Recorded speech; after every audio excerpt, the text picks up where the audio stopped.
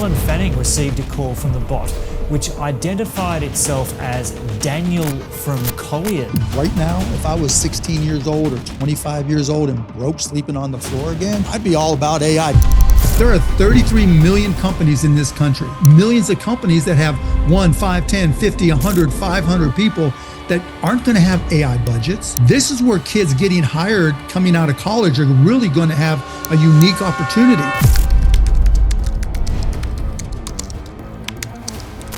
Let's roll. Is it just me, or every time I open YouTube or Instagram, I see a person talking about, I just sold a voice agent for $5,000. Or, I don't talk to my mom anymore because I made a voice clone of myself. And I know what you're thinking. Oh, another one of these get rich quick videos. Like, what is it this time? Dropshipping fake Gucci to grandmoms. NFTs of toilets. Or, I don't know, kids rug pulling people on crypto. Yo! No. That is not what this course is about. And if that's what you're looking for, you might as well just click off this video. This video is not for you, because the reality is that you will not go out and sell your first voice agent for $5,000. And anyone that tells you that you will is probably saying it for the wrong reasons. And to be honest, the internet is filled with those videos. Here in my garage, just bought this new Lamborghini here. Which honestly sucks, because when you get the wrong expectations right from the start, you automatically give up earlier than you otherwise would have. So you give up because of these expectations, even though you would have been a killer entrepreneur if someone had just given you the right expectations from the start. And hopefully that's what I can give you in this full course, because I'll say it straight to you. Building a business, no matter what it is, will be the hardest thing that you have ever done in your life. At least it was for me. If you don't know me, my name is Albert Olgaard, and I am by no means the smartest. I didn't go to university, I don't have a technical background, but I still managed to build 2 multi-million-dollar companies from my bedroom. I wouldn't have been able to do it without the help from AI. I built my own AI agency to $500,000 a year, and this video will not be like the other ones that you have watched, because I will actually sit down and record myself with this camera right here, closing a client in front of your eyes. All the way from the start, from sliding into the DMs, convincing a client to hop on a call with us, closing them on the sales call, and then showing you the entire process for how we deliver a voice agent to this client. You should see the modules now, it's insane. That's also why, like, if you wanted to, what you're doing right now with the text replacements, I could fix that with AI in literally like 15 minutes. That's a hard bargain. Not looking good, guys. It is not looking good. In this course, I'll show you the entire process from A to Z for how you build the best possible voice agents that you can right now. And no, not the ones that you have heard before that sounds like AI slop, but production-grade voice agents. And one of the best things that I'll also show you in this full course is my tips and tricks to create voice agents in other languages than English. That has been one of the hardest parts to do until now, because I figured out how to actually create good voice agents in Danish, Swedish, German, basically every single language. And let me prove that to you right quick. Listen to this. I'm receiving a phone call.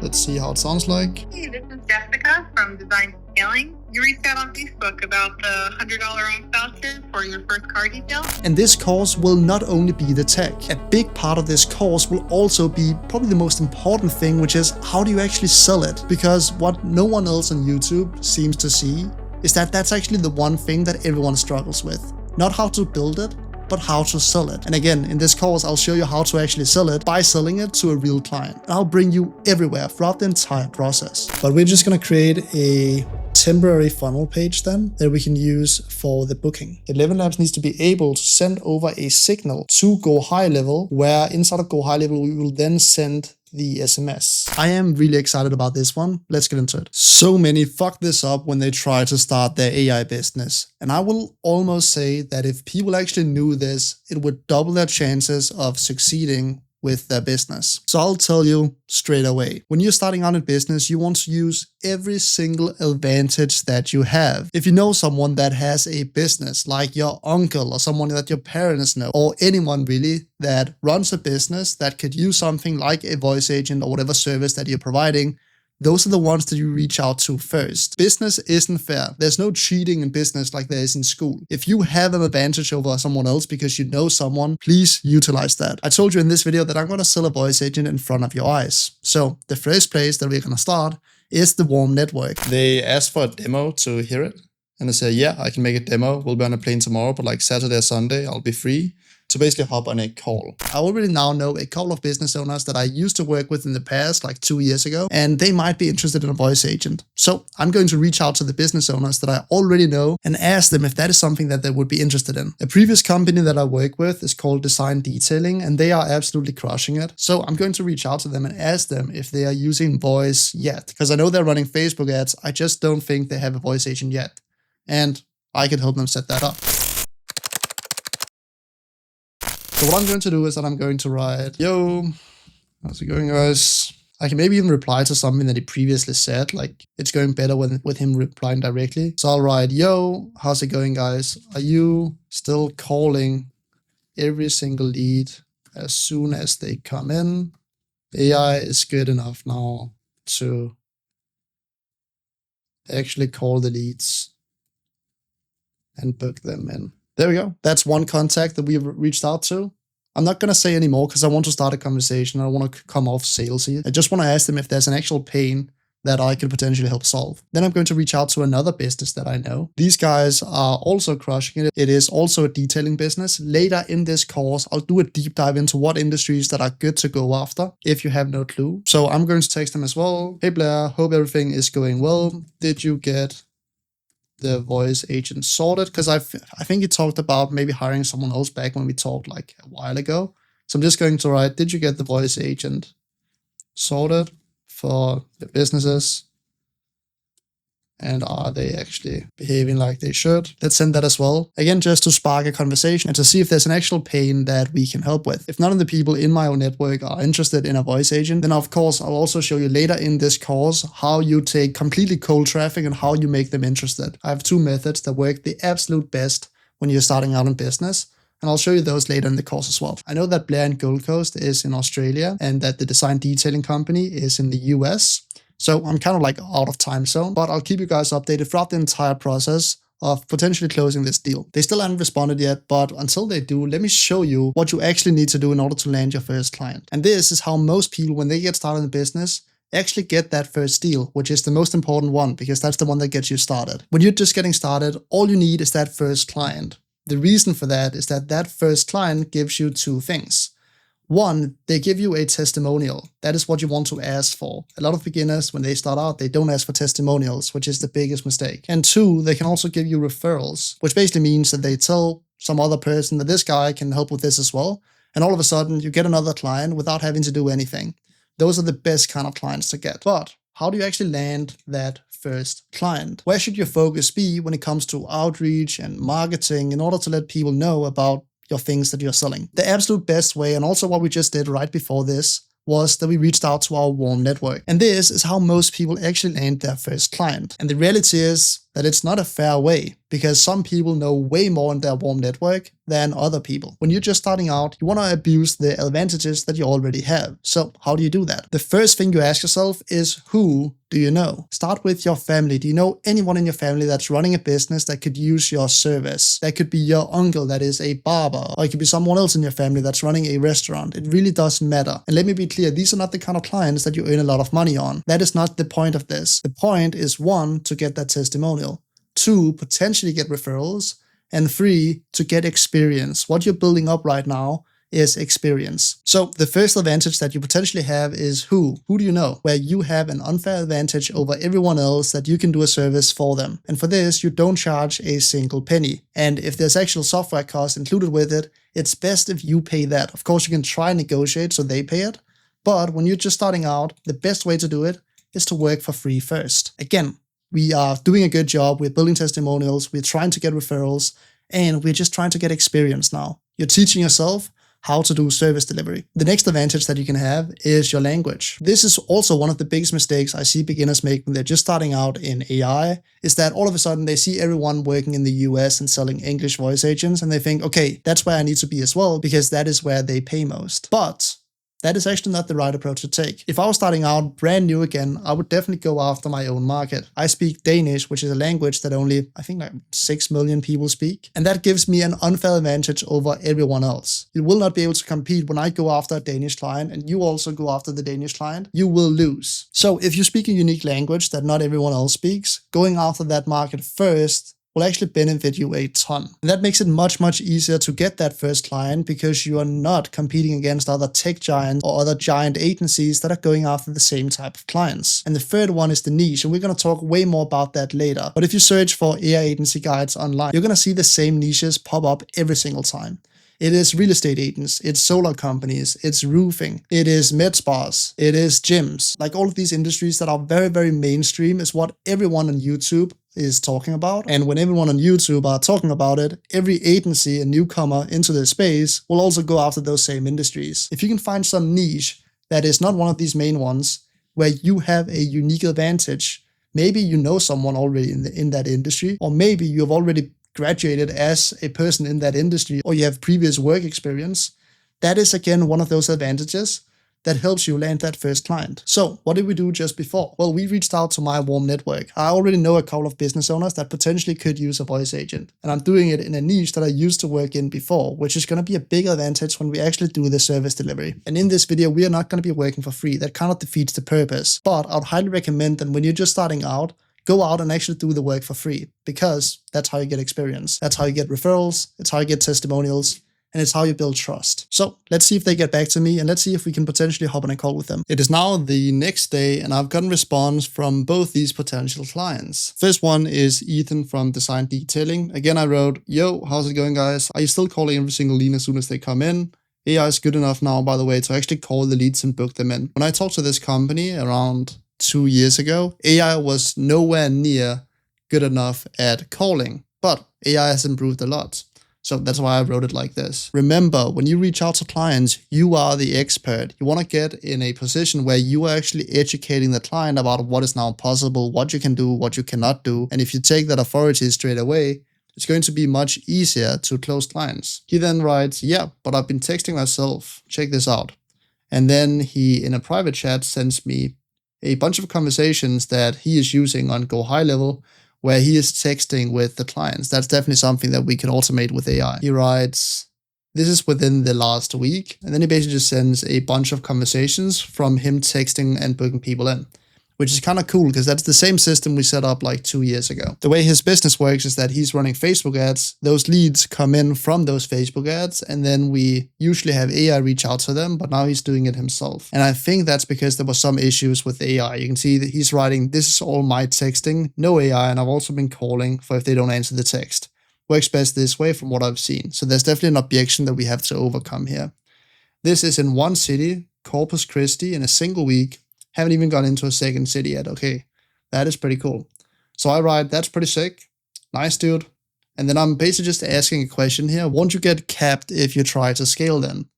I want to position a pain or an issue that he at some point will run into. Again, I'm setting myself as the authority, as the expert. Then he writes, I'm sending the screen recordings. Check out a few now. I think that was just these one that he sent.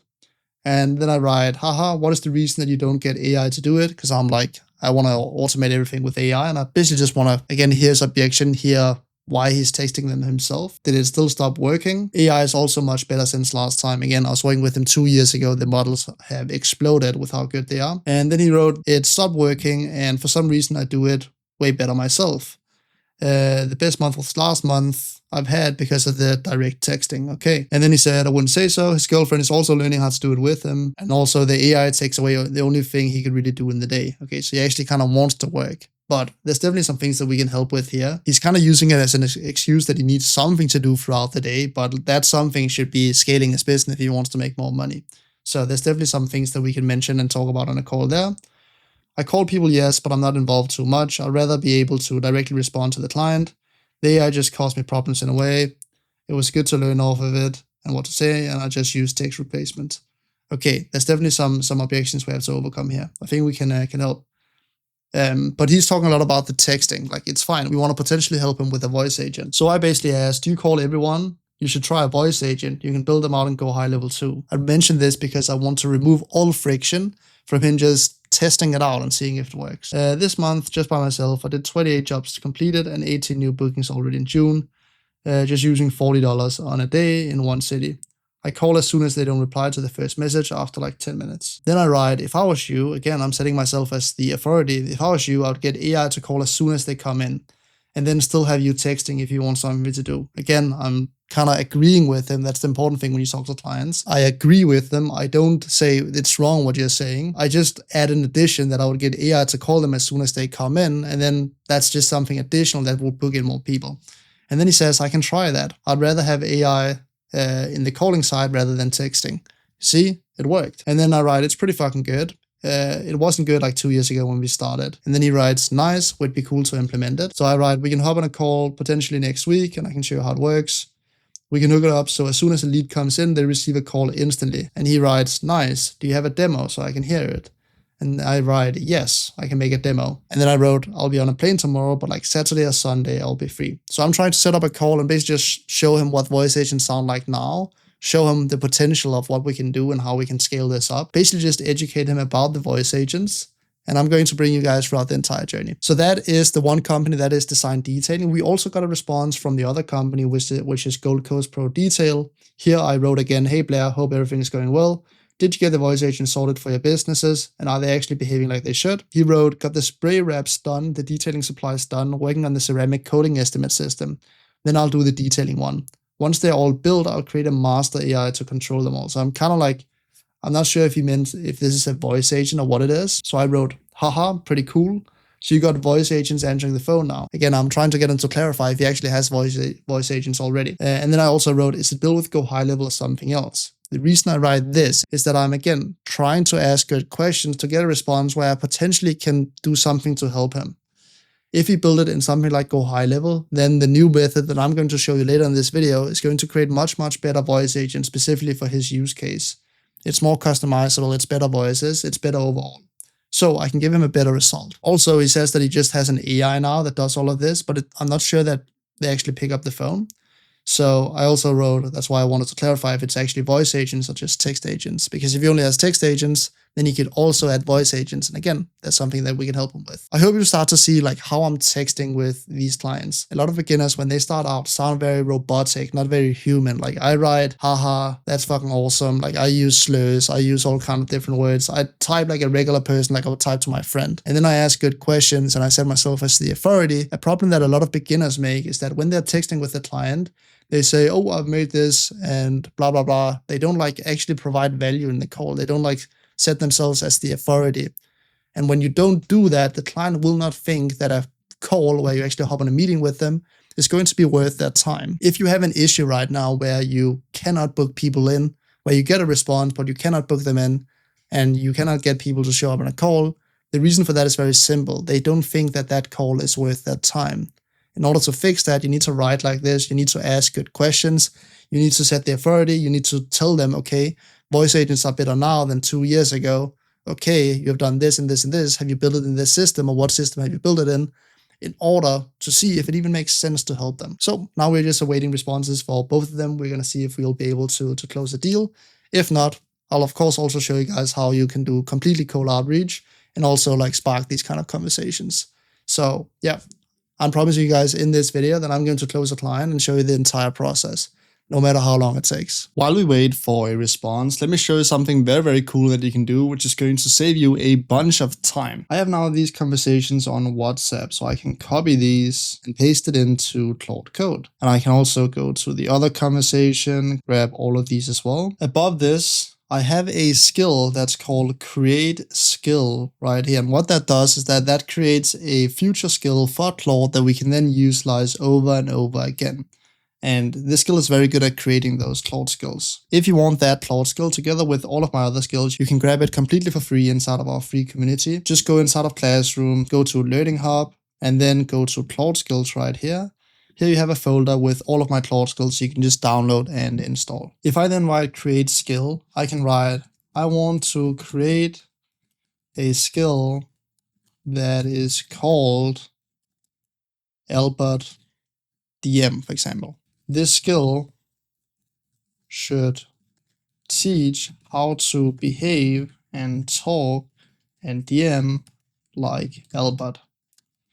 So if someone says, how would Albert reply to this, and insert a conversation, then the skill should be able to give a response like Albert would respond. How would we create such skill? Use these real conversations from Albert to determine how Albert communicates. Then hit enter. This is an extremely useful thing that you can do for a couple of reasons. The first reason is, of course, that I can now give you this skill as well. I can upload this together with all of my other skills. And every time you have a conversation with a potential client and you don't really know how to respond, you can try this Albert DM skill and see if you get a good response. That could increase your close rate and help you get more calls. But there's also another very useful use case that you can use a bit further down in your AI business career, which is, let's say you want to hire someone for the future, or you want to install an AI agent to communicate with your clients. You can create a skill like this, basically instructions for how the AI or the setter should behave, and you can give your appointment setter access to this skill so they can use this every time they respond, and thereby give way better responses and increase your call booking rate. And now we can see it says, I'll analyze Albert's communication style from the transcripts, blah, blah, blah, blah. This is a knowledge plus task skill. Created the skill, done. Albert DM skill is live. Let's click new session right here and see if we now have the Albert DM skill. We don't have yet, so I'm going to close down Claude and open up Claude again.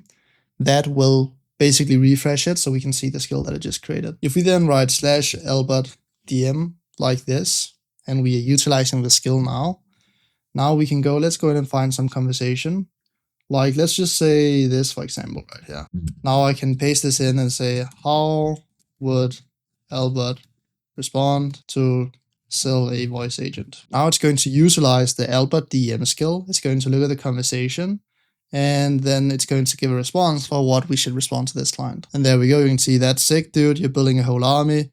Quick question though, while you're building all that out, who's calling your leads the second they come in? Because that's the one thing that I get running first. You can see it's using the exact things I talked about. Setting yourself as the authority, setting yourself in the position, that is what I would do. And then speed to leads where money leaks, basically educating the client. We could hook up a voice agent that calls every new lead instantly and books them. Then your master AI can take it over, and later once it's built. Pretty fucking good now. Wasn't like this 2 years ago when we started. It's using slurs, like, this is pretty good. I would maybe do a bit shorter response, but like this is a good response. And then if you buy it, we can potentially hop on a call and I can show you how it works. Sick.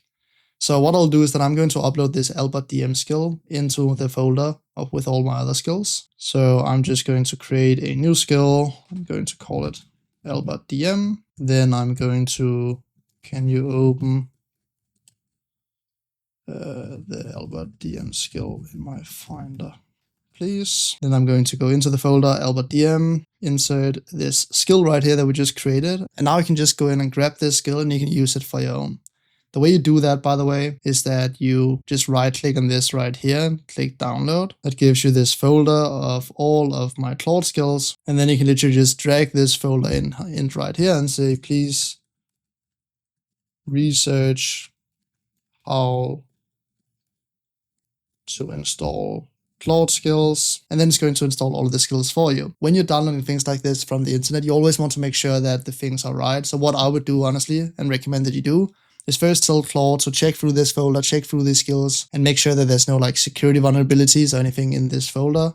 And then you can install it. Of course, I've made the skills. I know there's nothing in there, but just good practice for you so you know that you need to do this when you download skills from the internet. Great. Let's see if we get a response from these potential clients. If not, we're potentially going to have to do some cold outreach, but I'll of course also show you how to do that, even if we close them or if you don't close them. I want to show you both how to get leads and close clients from your warm network and from cold outreach. So let's see what they respond. If you want more help in landing your first client, then you should definitely check out the 1% in AI, which is our school community. If I click on filters and then go to new and then scroll down, you can see that I'm almost the first commenter on every single post. I can actually see that Nadine beat me to some here. But I respond to every single question inside of this community. So if you want me to check through your website or look at your outreach script or conversations or give you advice, then this is the best place to get it. And the best thing is, if you head on the classroom and then go to the 30-day challenge, you can see it says finish and get a full refund. That is because this is a community where when you stay consistent, you actually get all of your money back. You get this tracker right here that tells you what you need to do every single day in order to succeed and build a business with AI. And when you finish all of these steps, you complete the day, do that for 30 days straight, and then you get a full refund of your first month. So if you're actually consistent, you can try out this entire community and all of these modules and then get a full refund. So you can try it with no risk. If that sounds interesting, then I'll leave a link right below this video. Just watch this video. It's 4 minutes long and explains exactly how it all works. All right, let's get back to the free course. A quick disclaimer, because as you're watching through this course, you'll think, oh shit,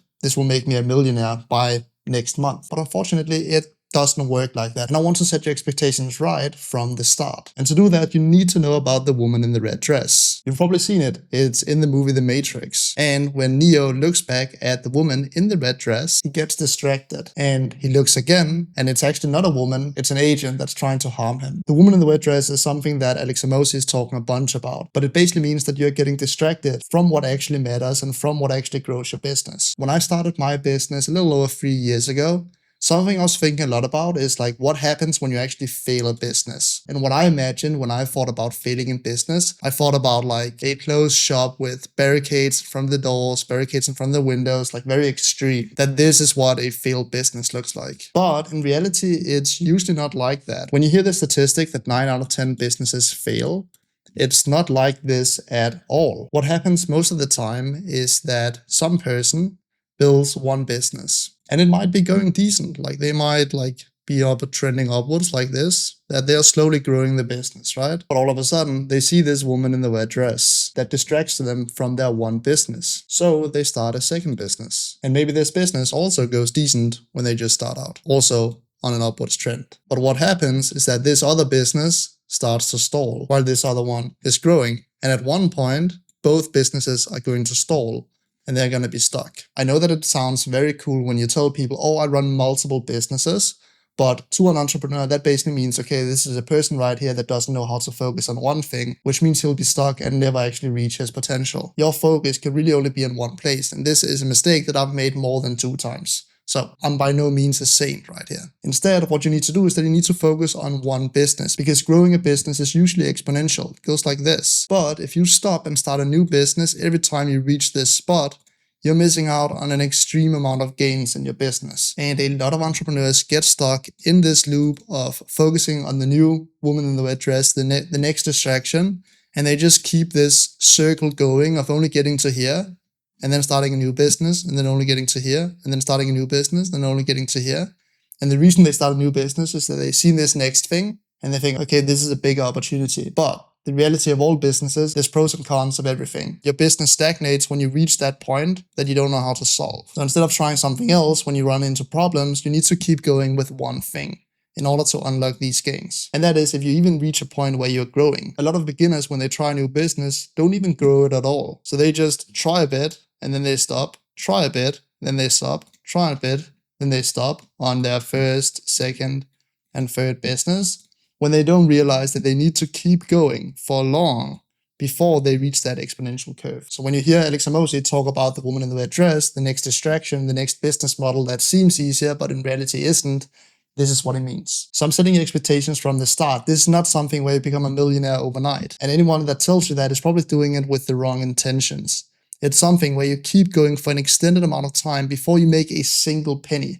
It took me 4 months. And I would consider myself fairly smart. It took me 4 months of working 10 hours every single day in order to make my first money. And that was $400. So when I hear someone that says, oh, well, I tried this, I tried for 2 weeks, I just know instantly, okay, they're at this point right here. They're maybe 1/8 of the work they need to put in order to make their first $400. That's how I think about it. But if you stay consistent, if you keep going and you reach this point, then you never go back. And it's so worth it when you reach that point. Another thing you need to know about is that all businesses have features and not bugs. What do I mean with this? there are pros and cons at creating an AI business. Of course, one of the main pros is that AI does a lot of the work and that it becomes very scalable. And because you're using technology, you have high margins. But then there are also some cons, like that your client won't really understand it. They don't sit on AI YouTube like us all day. You'll also run into compliance things, especially if you are like in the EU. You need to make sure that you are compliant with the solutions that you create. And of course, it takes some time to learn. What a lot of beginners do is that they realize this,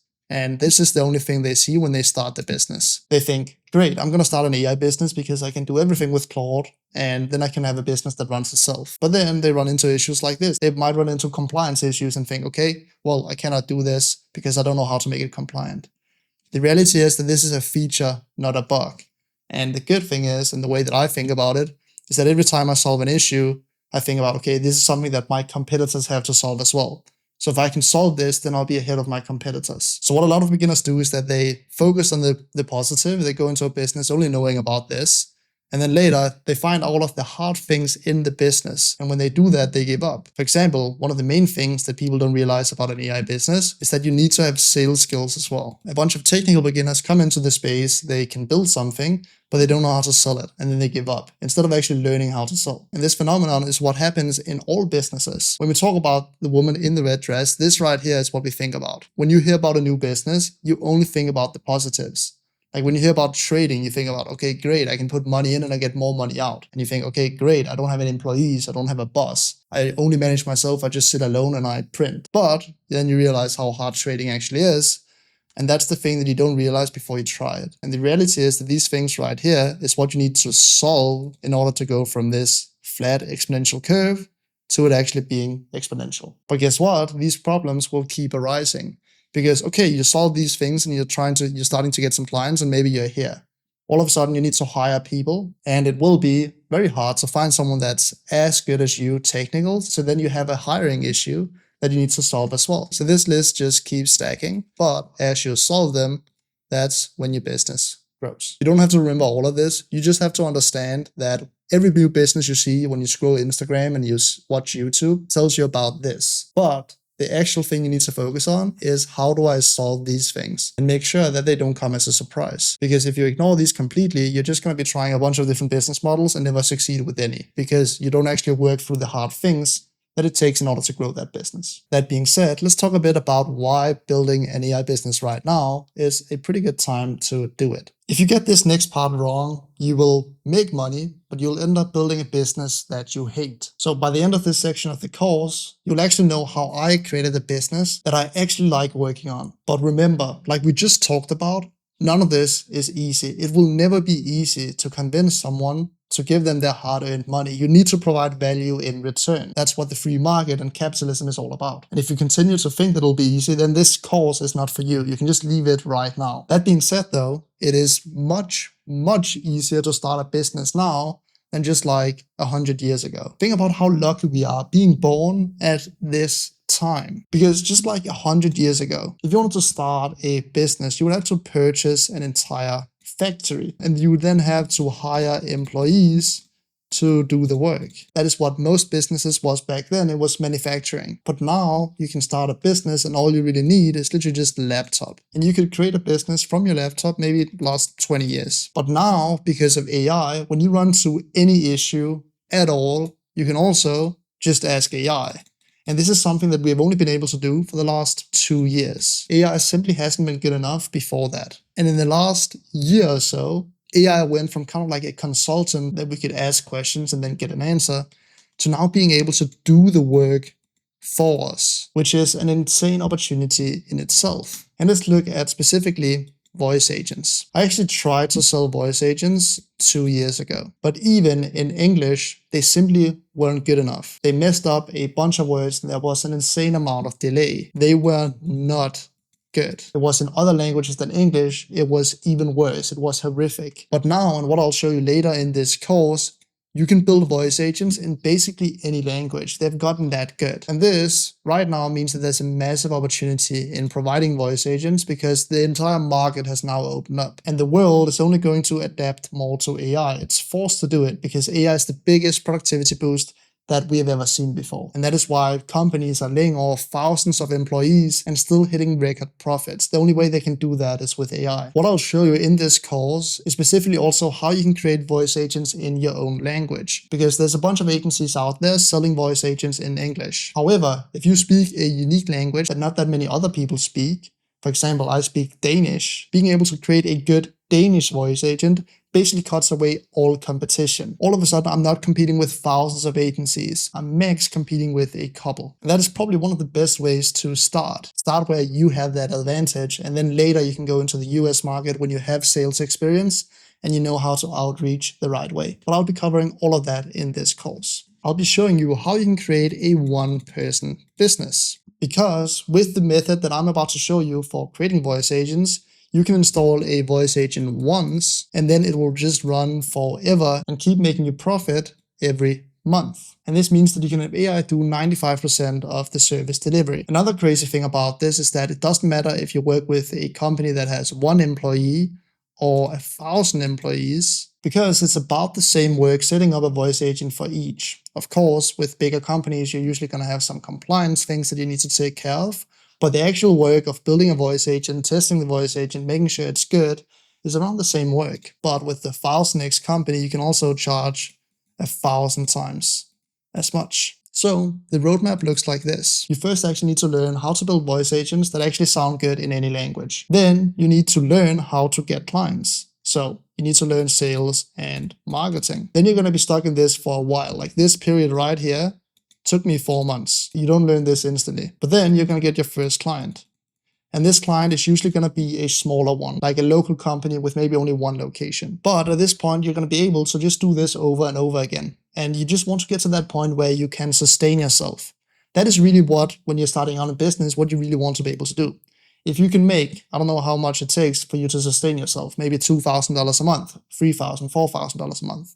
If you can get to that point where you can actually survive on the money you make from your business, then you never go back. You have an infinite run rate to actually make it work. You're then going to be stacking a couple of clients. And when you do that, I'll recommend that you go up market. So you start working with larger clients. You start working with enterprises. And of course, more issues will arise. Like you need to know about compliance, how to host it on the client servers, because they're going to want that. But when you work with bigger clients, they will of course also pay you more. And this is the point that you want to get to. It is a much better experience working with something like 5 big clients that are paying you anywhere from like $5,000 to $20,000 a month, rather than having 100 small clients that are paying you like $200 or $300 a month. Most people love running a business like this, but hate running a business like this. You're going to have way more support, way more operational drag. It's just a pain. So in this course, I'm going to show you how you go from here to here. And I'll even show you how to close a real client and take you through the entire process from texting with the client like we're doing right now, to closing them on a call, to onboarding them, to doing the actual service delivery. Things that no one on YouTube is showing you how to do. So you're going to be fully prepared to go out and build your own AI business. Let me show you how it's going with the 2 potential clients that we have in the pipeline. With design detailing, they asked for a demo to hear it.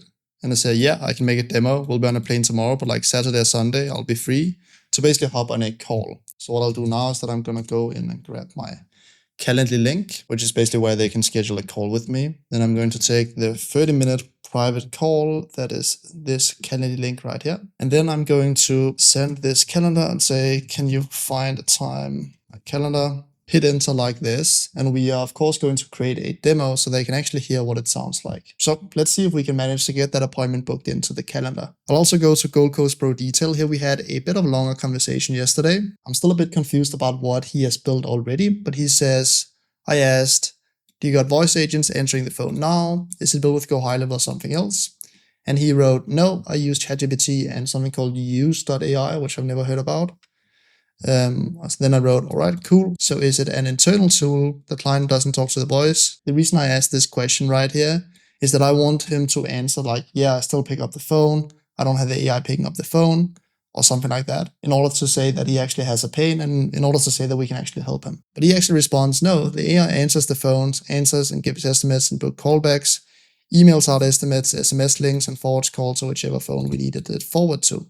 So it sounds like he has a pretty extensive voice agent system installed already, and that is going to happen. You're going to run into clients that already have the service implemented. So we might actually not be able to help this guy, but let's see. I'm just working out how to make sure the right messaging AI deals with the customer from the right business. So here he actually mentions a pain. So you need some help with a messaging AI that deals with the right business. I wrote, that's really cool. Do you have it set up on all your businesses? I know he has multiple businesses, so maybe there's a potential for helping one of the other businesses. He has a racket company as well. He wrote, no, he actually set it up. I'm building the AI for the racket company so it can translate in English, Indian, and a few other languages. I then wrote, hell yeah, what software do you use? The reason I asked for that is that Go High Level is not the best software to build voice agents. You can build decent voice agents, but it's not the best. So I'm basically asking him, in order to position this cell, that we can build a better voice agent inside of the platform that I'll be showing you in this video. I then asked, cool, do they sound natural? For Indian, you should check out 11 Labs. I positioned that he should try this other thing. They are better at other languages than English. Blair then wrote, yeah, so the AI will be in English and the translator should do other languages. And then I basically position myself as the expert. I write, I'll recommend setting up routing. So the AI first says for English, press 1, for Indian, press 2, etc. And have a specific agent specifically for Indian, where the prompt is also Indian. I'm basically just setting myself as the authority. I'm giving him advice on how he can build this thing. You can also see how I'm actually providing value without asking anything in return. Right now, I'm just giving him advice. I'm asking questions about like what he wants to build, and I'm giving him advice on how he can build it. I haven't made a sell yet. I haven't talked about providing anything to him yet. I'm just giving advice, checking in on him. That is the way that I like to sell. I don't like to push my services onto people. I like to be helpful. I like to provide help. And if they need my help, then we can set something up. He then wrote, I'll put on Indian numbers for India. Then the calls coming in on that number will be dealt by an Indian talking AI. That's great. I wrote, that's a good idea as well, but 11 Labs for Indian would be my recommendation. Again, I'm saying that my recommendation would be using this other platform than what he's currently on. Have you set it up as well so when a person from an Indian IP address comes to the site, that the entire site is Indian as well? Again, I'm just asking questions about if there's something I can help with. Maybe there's other services, other AI services that we can provide to him as well, which would be interesting to show in this course too. He wrote, I'm just doing the AI right now. I'll work on the logic process to determine which brain will be engaged later. So it sounds like he has most of it covered already. So I just fire like an open-ended question, like anything you're struggling with when it comes to building it, or is it just smooth? This is kind of like a last resort to see, okay, is there anything we can actually help with? And he writes, it's kind of a mindfuck with AI. Nothing is straightforward like traditional programming. So again, he mentions a pain. There's something that we can help with. And I wrote, yes, 100%, especially prompt engineering. I'm agreeing with him. That's one of the main things when it comes to selling like this, when DMing with people. Agreeing with them, saying yes, and then this is usually the way I do it. And then wrote, you can change one thing that messes the entire thing up. Anything specific you're struggling making it do. So again, I'm just asking questions, and this is where we ended. The time zone is a bit off, but I'll keep you guys updated in these conversations. And hopefully design detailing books an appointment with us either today or tomorrow. And if we don't manage to close any of these, we'll be doing cold outreach in order to get a client. So in this course, we at least need to close one client. I'll keep you guys updated, but we actually have some work to do. We need to create a demo for this company, and to do that, we need to hop in and do a bit of tech. Let's get into that. All right, good morning. It's now the next day, and I have some good news. You can see I sent a screenshot of him booking into our calendar. So if I open up my Google Calendar now, you can see tomorrow I have a meeting booked with the two co-founders of this business. So we need to do a bit of work before that meeting. We need to, one, build a demo that actually sounds good that we can show them on the call. And two, maybe also prep a bit about how we want to offer it, how we want to go through the meeting, what questions we want to ask them, build out a basic meeting framework, all of this before the call. And I'll take you guys through the entire process so you know exactly how to do it. All right, let's build the demo first. But first, a sip of coffee so we are awake. And then we're going to go to 11labs.io/app/home. It's going to take you to this page right here. And when you start in 11 Labs, you're going to be inside of 11 Labs Creative. 11 Creative, it's called. We want to go inside of 11 Agents because this is where we can build conversational agents. So click on that. If you don't have an account to 11 Labs already, you of course need to create one. Right now, in terms of plan, I'm actually still on the starter plan of 11 Labs. You can see I'm on the free $0 a month where we get 10K credits. And if you wanted 3 times the amount of credits, all we would have to do is just upgrade to the $6 a month. So you can run this with extremely high margins. And I'll show you later in this course how many credits you're going to be spending, which really isn't too bad for most businesses. Cool. So hit under 11 agents, hit under home, and now we can create a new agent by clicking this little plus right here. We can now create a new agent. What type of agent would you like to create? And for now, we're just going to create a quick demo that just sounds good. There's a big difference when building agents in production and then building them just as a demo. In production, you need to integrate with whatever system they already have, right? So you need to set up a bunch of integrations. This is integrations into things like their CRM, and if you're booking appointments, then their calendar. And this is usually what takes the longest time in every build. The reason for that is that this depends on what CRM that they're using. Are they using HubSpot, Salesforce? Are they using Go High Level? This can of course depend, and the way that you integrate into those platforms of course also depends on that. And the exact same thing with the calendar. They could use Google Calendar, they could use Outlook Calendar, they can use Apple Calendar. Integrated into that can vary a bit, and we of course need to make sure that our agent in production does that the right way. For production, we also need to make sure that all the information like the services and products and the opening hours and the customer support email and all of the information is covered. Adding a bunch of information is needed when it comes to the production build. And these two things, making sure it has all the context and making sure that it also integrates correctly. When we do that, we of course need to make sure that we test it a bunch. So the production build will be a lot more advanced. For the demo, however, we just need to make sure that it sounds good. We can even give it dummy information, because what information it has doesn't matter too much in the demo. We just need to make sure that the client sees what it can actually do, how it sounds, that it can respond to good questions, and that it's something that is a fit for their business. So now you know that building for production and building a demo will vary a bit. And in the first part of this course, we're going to be building the demo, which is kind of going to be a quick build. It just shows you how to build a voice agent in a couple of minutes. The important thing is that your demo doesn't take too long, because when you get your acquisition going, you're going to be landing a bunch of calls. You will not be able to spend 5 hours on every single demo. However, you're probably spending around 5 hours on the production builds. So in the first part of the course, we're going to go over how do you actually build a demo so we can utilize that and show them on the call. And then later, we're going to go into a full deep dive in how do you build for production.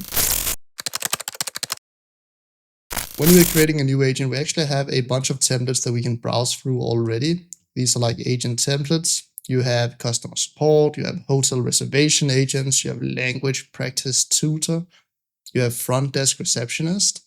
Like all of these, you can just take and sell as they are for a couple of $100 a month. You have appointment setter. That's probably the one that we need to utilize. You have appointment scheduler, and you can see right next to them, you can hover over the integration and you can see, okay, this one integrates to Zendesk. This one integrates to Zapier. This one integrates to Cal.com and Salesforce. But for now, because again, we don't need to set up the integration, we kind of just need to create like a dummy version of this. I'm not going to utilize a template. I'm just going to go in and we're going to create a new agent. We can then choose between the personal assistant or the business agent. I'm going to choose the business agent. That gives it a bit more professional tone, which we will need. Then it says, what industry is your business in? We'll probably be in the automotive industry. Use case, we will be doing a service scheduling. We're basically scheduling in for a service around your agent. Now we can add tools and a knowledge base to our agent. That's good to do. So we click continue. For the agent name, I'm going to call it Jeremy. Jeremy is a very like customer service friendly name, I would say. For the website, we can actually go in and grab their website. So they have a website that's called designdetailing.com. This one right here. Why my internet is so slow all of a sudden. But it's not my internet, it's actually their website. This is something that I could tell them as well, that their website is a bit slow and that we could help making a faster website, optimizing the one they already have. But the website honestly looks really good. And you can see this is the services that they have. And there's a bunch of information on this website already. And we can take all of that information and feed it directly into our agent, which is what we want to do. Paste in the website right here. Main goal, we want to change that. And we're actually going to be utilizing Claude a lot when it comes to the prompting. I'll write, I want you to act as an expert prompt engineer. I want to create a main goal for my voice agent. It should book appointments by sending text messages with a link to book. Answer every question good. And use sales frameworks. This is probably something we add in the prompt later. Short goal, 3 to 4 sentences. Claude is really good at prompting as well. So you giving it a prompt like this, you'll get a good response. You can of course also use Claude Code or Codex. But you can see we get a main goal right here. So let's copy this, paste this in. The primary objective is to book an appointment with the caller, answer every question the caller asks clearly and concisely, but always steer the conversation back toward the booking. Once the caller shows interest or agrees, confirm their mobile number and send them a text message with the booking link. We don't need to confirm their mobile number. We can just see agrees, send them a text message with the booking link, then verbally confirm they received it. Do not end the call until you've either sent the booking link or the caller has explicitly declined. Cool. Now we can click Create Agent. Now you can see it says creating workflow, creating test. It's basically building out the agent for us. Finalizing agent, I can see it says now. While it is cooking, I might as well do something productive. Could go in and answer some questions in our community. Kevin asked for service delivery.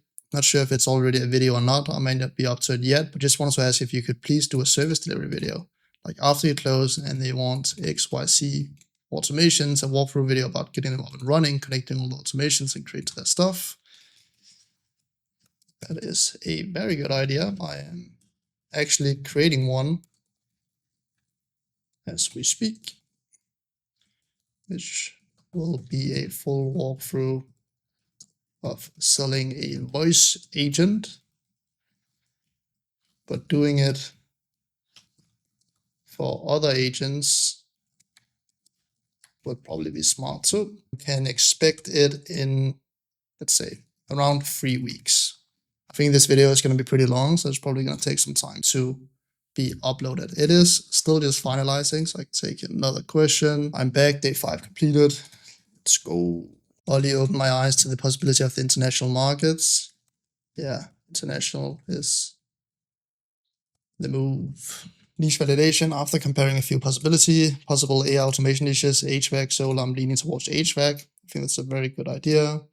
The other I'm building is email SMS. Right, that's a great idea. HVAC is a great industry.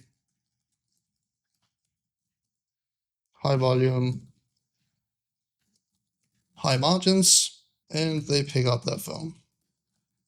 Consider cold calling, cold emailing will probably also work, and just DMing them on WhatsApp, Facebook. Still finalizing. It can take a couple of minutes to do, to create Jeremy. If you guys want your questions answered as well, then you can join the 1%. We have a challenge going on right now, which is the 30-day challenge. That takes you through 30 days of starting an AI agency, around an hour every single day. And the best thing is what you see right here. When you finish the 30-day challenge, you actually get a full refund of your first month.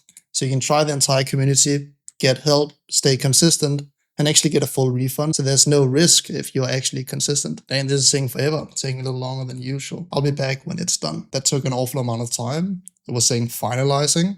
So I refreshed it and then reset the entire thing. So let me do this right quick again. We go into automotive, go into service scheduling. We click continue. Jeremy, all of this is locally saved, so we can now just create the agent again. Let's see if it works this time. There we go. Now you can see we are in the agent view of Jeremy. You can see that top left corner.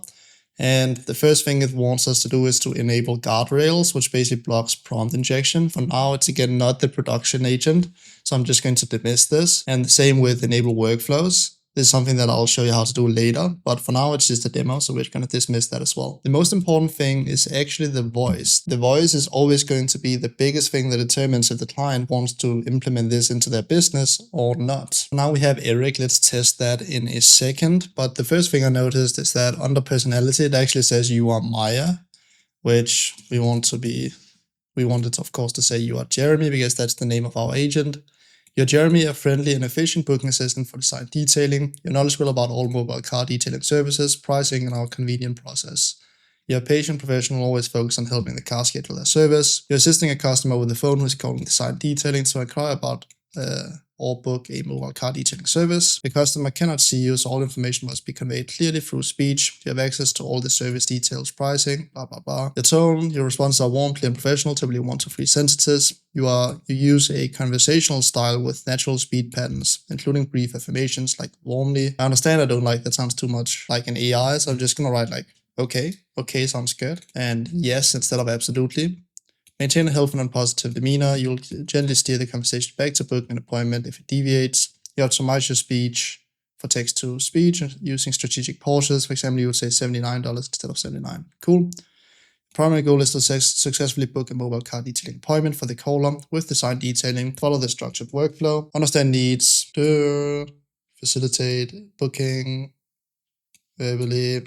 Completion. All right, so we're going to be working a bit on this conversation. We're going to be working a bit on this script right here for the voice agent. That is one of the biggest things that's going to actually make a voice agent perform well. Does it have a good script that it can follow? And right now it just has like some basic goals. I want to give it an actual script that it's going to go through, a conversational flow. Guardrails, stay strictly within the scope of design detailing's mobile car detailing services.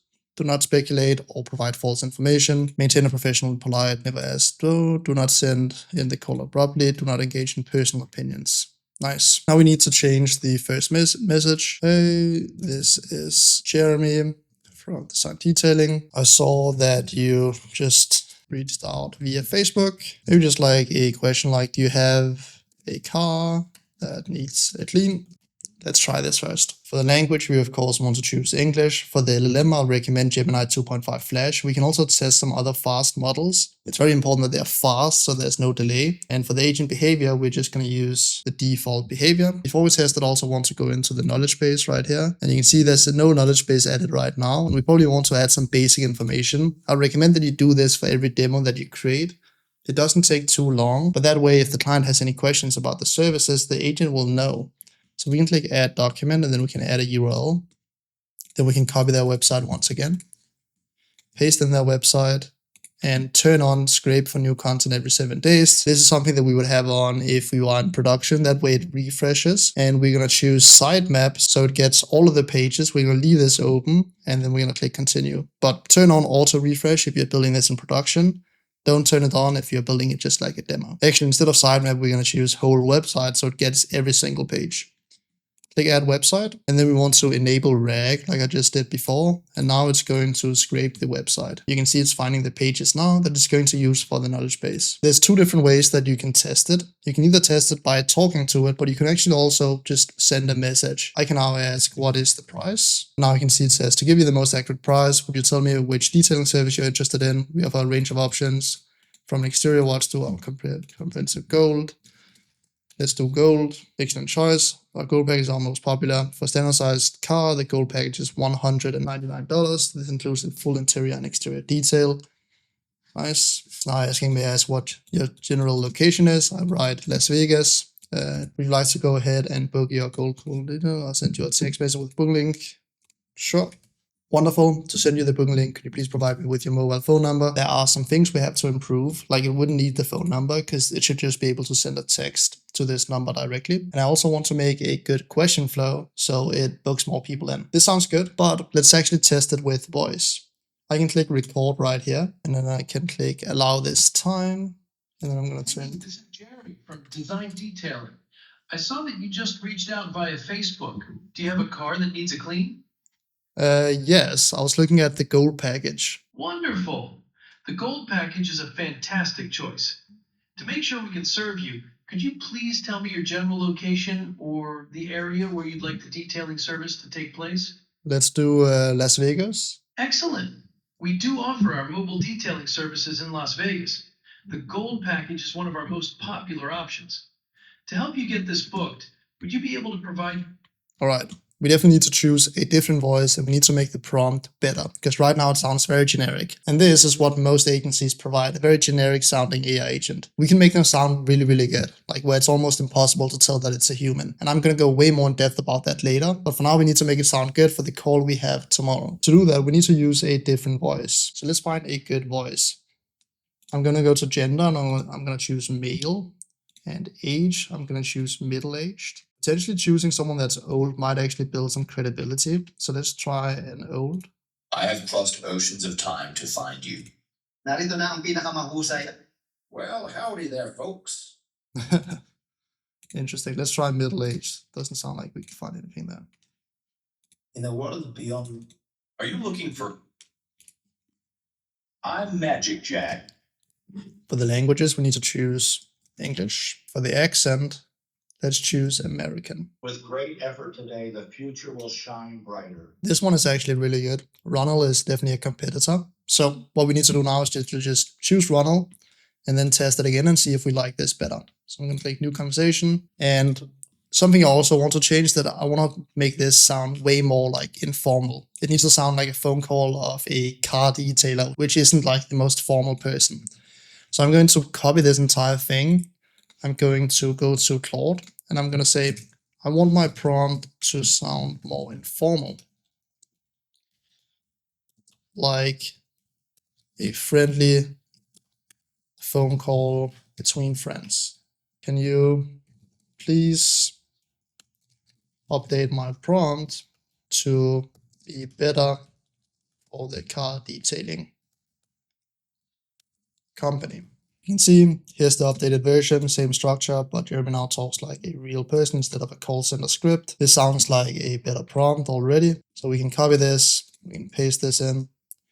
I'm going to tell it to, that's good, but provide it in the same format that I gave you. This is what will make you stand out from your competitors when you're building voice agents.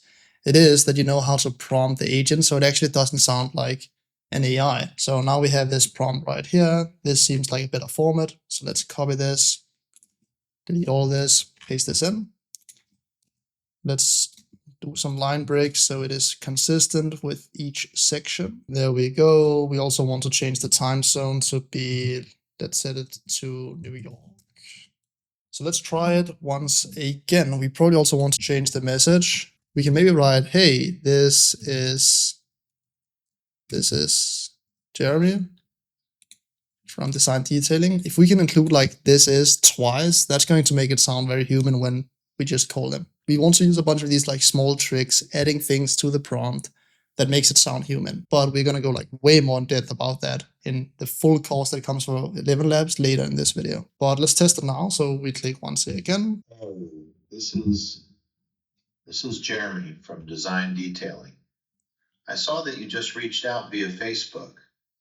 Do you have a car that needs a clean? Yeah. My name is Albert. I was looking at the gold package you had. Hey, Albert. Nice to meet you. Oh, yeah, the gold package is super popular. What kind of car are you looking to get detailed? It's a Toyota Corolla. Oh, a Corolla. Nice. That's a great car for the gold package. So whereabouts are you located, Albert? Just want to make sure we come out your way. I'm out in Las Vegas. Las Vegas. Got it.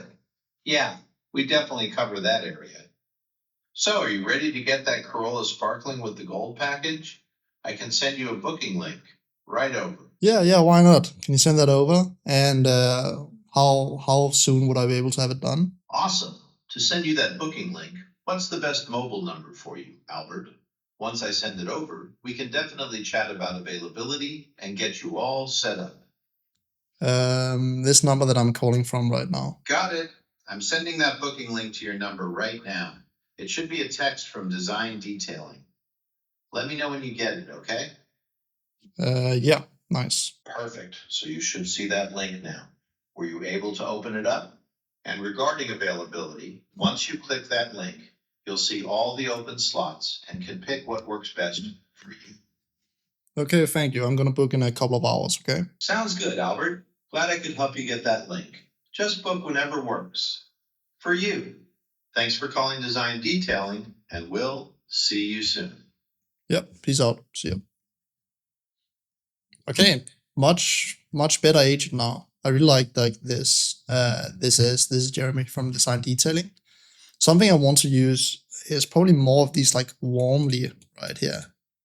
Because like when it's like says thoughtful and then this next thing, it sounds very, very good. So I wonder if we can include that in the prompt. And the second thing I want to fix is the conversational flow. It's very important that we ask the right questions in every single time in order to get and book appointments. And the way we want to do that is we want to ask good questions that kind of like position the pain that we solve. So I'm going to feed it this, the AI right now. I'm going to feed this to Claude.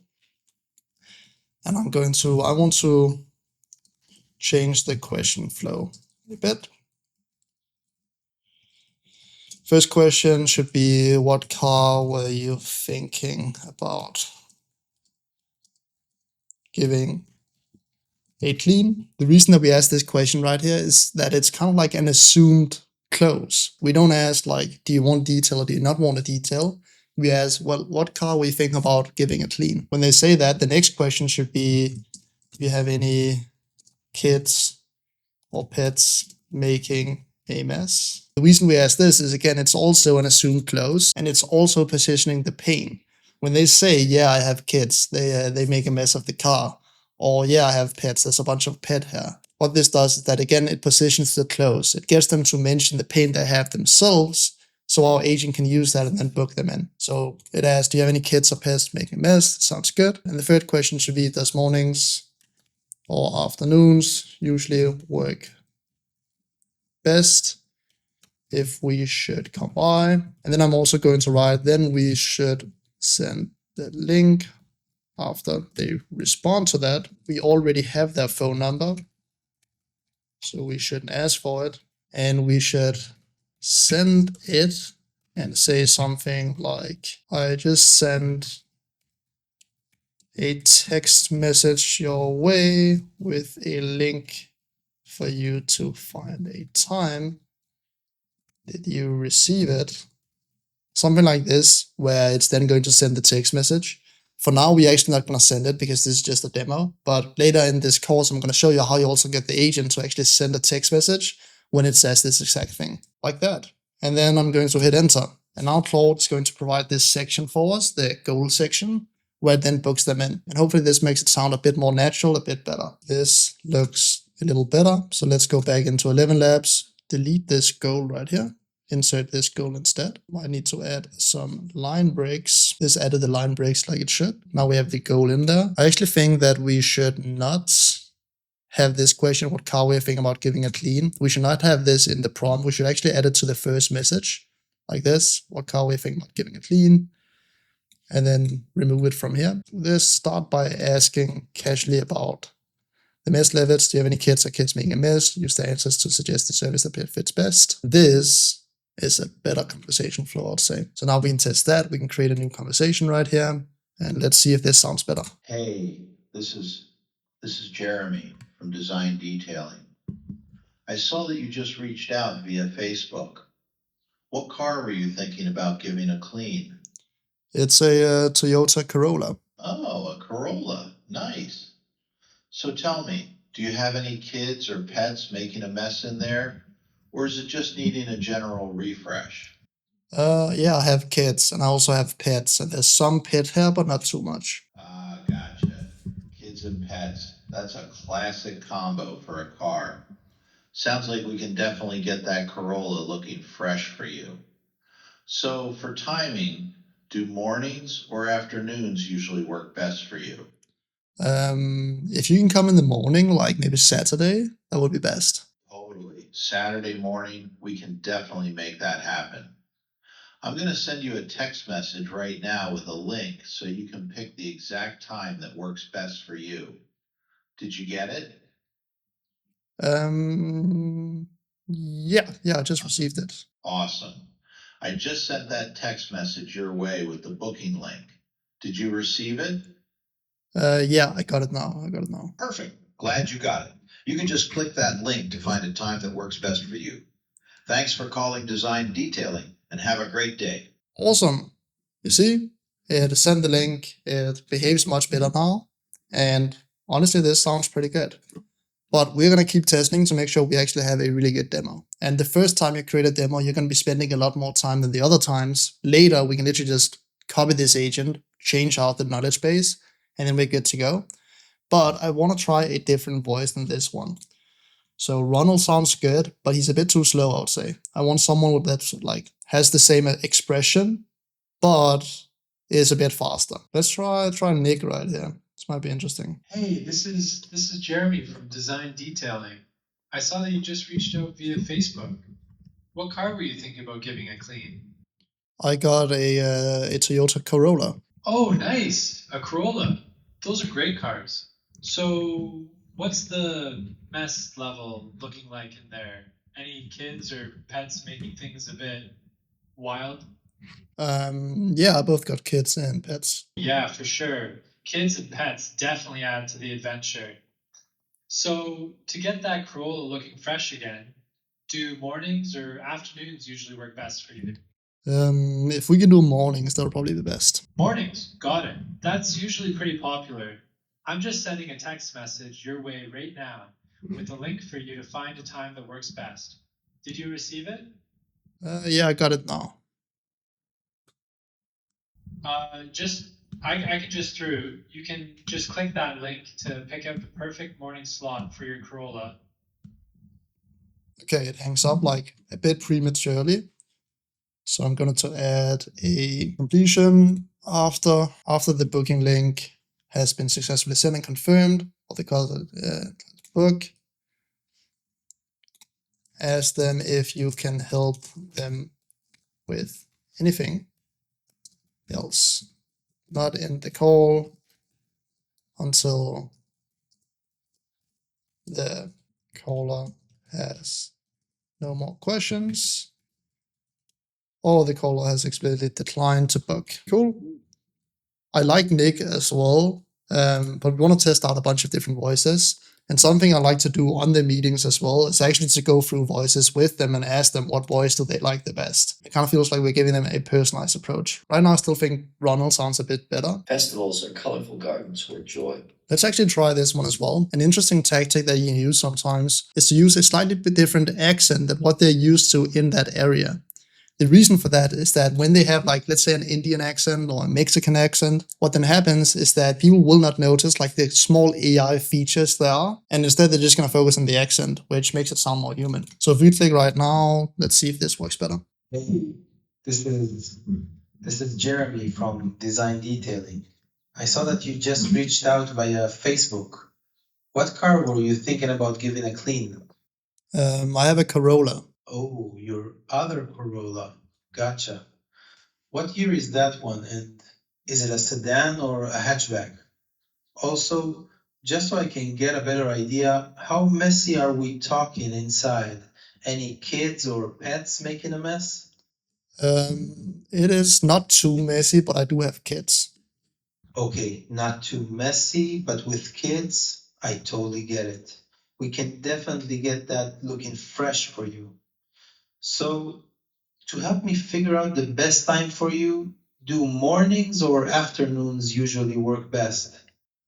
Mornings would be best. Awesome. Mornings it is. That's super helpful. I'm going to send you a text message right now with a link where you can pick the exact time that works best for you. Did you get it? Yes, I got it. Perfect. Glad that came through.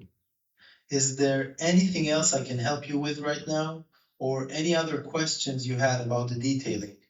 For now, that's good. Thank you. All right, sounds good. Thanks for calling Design Detailing, and we'll see you soon. Yep, see ya. Perfect. Okay, I actually really like this voice. It's a bit different than what like a regular American accent sounds like. But that's actually a good thing. People are going to notice, okay, there's a bit of a different accent, but they're not going to notice that it's AI. And that's actually a really, really good thing. So I think we're going to demo this together with a couple of other voices to show them what's possible. I'm pretty sure they're going to be pretty excited for this. And yeah, after asking a bunch of good questions in the call, and after showing them this, I'm pretty sure that we can close them. Or we're at least going to try. It'll be interesting to see if we can close them or not. So what I'm going to do now is that I'm just going to note in my head what voices sounds good. So we have Denver. Denver is a good one. We have Ronald, and we had Nick. So I'm just going to write that down as a note for myself. Ronald E and Nick and Denver. Now we have a demo that we're ready to show the client. What I'll also do, because we did some work inside of the prompt right here, is that I'm going to create a new docs that I'm going to call prompt voice agent demo. I'm going to copy this prompt and I'm going to insert a system prompt right here. Make this a little smaller, because then you can just go in and grab this prompt and then you don't have to sit through the entire process like I just did, which hopefully will save you a bit of time. And I'm also going to insert the first message here. There we go. So now you can just go in and you can copy this. Why not also just like insert a screenshot right here so you can see my settings. And now you have everything you need inside of this docs. So let me just share this with you. So now you can just copy this and insert it into your own voice agent. So now we can just publish it. I'll call this demo finished for DD, design detailing. Click published. It should already be saved, but now it is at least published. And then we can later just go in and demo this for the client. The way we're going to demo it is actually inside of the preview. So if you click preview right here and then open this up, you can see that it doesn't show the prompt and everything. We don't want to show them that yet. And when we are on the call, we can also like do it full screen like this. So now it doesn't show the prompt. It only shows Jeremy top here. It doesn't show what tool it is either. Like it doesn't say 11 labs anywhere here. We need to close down the history and then they can see exactly how it works without us showing what tools that we're using to build it. And this is important because then the client doesn't say, okay, I saw the demo, but I'm just going to build it myself. It's probably not too hard. They are not going to know that. They're just going to see this and they're going to think, okay, this is what the voice agent looks like. Awesome. Before we hop in the call, we're going to go over a bit more theory about how to actually close deals. When I started out, I think it took me around 10 calls before I closed my first one. I heard a bunch of no's, and that's because I sucked at sales. I'm actually still not the best at sales, but what I've done is that I've developed a system and a framework where it doesn't even feel like a sales call. It just feels like two friends asking a couple of questions back and forth. And if there's a need for our service, then we can help. If not, then there's no worries. So I'll talk a bit about the theory before we hop on the call. There's a couple of things that you need to know about if you want success on your meetings. And there's a couple of things that we have to do before the meeting, under the meeting, and after the meeting that ensures we have the highest possible rate of closing this client. Before the meeting, it's very important that we hype it up. A lot of beginners, when they start out in the space, have a massive issue where clients, they say, yeah, let's show up in a meeting, but they never actually show up. Here's how to fix it in literally like 5 minutes. To fix it, we have to understand why this happens. Why does clients all of a sudden, when they promise that they're going to show up, why do they not show up? Well, it's very simple. They think that their time is going to be worth more than their call. They simply don't believe that the call is going to be worth it. So how do we fix that? Well, we want to increase the value of the call. So the call becomes more valuable than their time. And the way we do that is by hyping it up. On top of that, we also want to send reminders because people are humans. People have stuff going on all the time. And if they book, let's say, out a week in the future, they might forget that they booked a call with you. And then maybe they show up late or they don't show up at all. And when they do that, then the deal is dead. So we want to send reminders and we want to send every couple of days up to the meeting. So if they book like a week in the future, we maybe want to send 3 reminders through that week in order to get them to show up to the meeting. But our potential client now booked only 1 day in advance. So what I'll do is that I'm going to send a reminder 24 hours before, in which I also hype up the call. Another trick that you can do is to show that you have put in effort and that you are prepared. The reason we want to do this is because if you show that you've done a lot of work to this call, you one, show that the call is going to be worth it because there's going to be more value in it. And 2, they're going to feel bad if you've spent a bunch of time preparing and they then don't show up. So if we can do these 3 things, 1, show that we've done a lot of effort, 2, hype it up, and 3, remind them before the call, then we are golden. That's going to increase our chances of them showing up to the meeting, which is what we want to do before the meeting. We want to increase our show up percentage. So how many percent of the people that book actually show up? And if you do this correctly, you can have a show up percentage of around 80%. It's going to happen that people book with you and never show up. That's life. If you do these 3 steps, then you can have a show up rate of around 80%. So how do we do this? Let me show you an insane tactic for the exact thing that we are doing right now. I'm actually going to go back into 11 Labs and I'm going to go to the 11 agents and I'm going to go to Jeremy. That is the demo that we created for for them. And then I'm actually going to take a Loom video, or I'm going to use Tele because that's what I'm using. But this is basically just like a screen recording software where we can record our browser. So I'm going to choose the mic. I'm going to choose the Shure mic right here. I'm going to choose this screen. And then I'm going to record a short clip, only like 25, 30 seconds of us demoing the agent. And I'm going to handpick a spot inside of the video where it sounds really, really good. And then after we have done that, we can send the link to them on the chat and just write something like, I'm working on the demo right now and it's sounding really, really good. Excited to show you. Literally just that. That's going to hype up the call. It's going to do these exact 3 things. It's going to show that you put in effort. You're proving it by showing them that you've built a demo. 2, it's going to hype it up. They're going to be excited when they hear, okay, this is insane. What? I'm going to show up to this call now. And 3, it's also going to act as a reminder because you hit them up with a text message. What a lot of people do inside of the space is that they write, hey, John, just reminding you of our call tomorrow. Again, like it's a reminder. It does one of these 3 things, but it doesn't hype it up and it doesn't show effort at all. So this is a way better way to do your reminders. So what we are going to do is that we're going to open up this in full screen. We don't want to show them the prompt. I'm also going to open it like this so they don't actually see that it's 11 laps. And then we're going to click record, and I can edit this video later, so I don't have to make it pixel perfect and I don't have to like nail everything. But then we literally just like do a quick demo of like 20, 30 seconds, not more than that. And we find a good spot inside of the demo where it sounds good and it acts normal. Hey, this is Jeremy from Design Detailing. I saw that you just reached out via Facebook. What car were you thinking about giving a clean? I was looking at a Toyota Corolla. Hey there. Are you still there? For some reason, you cannot hear me. Let's fix that right quick. So I'm going to stop the recording. Just click cancel. We want a good take that hypes it up, right? That's the entire point of this. So I'm going to click back. I think I'm also going to change maybe we choose a different voice as well. Let's choose Ronald. I think that's one of the good ones. And let's see if we can get it to preview. Let's do preview.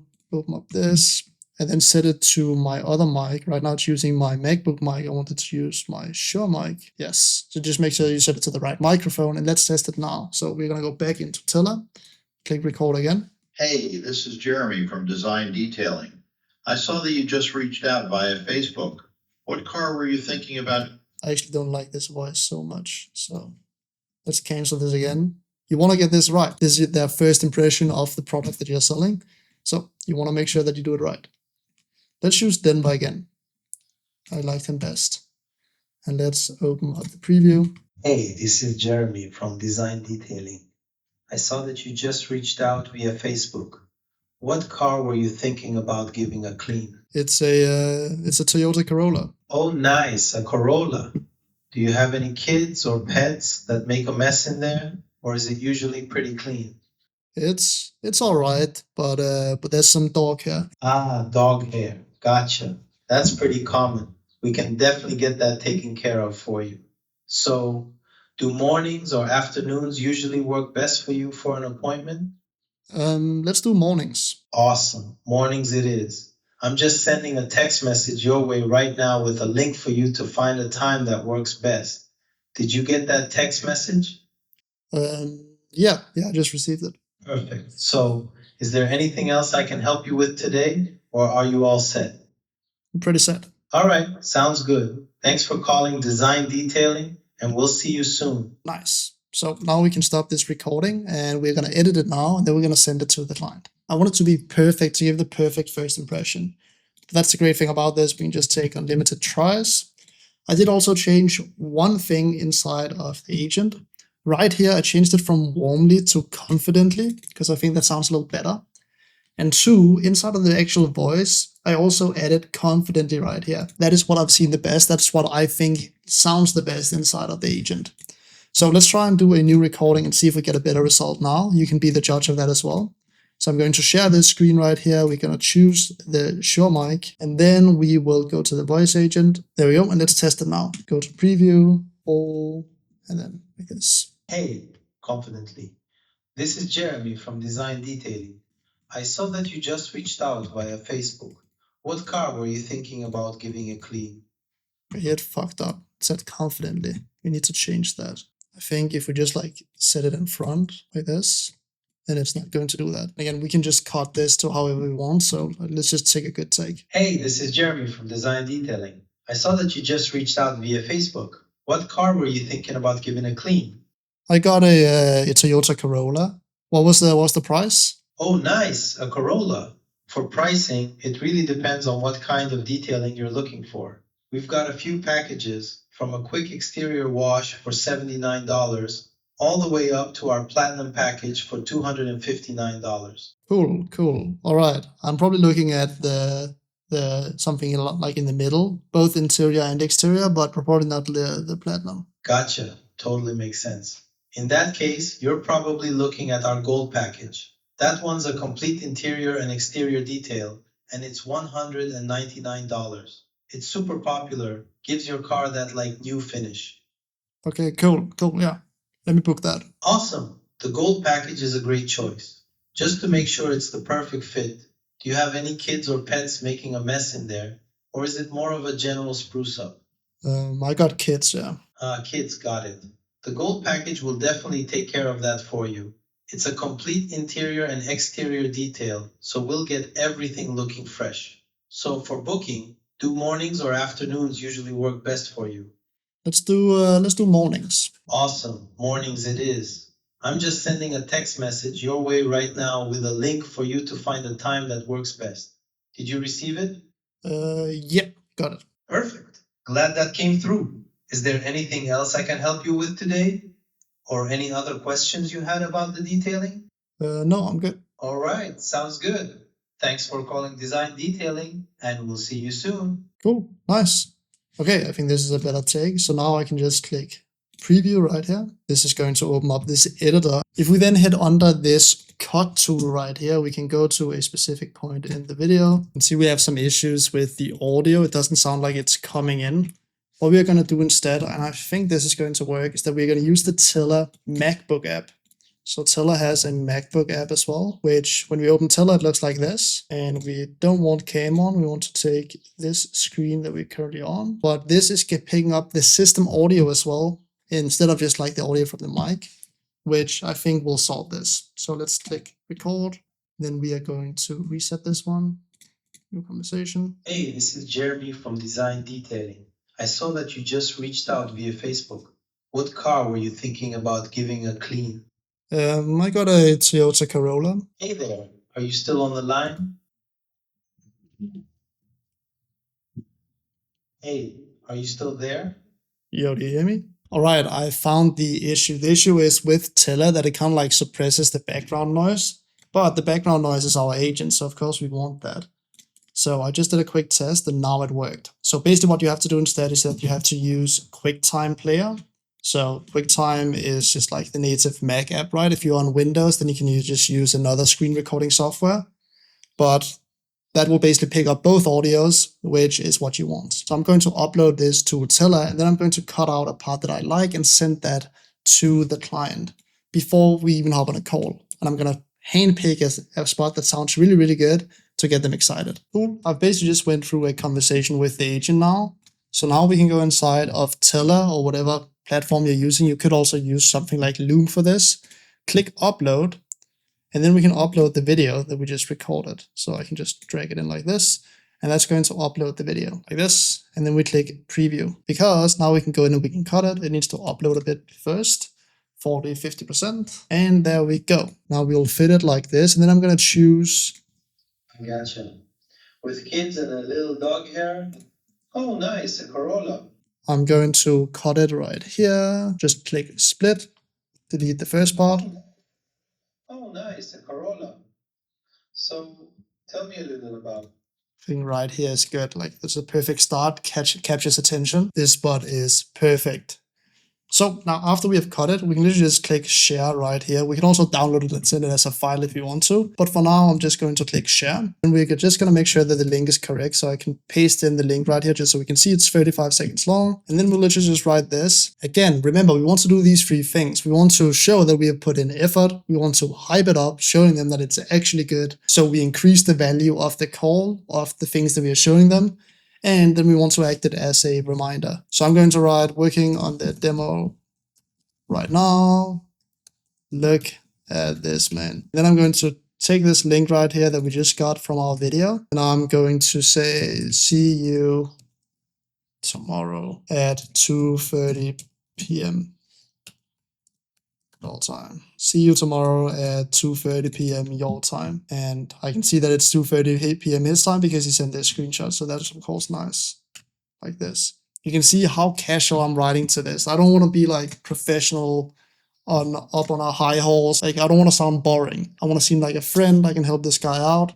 And like, we did a really good demo as well. And this is definitely going to excite him. He's going to be like, what the fuck? This right here doesn't seem like much. And it took us, what, like 5 minutes to do. But if you do this to every single client, if you prepare that little bit extra and you send this video to them, your show up rate is going to like double. Trust me, it's insane. And as soon as he sees this video, he's gonna know, okay, this guy actually puts in work. And this guy has prepared himself to the call. So if he no-shows now, he's definitely gonna feel bad. So all we have to do now is just wait until we are going to take the call tomorrow.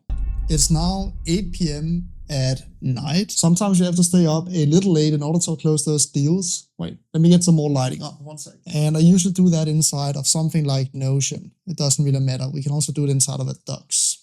Call it meeting June 8th. And I usually just write down some questions that I want to ask them on the meeting. If you have watched some of my previous free courses, I like to use the doctor approach, is what I call it. When someone comes into a doctor appointment, the doctor doesn't just give you a random pill and says, take this. The first thing the doctor does is ask you, okay, how are you feeling? What's wrong? Where does it hurt?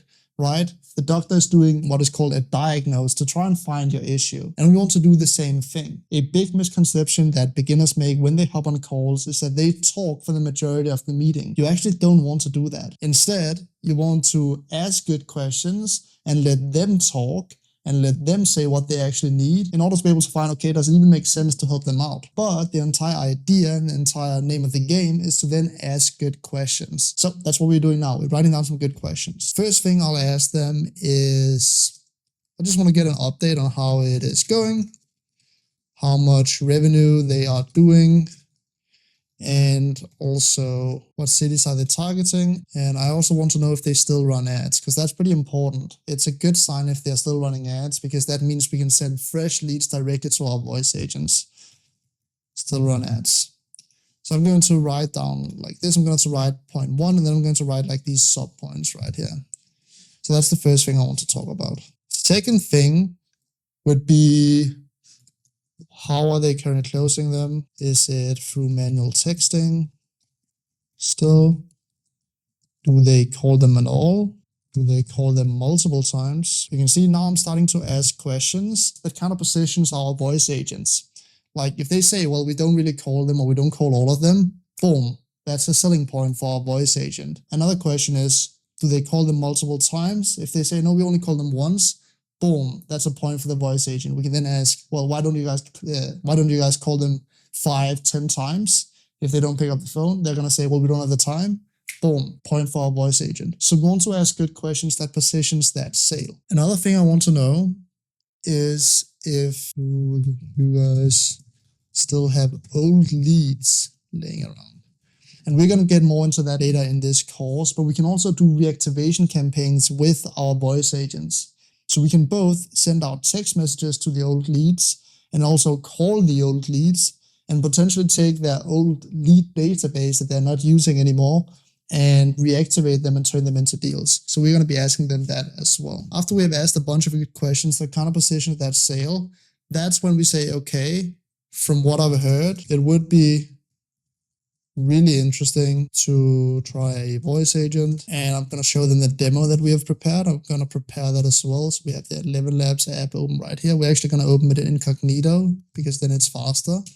No awkward time on the call. That's a quick tip for you to open it in incognito. Also make sure to check that you have enough credits on your account. And then we're going to go to this Jeremy right here. I think this is the one. And the branches, it's the main branch. We're also going to test it. Right before I go on this call, I'm also going to test it to make sure the voice agent works. and that they can also hear the voice agent. That's very important too. I'm also going to check actually on this Meet that I can connect. I'm going to connect my phone.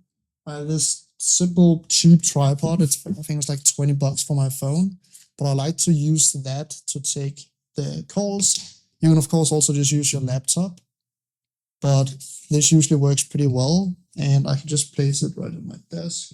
Then we can join the meeting. I'm going to join this one right here. And I just want to make sure we're going to try and set this one to Albert's microphone. Set this one audio. We're going to wear earbuds for this as well. And then they might not be able to hear the actual voice agent. So I guess we're just going to use the MacBook Pro speakers. And for the camera, we're also using my iPhone. If you're using Mac, you can actually use your iPhone as the camera, and like, look at this picture right here. It's not too bad. I'm using my main camera right now to record, and this for the camera. Oh, what the fuck? I just realized the call is in an hour and 15 minutes, and not in 15 minutes. Fuck. I need to wait an hour then. But you guys get the point.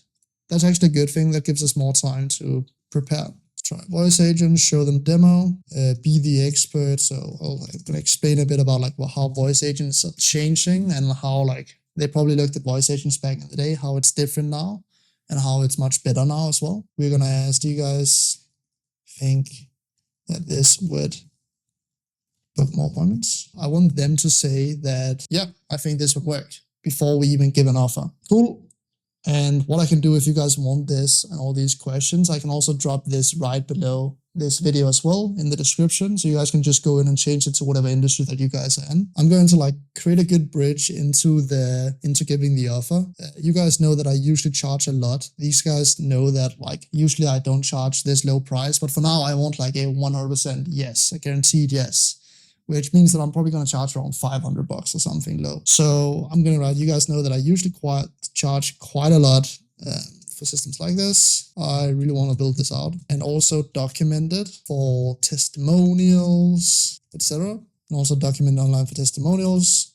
So usually the price would be, let's say $1,500. That's probably usually what I would charge for a full system like this for a client. But if I can use it for testimonials, then we can say, then I'm going to cut the price with 66%, just like 2/3. So it is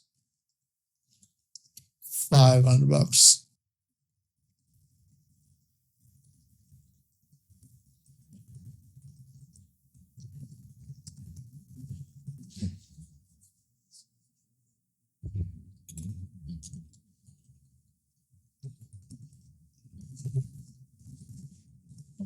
There we go. So we first get them to say, do you guys think that this would book you guys more appointments? When they say yes to that, because I think they're going to do that, then I'm going to say, cool. You guys know that I usually charge quite a lot for systems like this, but I actually really want to build this out. This sounds like a really exciting project. At the moment, I'm kind of bored. So if I can document, maybe I don't say that. Maybe I say, but I actually really want to build this out. It's a really exciting project. And I also want to document it online for testimonials. So usually the price would be $1,500, but if I can use this for testimonials and share it online, then I'm going to cut the price by 2/3, so $500. So we can say $500. Sounds like we have the plan on lock.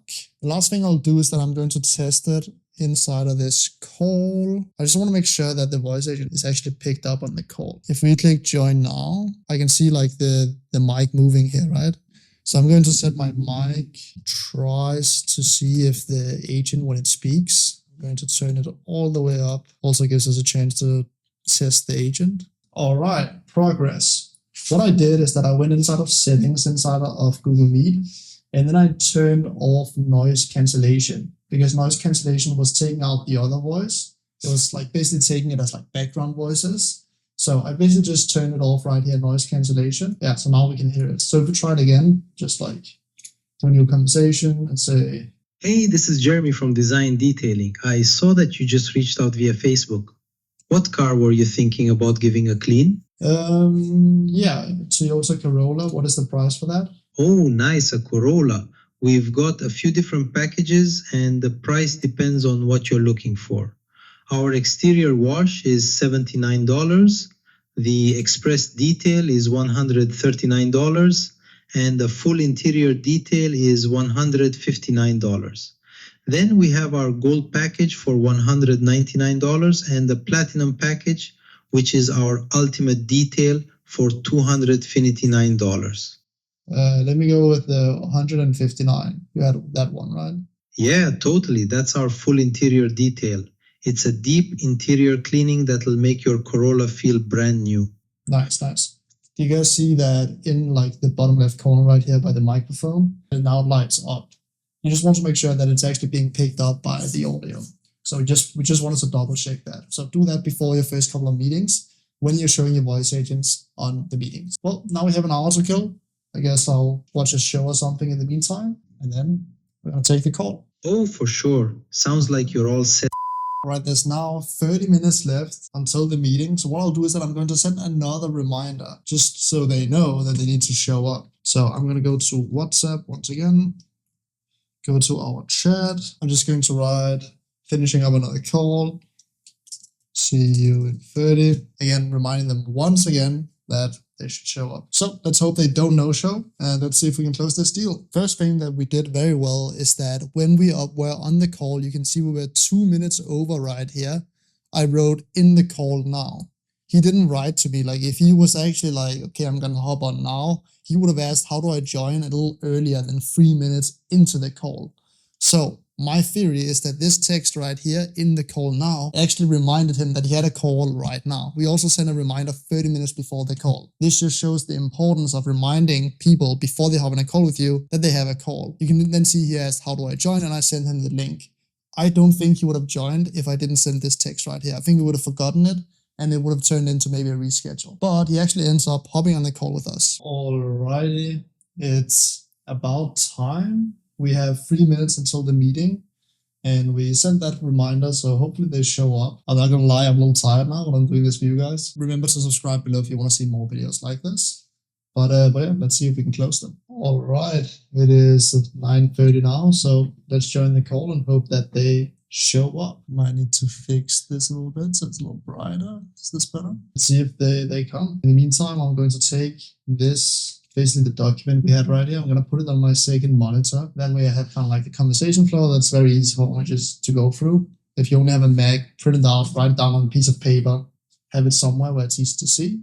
So you can just like follow that when you are talking to them. And it's very easy. Like we want them to talk like 80% of the time. We want to only be talking like 20% of the time. If we can do that, then we usually have the highest close rate. But let's see if we can do it. I'm gonna send them a message. I'm basically just gonna write in the call now. It's not looking good, guys. It is not looking good. But I guess that's a part of the journey. You guys get to see that everyone gets no-shows. It's a part of the game. I'm going to stop the recording, and if they show up, I'm going to turn it on again. If not, I'm going to do a sad outro and go to bed. But let's see. Alrighty, some good news. He just wrote, how do I join? If we just send him the link, I think that it's going to work. Should be able to just join from this URL right here. Yo! What's up, Albert? How's it going, dude? Doing good? You can see I'm starting out with very informal language. The first thing I said was, yo! And that's basically just to try to set a setting throughout this call. I don't want this to sound like a sales call. I want it to sound like a friendly conversation. And the way you do that is by having character, not being boring. Your voice shouldn't sound like this and just be like monotone. You should actually express yourself because that does two things. It loosens you up a little so you sound more confident, and it loosens up the prospect as well so that they trust you more. Good. I don't have the camera right now, alright? I just talk to it on the watch on the screen. Sure, would definitely be better if your camera is working. I want to see my boy. This will happen to you a bunch of times, that the client is going to join without their camera. And you can see right here, the prospect actually mentions themselves that do they need to turn their camera on? I think he just woke up at like 2 p.m. or something. But I would always recommend that you say yes, turn your camera on if you can. And if they don't mention it, if they just join without their camera and you just continue with the call, then tell them, I don't see you right now. Is your camera working? Exactly like that. to get them to turn on their camera. It becomes much better and you build a better connection when you can actually see the person that you're talking to. You can see the reactions that they have, which gives you way more information than just like a phone call, which is basically what this is. And I tried to tell him that he should turn on his camera, but he never ends up doing it, which is a pretty bad start, I'm not gonna lie. Do I need my computer up or is it off my phone alright? Probably better if you join on your computer, because there's some things I want to show you as well, which it's nice to have a larger screen. Did you just wake up? Yeah, I stayed up pretty late. I just woke up, put an alarm for this right here. Damn. Well, what time did you go to bed? Maybe like 10, like just like 4 or 5 hours ago. 10 a.m.? Yeah. Shit. Well, where are you at right now? You in Vegas? Yeah, I'm in Mountain Time. Damn. Well, what are you doing there? Stayed up late to watch the charts, but I don't know. The timing's pretty slow in one city, so it's just kind of like opened my eyes, threw up how to get as many messages. But I don't really do any calling to the evening, so because a lot of people don't answer in the middle of the day. They already don't answer in the evening, but I call them like when they're not doing much. Yeah. All right. So we do a bit of small talk. I basically ask like, how's it going? Where are you staying right now? Like what city? Why are you up so late? Again, like just some friendly banter is what I try to create. And what you'll notice is that he actually already comes with an objection. So he comes onto this call already. We send him the demo with like, okay, I shouldn't buy. The first thing he says right there is that I don't think anyone's going to pick up the phone. I try calling them, they never pick up the phone. Already there, he actually comes with an objection before we've even started talking about anything yet. And the golden rule in sales and on sales calls is that if someone comes with an objection, a limiting belief, something that they don't think is work, you want to handle that as soon as possible, like straight away. The reasons that you lose sales calls and those don't close them is when objections and concerns don't get handled by you. Do you call them like as soon as they come in? Like you're talking from the ads, right? The people that come in through the ads? Yeah. I don't just call them right away. Like they text back right away and I talk to them, and then the evening time, if there's anyone who calls, give them a call. Yeah. So you give them a call if they don't respond to the text? Yeah. Okay. But you don't the text of course like goes out automatically, right? Straight away? The automatic text? Yeah, that first one, yeah. Nice. But you don't call them straight away? No, I haven't. No, because I tried doing that and it's just like no response because it's confusing because they're on social media and then I call them and they'll be busy. I'm like, fuck, you have time to scroll. And I just call them now. And how do you not ready to talk? Yeah, no, it do be like that. It's just it's a volume game. We were working with a guy in Australia and he said the exact same thing. I don't know, you know Alex Amosi, of course, right? Mm-hmm. He's about to have a kid. It's pretty insane. But he had like said some statistic that you gotta call them like on average 5 times or something before like an average person picks up the phone. I actually fucked up this part. Like I said, I think it's like within 4 minutes, 5 minutes. I think it doubles, no triples. That's the wrong way to say it. I should have just been like more sure of the statistics. I think it is within 5 minutes and then it triples. I think that's what the statistic is. Or maybe if it's even more. But I shouldn't say that. I shouldn't be like not sure in my statistics. I should just say Alex Moses says that if you call it within 5 minutes, the conversion rate triples. That's what I should have said. We actually asked a question like, do you call them as soon as they come in right now? And he says, no. Again, we are building up, we're asking good questions so we can position the sale of our voice agent because that is what a voice agent helps with. It helps with calling them when they just come in. And he says that right now they don't pick up the phone. That is the next thing we have to disarm. We have to disarm that objection. And the way we do that is that we use an authority figure. I mentioned Alex Amosi here. And I take up a statistic that Alex Amosi has said in some podcast somewhere, I think, that the importance of calling leads multiple times and as soon as they come in. Listen to this, which is insane. Like who the fuck calls someone 5 times? But apparently that's what it takes. And you also want to call them within, I think it's like 4 minutes or something. If you call them within 4 minutes, it doubles. No, it doesn't double, it triple the chances of a conversion. If you call them like straight away, multiple times. Do you double dial? See what I do here? I said, who the fuck actually calls them 5 times? It's to not disagree with him. That's one of the most important things in sales. You don't disagree with the prospect. You don't say, no, you're wrong. That's not how you change someone's belief. Instead, you agree with them, like, okay, who calls them this many times? I don't blame him for not calling him. That's the worst way to do it. Because if you blame someone for something, they're instantly going to go defensive mode and you won't be able to do anything. They will never be convinced. So the way you do it is that you agree with them. You say, like, who the fuck actually called them 5 times? But apparently that's what you should do. Alex Emoji says so. Like, you see the difference there? Very important. Yeah. I called once, then I answered. Call again.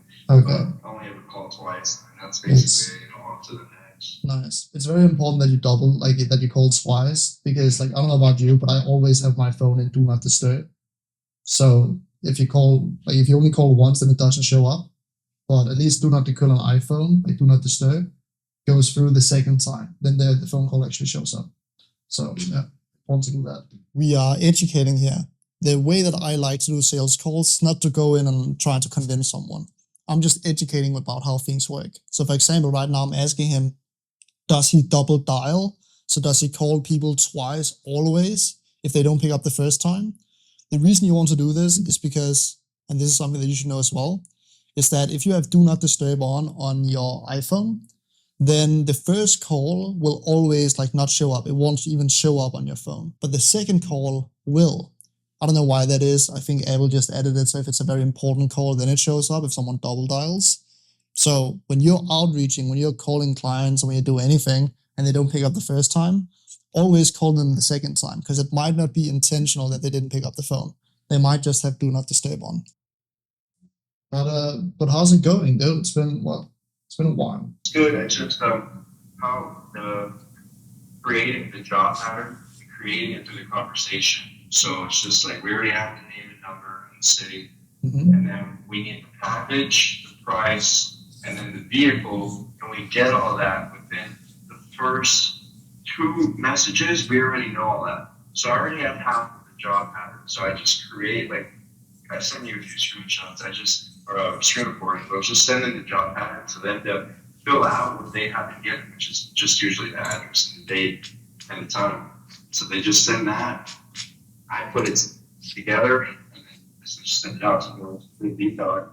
Sick. So how do you book them in right now? Do you book them in inside like a conversation? So like they agree over text, or do they book through the link? How do you do it? Again, we're just gathering more context. I want to find out, okay, how does this guy actually do business? How does he book people in? And again, we want them to be talking around 80% of the time. We don't want to be talking on sales calls.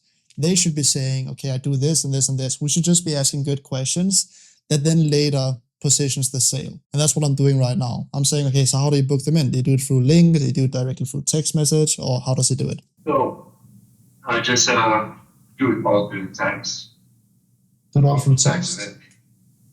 Yeah, and then I have a Google Docs, like where you just type the notes in there. So I have a pre-made job pattern.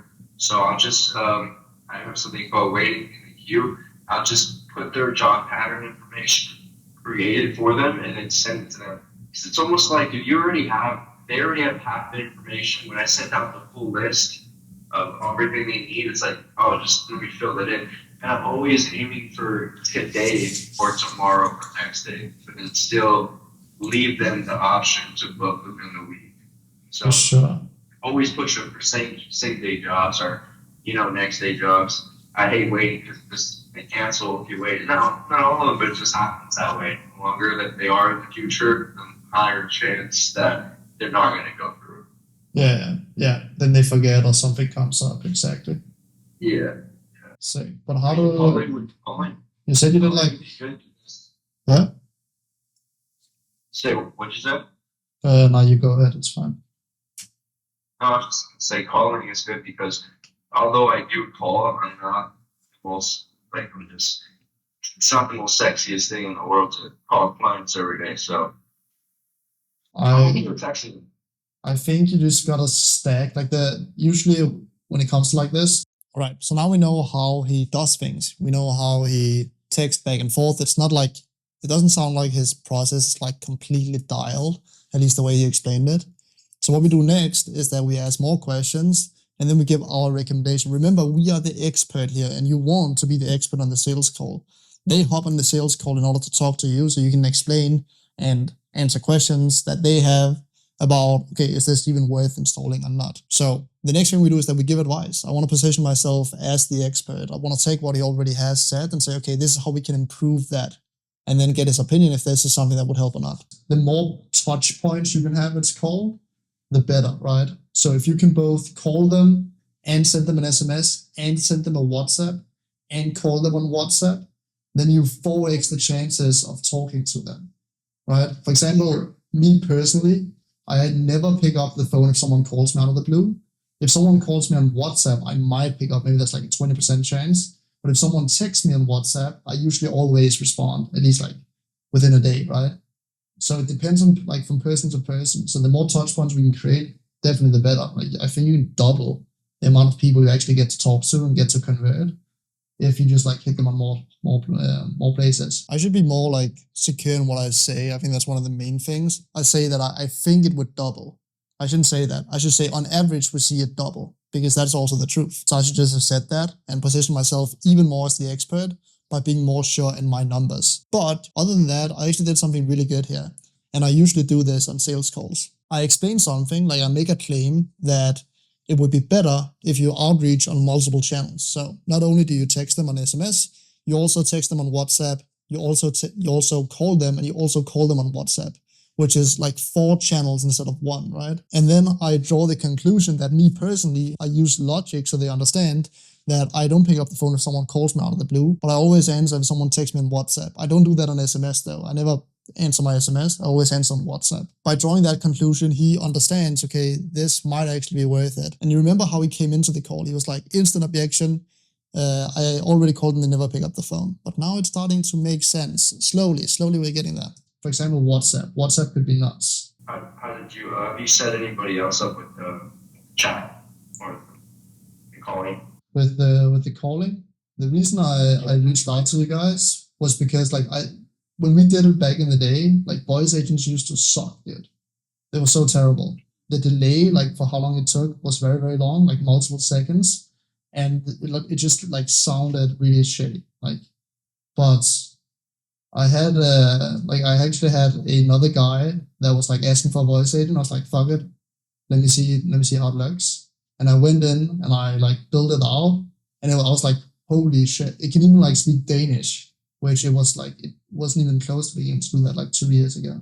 And then I instantly thought about you guys, that like you want to call them and you also want to text them, that you guys need this. That's like my first thought when I saw it working. Decent, like I again positioned myself as the expert. What I could have done here instead, like he actually asked a question about how does it work on WhatsApp. I would literally just be able to say that we can set up the exact system you have in SMS, but just also on WhatsApp to double that, because that is what he was actually interested in. Is that okay, we're doing it on SMS right now, can we also do it on WhatsApp, which we would be able to do. So that is what I should have deep dived on, and I should still like position myself as the expert by saying, well, that we do it like this and this and this. I shouldn't go down this thread of voice agents all of a sudden insane now. I should have instead taken the angle that we can also install voice agents and text agents on your WhatsApp. That is what he was actually interested in. You try to really follow it. I mean, the success over texting and calling, like the calling can work because we just said like coming at them from 3 different angles, like, you know, trying to get to them, you know, it's just only by text or only by calls, do all. But the people that are talking to this AI, what if it is it like is the intention to like make them feel like it is a real person, or is it pretty obvious that like most people will just assume like, does that mess up anything? Okay, so here we have the second objection, this second limiting belief. He thinks that the AI is going to sound too much like AI for his business, which will hurt the jobs, right? Which will hurt the conversions. So that's the next thing we want to handle. We have now confirmed that there is an interest. He is interested in seeing, okay, how does this work? So this is the time where we show the demo. It really doesn't. The only thing that it sometimes does is that it sounds like someone that's not very well trained on the phone. So I'll show you like how, I just need to know a bit more about how you guys do it, like with your technical setup to see if it's even possible. But if it is, then I can show you guys, I can show you on the call right now. That's probably better if you're on your computer for that though. But then I can show you exactly how it sounds. I can even get you to try it if you want to. So you can see, okay, how good it actually is. Okay, I could have done this a lot better. I was kind of like doing a ring around the rosy here, saying that it depends on the technical setup. I'm basically like creating doubt for myself, which is kind of trash.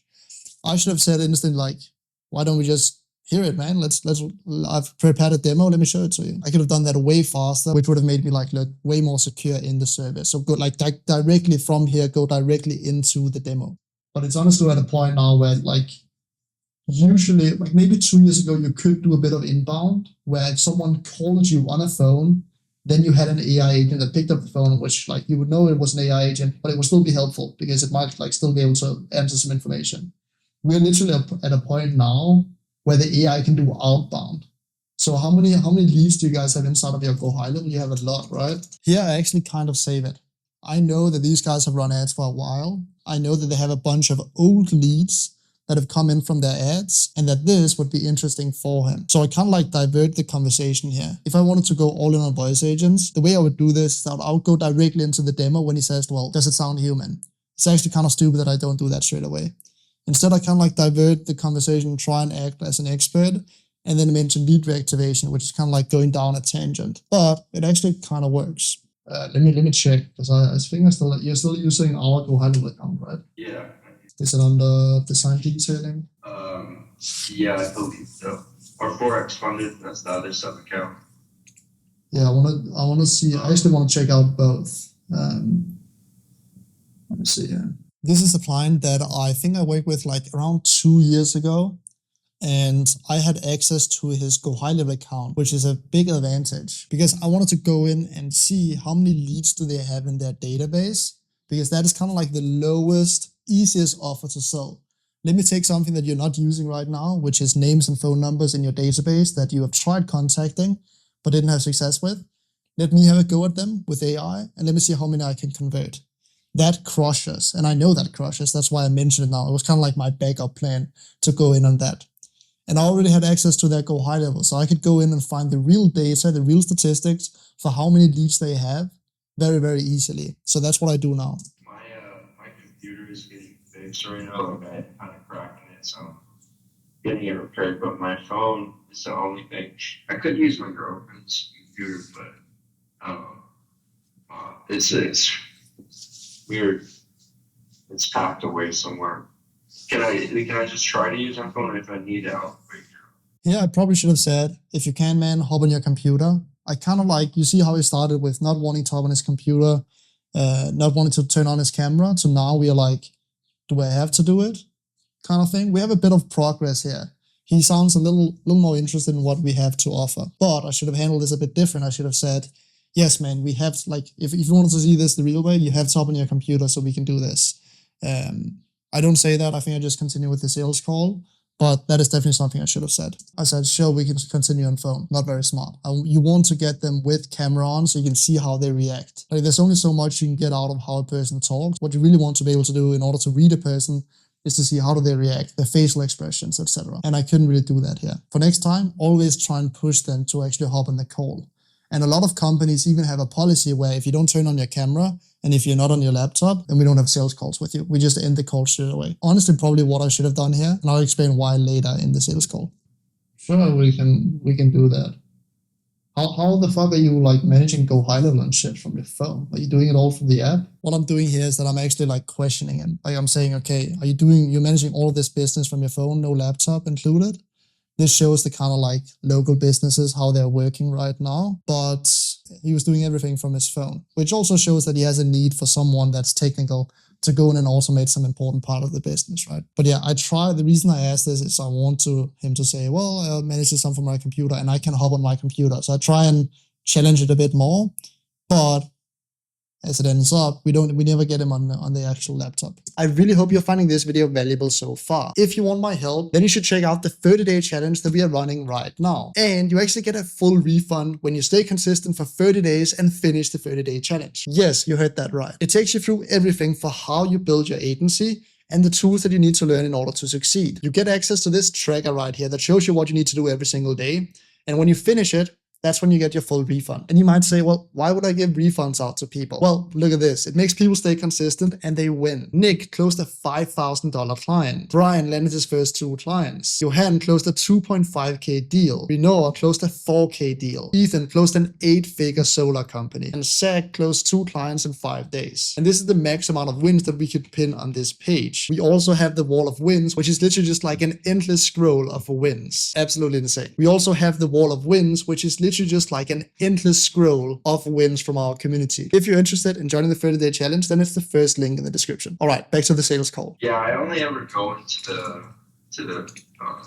platform if I need to fix anything, but I don't use the calendar. I don't use like the make for the ChatGPT. I'm not using the OpenAI. But what happened was interesting because the OpenAI responses was helping me like figure out the right sequence of messages, and then once I figured them out, I just used text replacements. Just instead of the AI responding back, I got all of the messages like pre-made. So I'm honestly probably quicker. Yeah. Sometimes more coherent as well. For sure. I just sent you 2 screenshots, right? Those are the 2 sub accounts. So the one that's the Forex funded one, the one that's the design detailing one.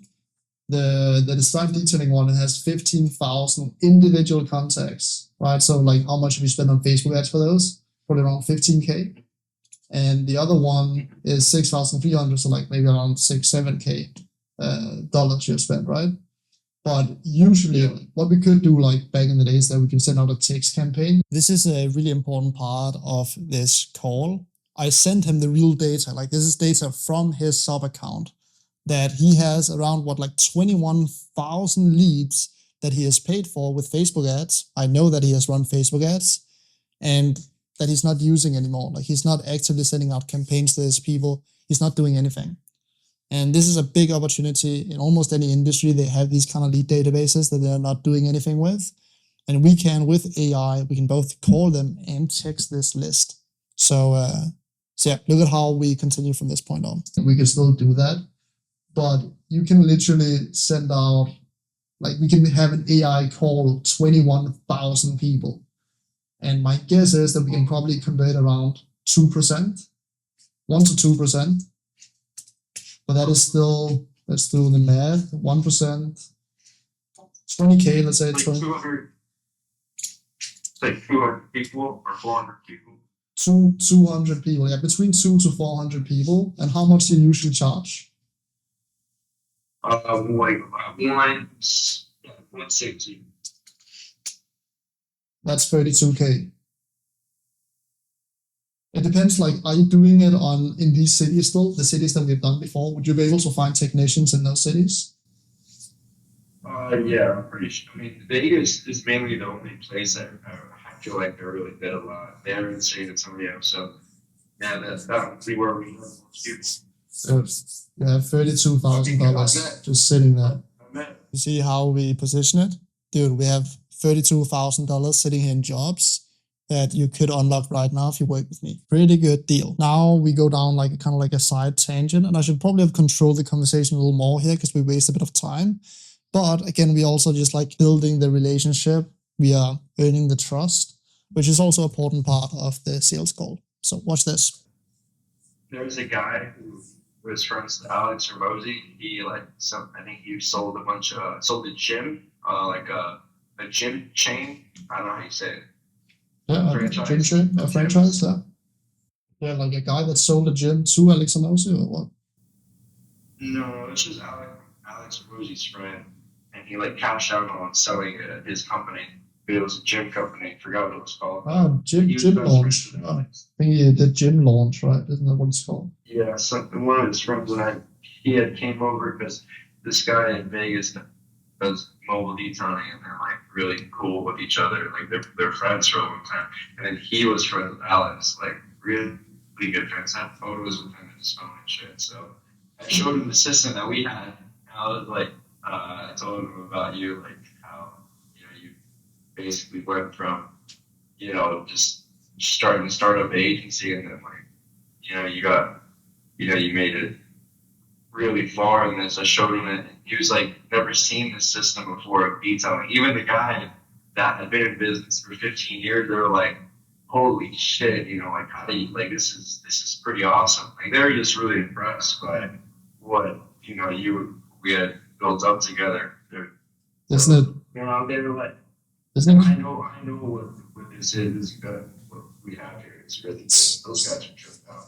It's isn't it crazy? Like we did that thing, like, was it 2 years ago? How early we actually were. AI back then sucked, dude. I don't know if you ever did, like, if you're doing like prompting, or like it was so hard.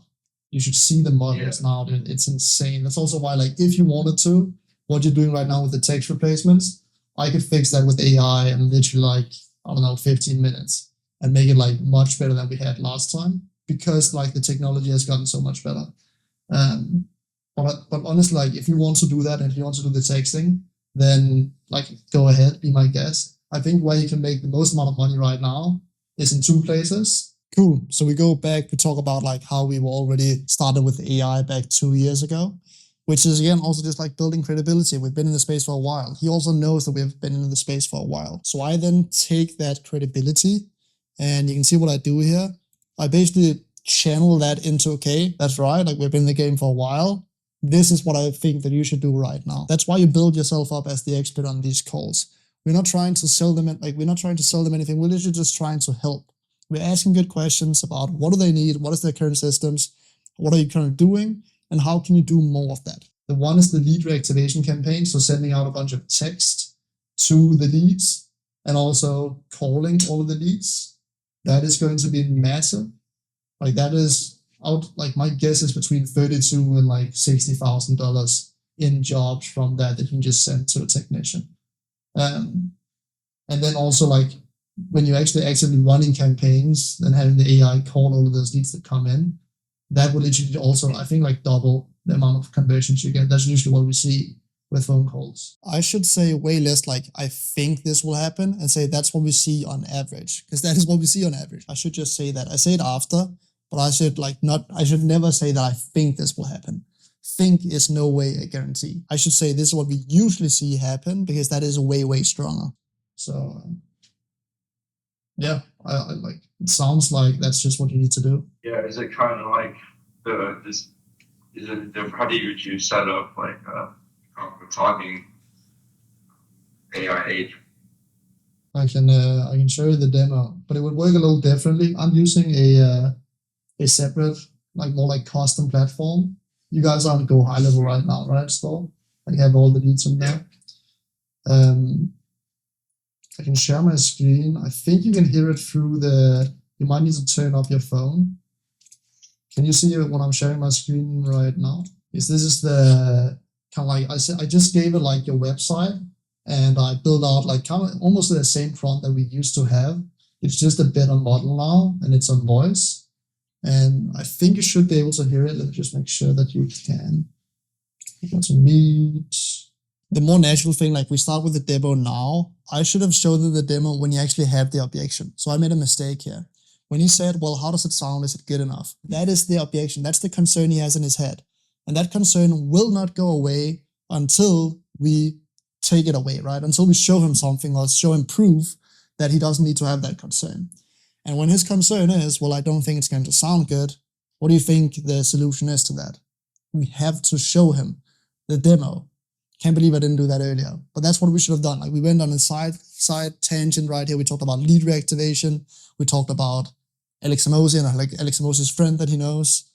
That is not the path that we should go down. Instead, I should just have showed him the demo straight away. I think that could have closed the deal faster. And the mic should have no noise cancellation on. There we go. All right, let me know if you can hear this. Like this is what it sounds like. And what I've purposely done is that I've given it kind of like a Mexican accent.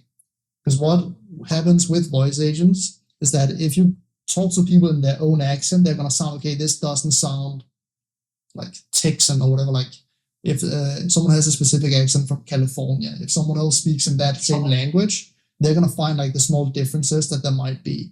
But if you're speaking to someone in a different language, this could either be like, funny as it sounds like, it could be in an Indian accent, it could be a Mexican accent.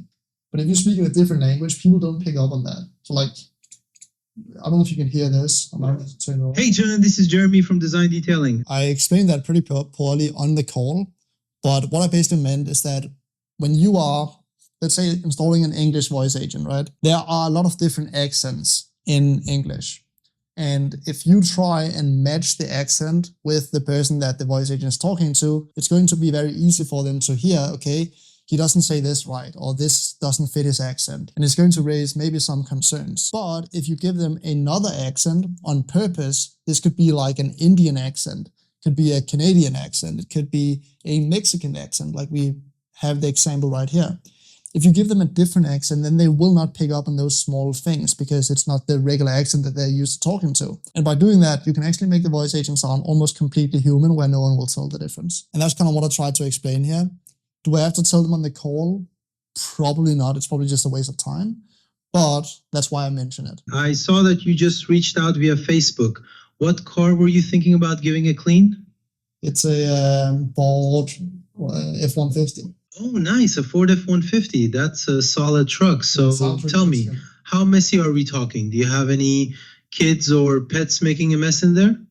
Yeah, I got 2 kids, and then I also got some...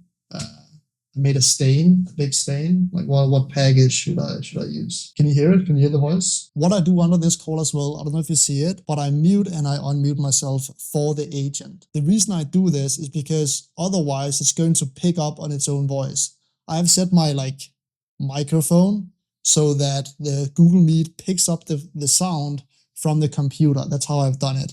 And if you don't have a microphone, don't worry. You can also use your phone. You can connect the phone and your microphone from your phone if you have an iPhone. There are also different ways to do it. You can also, I think on Zoom, share the actual computer audio, which is going to be probably better. Make sure to test this before you hop on a voice call, or you're going to be sitting there and the demo will not work. But this actually worked all right. What I'm doing right here is that I'm sitting and unmuting myself, muting myself, unmuting myself, muting myself to the voice agent, so it doesn't pick up on its own voice. I gotcha. With 2 kids and a big stain, you're definitely looking at something that includes a deep interior clean. I'd say the full interior detail or even the gold package would be perfect for you.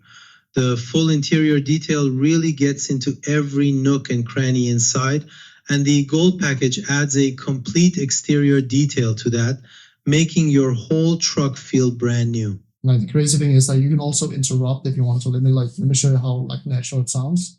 All right, that sounds good. I want to go for the gold one. How do I book? Awesome choice. The gold package is super popular. You're going to love it. So to get you booked in, do mornings or afternoons usually work best for you? Let's do mornings. Perfect. Mornings it is. I'm just sending a text message your way right now with a link for you to find a time that works best. Did you receive it? Like you wanted to book in the conversation, right? Or do you still want to use the links? Okay. Yeah, I received the text message. Awesome. So you're all set to pick out the best time for your gold package detail. Is there anything else I can help you with today? Or any other questions you have about the service? No, I'm good. All right, sounds good. Thanks for calling Design Detailing. We'll see you soon. You hear that shit, dude? That's all right. How do you change the name? Not the name, but what? We can change it to a bunch of different places. So it actually sounds like he wasn't too impressed with the demo. He wanted to change the voice. So if that happens, just continue and say, yeah, we can change the voice 100%. I honestly think this voice agent sounded really good, and I think it would perform really, really well. So I'm not sure what the objection was there, that he didn't think that it sounded good. But yeah, see what I do now to trying to handle that objection. I basically agree with him. I feel like a girl option would be pretty smart. A girl? Yes, are girls? You could do that as well. See if we can find a good voice that sounds good. It depends on how you want to do it, because when I think about a detail, I usually think about a guy. But it depends on what is your ideal client. Is it family? A family mom that needs a detail? Because then it could be a girl, right? I think that could have high conversion. Who do you usually like? Who do you usually like? Ideal client? It's really a combination of all types of people. Yeah. Mainly family people. Mainly people in the family, and also put them in a category. They it's usually a mom or a dad. So cool. Because then, we can honestly split test it. We can run a test where we do it even if we wanted to do like the old leads, right, that you already have paid for, we could do 5,000 leads with one voice, 5,000 leads with another voice, and then split test the rest with like the voice that performed the best, right? But the way I would do this is that I would have one agent that's designed to like take the incoming calls and that knows like the question sequence, like does mornings, afternoons work best?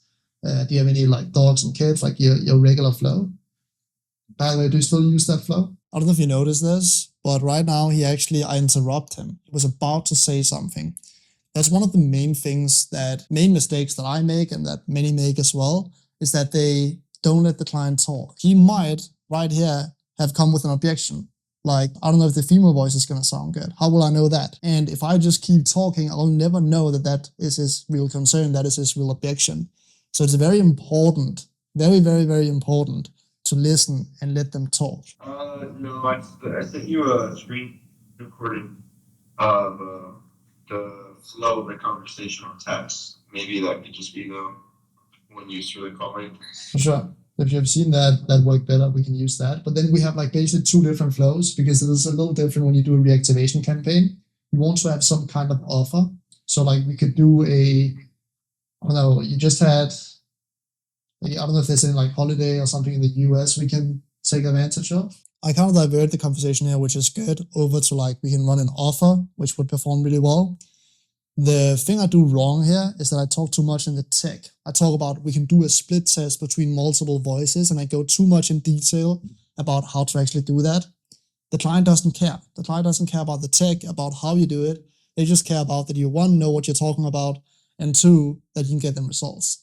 And I go too much in detail here about how I would do it technically. So I wouldn't need to do that. Instead, I should focus on the next part, which is the offer that we need to run in order to make this work.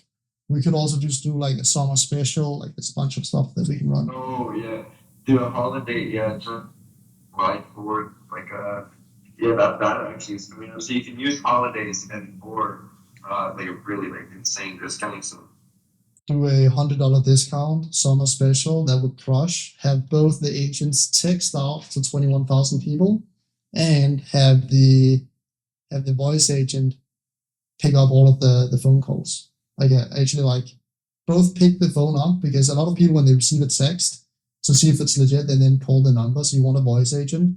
If you don't have a voice agent there, you're gonna get like, I don't know, 1,000 calls. I don't think you can take that. I don't know how much time you have. And then also like actually calling this list as well to the people that don't respond on phone would be nuts. Like we can build out a really good agent for that. And yeah, I can include you in the process as well. how would so let's say they say their address and the date and time, how do we get that information to a job ad? How would we know? Just let me do that, dude. I can hook something nice up, but I can basically I can add another agent that listens to the entire conversation, and then I can get that agent to pick out the information in that. Like, so we basically have two agents. We have one that talks to the customer and one that listens. It picks up all of this information, sends it to you on WhatsApp or whatever you want it. So you then can like forward it to whatever technician, or I don't know if you do the jobs yourself anymore, but like that kind of stuff. So do you think like building out these like two things, right? The voice agent. You see what we do here? Here I asked this question, which is kind of like we have basically gone through how it's currently doing, what they are trying to do, etc., etc. This question right here is a very good transition from like this doctor approach into the actual cell. And we basically just asked them, do you guys think that this demo that we've shown, this system that we have talked about, would this actually help you guys? Would this actually make you guys money? That's the question we ask here. For the incoming calls, or like adding that to your current flow, so you don't have to call them yourself anymore. And then also like doing this reactivation, these leads, do you think that will help you get your jobs? And would you be able to handle that amount of jobs? I'm pretty sure, yeah. I mean, this is all I really do. Then, how do you, is there like a time duration, or is it as soon as the lead comes in that it's going to call? Or is there like a schedule for when to call it? We can, if we wanted to, we can get a call to call like 24/7, but we would of course set like a schedule. So it's calling from, I don't know, 10 to 5, maybe something like that. Okay. There's some like compliance things that you don't want to call outside, like you don't want to call in the middle of the night. That's not compliant. But yeah, like if you just call throughout the day, then it's good. I had my friend Brandon calling me, and he was stealing money from the customers because, he has all these leads, and I don't really know what he was saying. And he stole $1,000 from one customer, dude. He was told to pay up front, and then all these people were putting bad reviews. I had to call them and tell them to that no, that wasn't me. Been trying to call people and get my fire something, but he's taking advantage. He was taking advantage of people. Was it on the design detail in Google reviews? Yeah, I would say we got them off. I got a lot of Google reviews. We got over 80. Shit. Why? Why is the area? The area is the like entire North America. You guys have said the area too. To North America? Yeah, like let me show my screen. Right now, like the area that it's set to, if I click on it, you can see it's set to like the entire North America part right here, which means that it will not show up on like search. I would choose the best city that you guys have, where you have the most technicians and can be able to handle the most jobs. Set your location to that, like in that city, and then like you'll get jobs passively from that. Okay, that makes sense. Yeah, we'll just do San Antonio then, or Corpus. I'll just tell my brother to change it. Sure. So, right, so we went down a tangent, talked about a guy that stole money and some Google reviews. Again, now I'm trying to divert the conversation back to if this would actually help them. And the way I do that, I think, is that I use this question again, would this actually help you guys? I want him to say, yes, I think this will help us. All right. But yeah, I think it could be cool building out the voice agent system. But do you think it would help? Do you think it would put clients in? I asked my girlfriend if she liked the voice. She said she didn't really like it. She don't like the voice of it. So maybe we could change the voice. I'm sure maybe it could there's some different choices, but I don't know. I mean, it would be kind of cool to have them on call the old leads. That would be cool. But I don't know. I'd be down to try it. I've never tried it before, so I really can't. I really couldn't know too much about. We can run a test. I'm like very confident that it's going to work. You know how we can definitely do that. There's two different ways that we can because I want to get a piece of the cake as well, but I kind of also just like want to build it for the fun of it. So there's two ways we can do it. Like here I actually mess up because I don't handle the objection. That's the exact example of what you don't want to do. When someone has an objection, like I would rather have a girl voice instead of a guy voice, I should just say, yeah, we can absolutely do that. And I think that's right. And I also think that's going to perform better. Let's try it. That's what I should have said. And he even said here that I'm like, he's ready to try it, right? What I do instead is that I go directly to the pricing without handling that objection first. I should have handled that objection straight away before we even talk about pricing. You want to disarm as many objections, as many limiting beliefs, as many concerns before you talk about pricing. You want to show them value. You want to show them how much this system can actually make them, how much it's worth, and you want to handle all of their concerns before you talk pricing. Especially in the last couple of years, I don't charge, like I charged prices back then. I charge much higher prices now. Probably usually I would charge like 2K or something for a project like this. But just to cover like the cost of the voice agents, we could do it for $500. And I would even give you a satisfaction guarantee, which means, well, basically just like try it guarantee. So if we run the agent and you don't like it, so we actually try it in real life on real leads.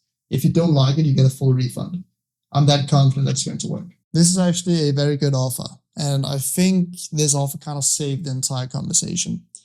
Basically, the offer, we call it the proof of concept offer, which is I'm going to build out this entire system. And I'll let you try it as well on live leads. We're going to deploy it. You're going to pay me up front. But if you don't like it at that point, then you can get a full refund, no questions asked. What this does is two things.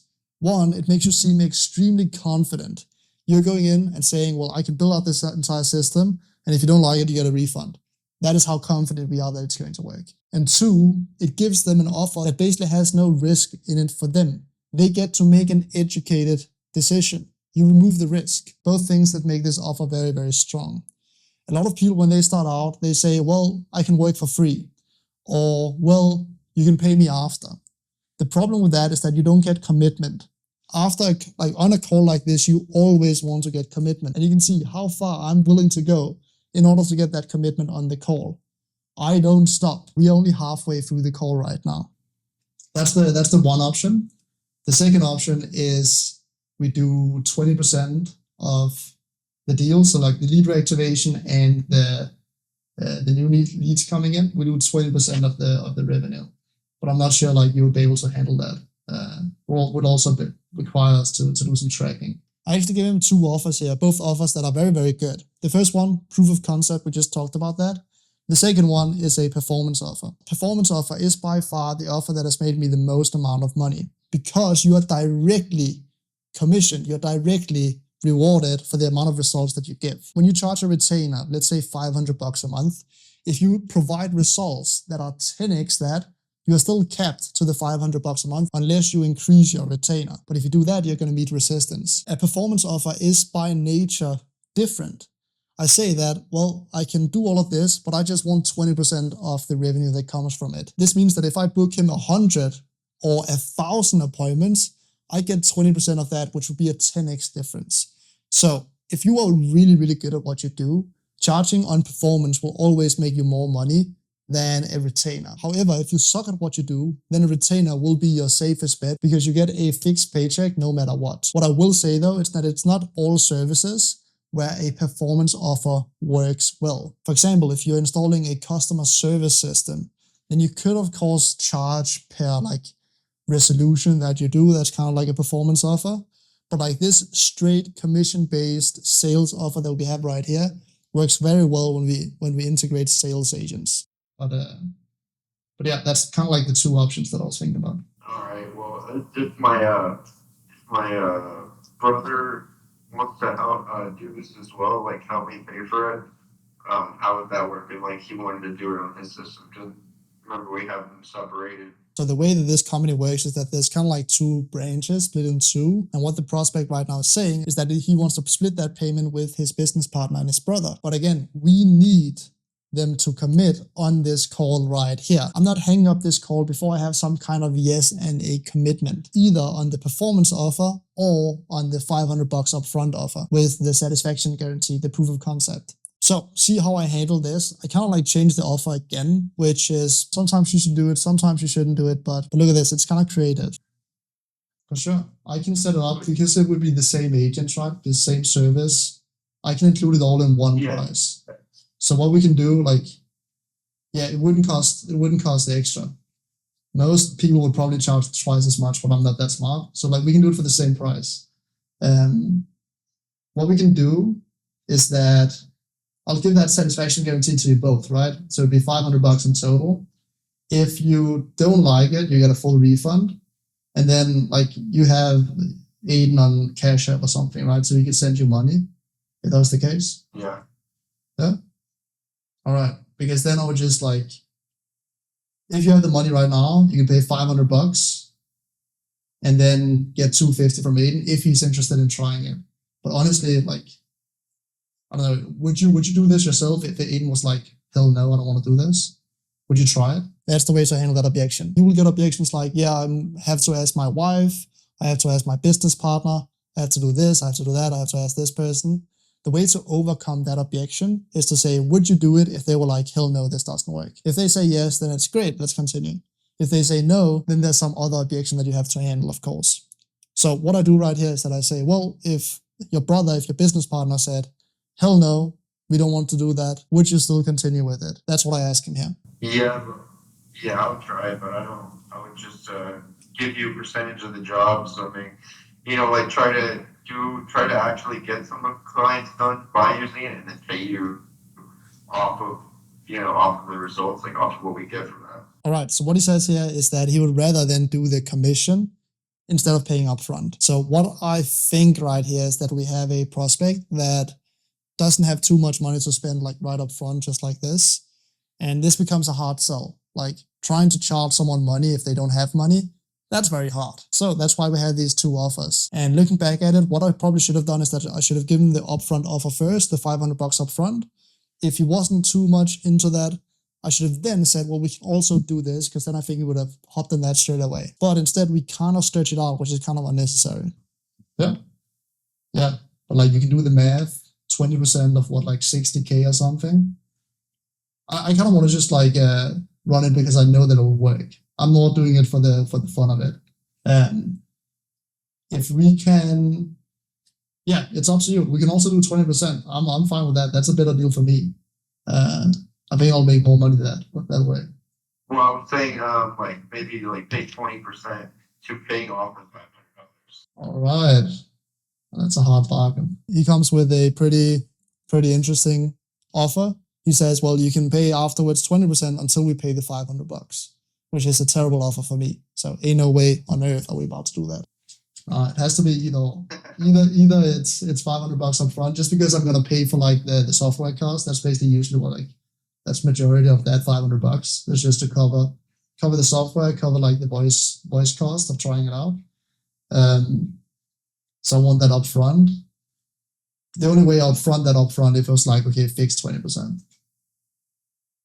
But again, like I'm gonna do the satisfaction guarantee where I'm so sure it will work that if you pay $500 and you don't like it and you don't want to continue with the system, I'll send you $500 back. No worries. Let me see if my brother wants to have it, and if he doesn't, then I'll just... Again, like I give him the offer again that we can either do 20% or we can do the 500 with the satisfaction guarantee. And here he says again that he needs to talk to his brother. So we still haven't like really overcome that objection. He still tries to get off the call in order to do that. But we have no control there. We don't know if he's ever going to mention it to his brother. We want commitment on the call. You'll see how far I'm willing to go in order to get that close. Do myself. I mean, either one works. Even if you were to take 20%, it's like jobs that I already wasn't getting. It's just, like it's just, I want to see how it works first, honestly. But if you give it back, I'll ask him, and then I'll let you know, right? You know how the business works, right? Like when you're running ads, all you want is to increase the lifetime value of your customers. So right now, how many leads are you getting now? Are you getting a couple a day? I'd say like 10, for like $25, you get like 10 leads. Damn, that's good. That's good. Maybe get like at least one, but it could get up to like 3. How much are you spending a day? Was it $40? Yeah, 25 to 40. It depends on it. So I have it set at 30, but it'll just spend whatever, anywhere between there. Yeah, because like if you can, let's say like calling them as well just increases your amount of jobs that you get with like 20-30%. That is money that you like otherwise wouldn't have, and that you can take that money and run it straight back into ads. And when you can do that, then you can scale the ads more. Like you have more money to spend into ads, which makes you more money. It's like a flywheel, right? I'm not sure if this was the right approach, honestly. Like he said again, the objection with him having to talk to his brother. And I actually come with a pretty creative solution for how you can fix this that completely disarms this objection in just a second. And here I'm just kind of like, I'm trying to make him understand that when he gets more out of his ad spend, he gets more money he can put back into ad spend. He gets that flywheel of scaling. That's what I'm trying to convince him to. But I think I am a bit like too technical here in terms of like business terms of like scaling your ad spend, increasing your ROAS. He doesn't really need to know too much about that. But that is really what we're helping him with. But I'm trying to make him realize that. And probably I should have just like gone straight into handling that objection and continuing the call in order to disarm those objections and get that yes. But I come up with something pretty creative in just a sec. Look at this. So that's all, like that's the name of the game that you want to get into. It's like, how can I squeeze all of the juice out of the leads that I get in order to close them, in order to increase the lifetime value so you can spend more on ads. Does that kind of make sense? All right. Well, let me speak to my brother and also just see how much money we got. For sure. How, like, is it type of the money right now? Type money situation? I just I mean everything's just going good with the system to where it's like not necessary to add anything. It's just more for the curiosity to try it. Like, I'm sure I know it will work already, but I run the ads and get people through text messages, and I'll get like, if I let it go for like my best best in a week was like 20. It was 21 people booked in a week just through texting. I didn't have to call a single person. So it's just, like, is it necessary? Because if it wasn't working, if I wasn't getting any people, I'd really, like, I'd be already done it. But it's just already working, so I'm not, like, super ready to spend any money. But if Aiden wants to have it, and he wants to do it, and you're also offering to give our money back if we don't like it, then, I'm down to try it, but I would rather him help me out if he wants to. If he wants to use this, well, Sure. fair. Let's do it. Let's do it like this, right? I'll have it with you. So it's still going to be $500, but you only pay $250 up front because I think that's going to cover probably like the majority of the cost of like actually running it. Like $250 is probably what it's going to cost for like run it for a month or something. So that is going to cover that. If you don't like it, I send back the $250. If you do like it, you send me another $250, which can come from Aiden if you want to. But you figure that out at that point. So it's the exact same for you right now, but it's just $250 up front for the tools. And then $500 when you see it working and you say, okay, this shit is fucking good. Let's like scale it up. It's very important here that you change the offer the right way. What a lot of beginners do when they start out in the space is that they say, well, it's $1,000 for this service. Then they get a pricing objection just like this one where they say they can't afford it. And then they say, okay, we can also do it for $500.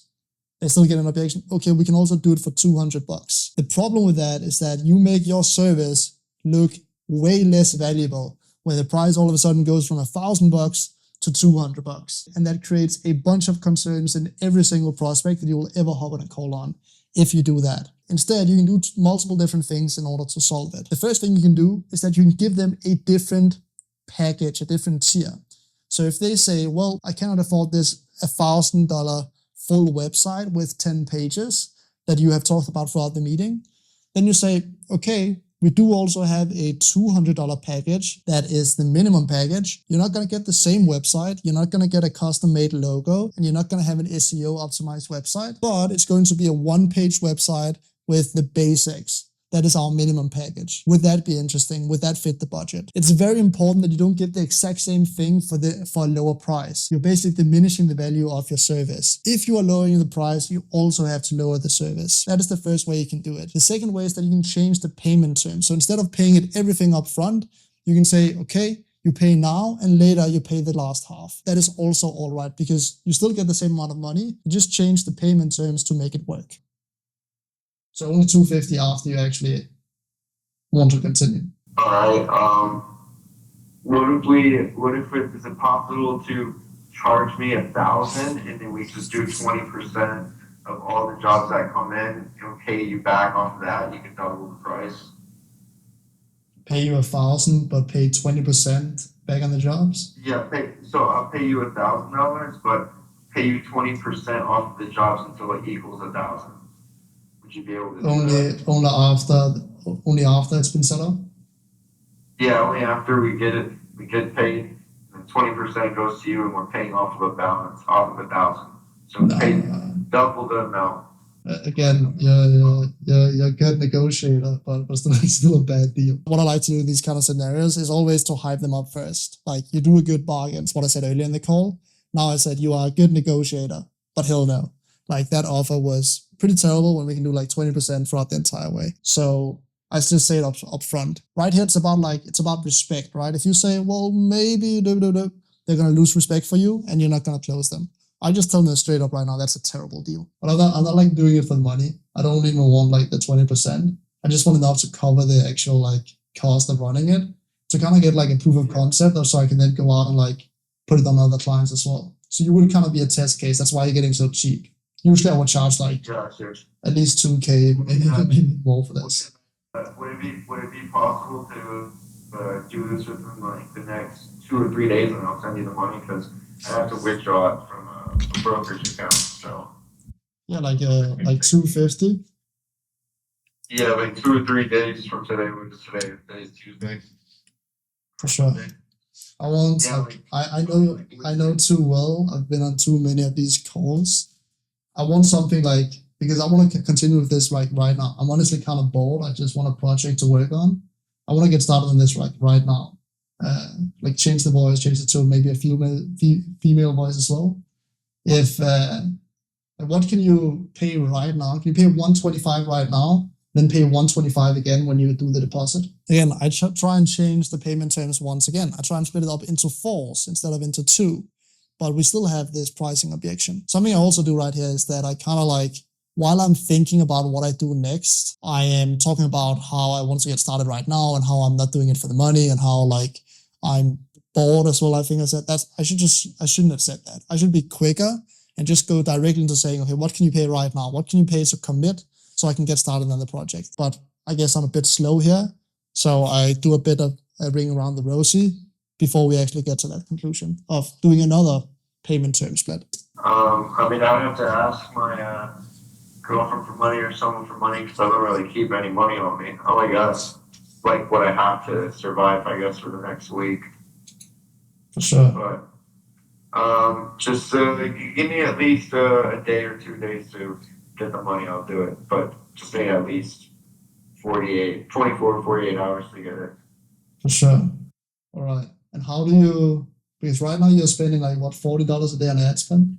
But is that like additional so that you kind of like calculated that out? Yeah, well, it's the jobs that I have on the schedule are paying for it itself at this point. So I'm trying to not put in my own money. I'm trying to use the money from the appointment so it funds itself. So it should be good. That should cover itself. For sure. Because that is the most important part. Most important part is that your ads keep running, right? Because that's what's feeding everything. Oh, dude, that was the thing. My longest streak of running ads, I think it was 15 days. Like I ran it for half the month or 2 weeks, right? And that was when I booked in the most people. What happened then? Why did you stop? I don't know. Good question. I don't know. Just fucking paying $40 every day. I just gotta. I turned them off to like let the money accumulate, I guess. But it just wasn't a good strategy. I was just not turning them off is never a good idea. Yeah, never turn off the ads, dude.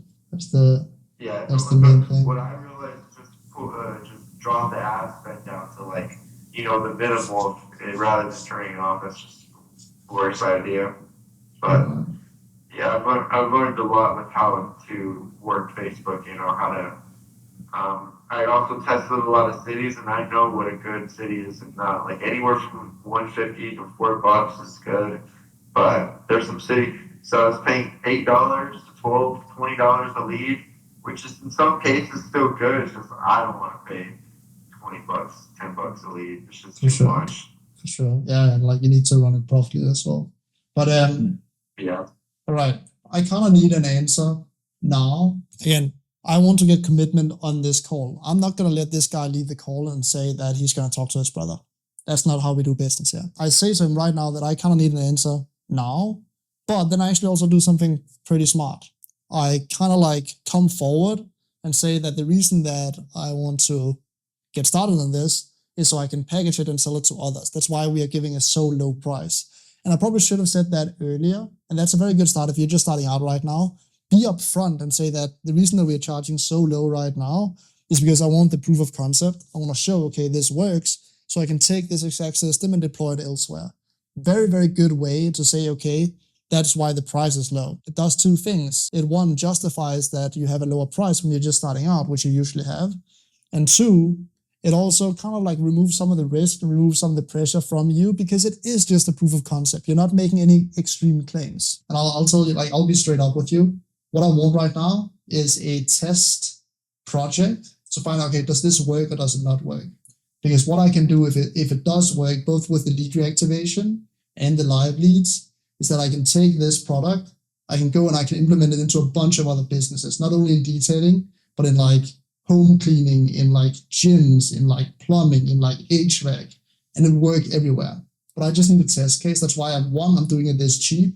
And two, that I don't really care about the money, but I care about the commitment and actually making it work. That's why I want to charge something up front and charge for the tools. So I'm in a situation right now, like either we start on this and we crush it with the $250 up front and then the $250 after with the satisfaction guarantee where you get everything back if you don't like it, or I'm going to find someone else. I can probably find another business, probably not in detailing, but maybe in HVAC or plumbing or something. And I'm going to try it on them and give them the same offer.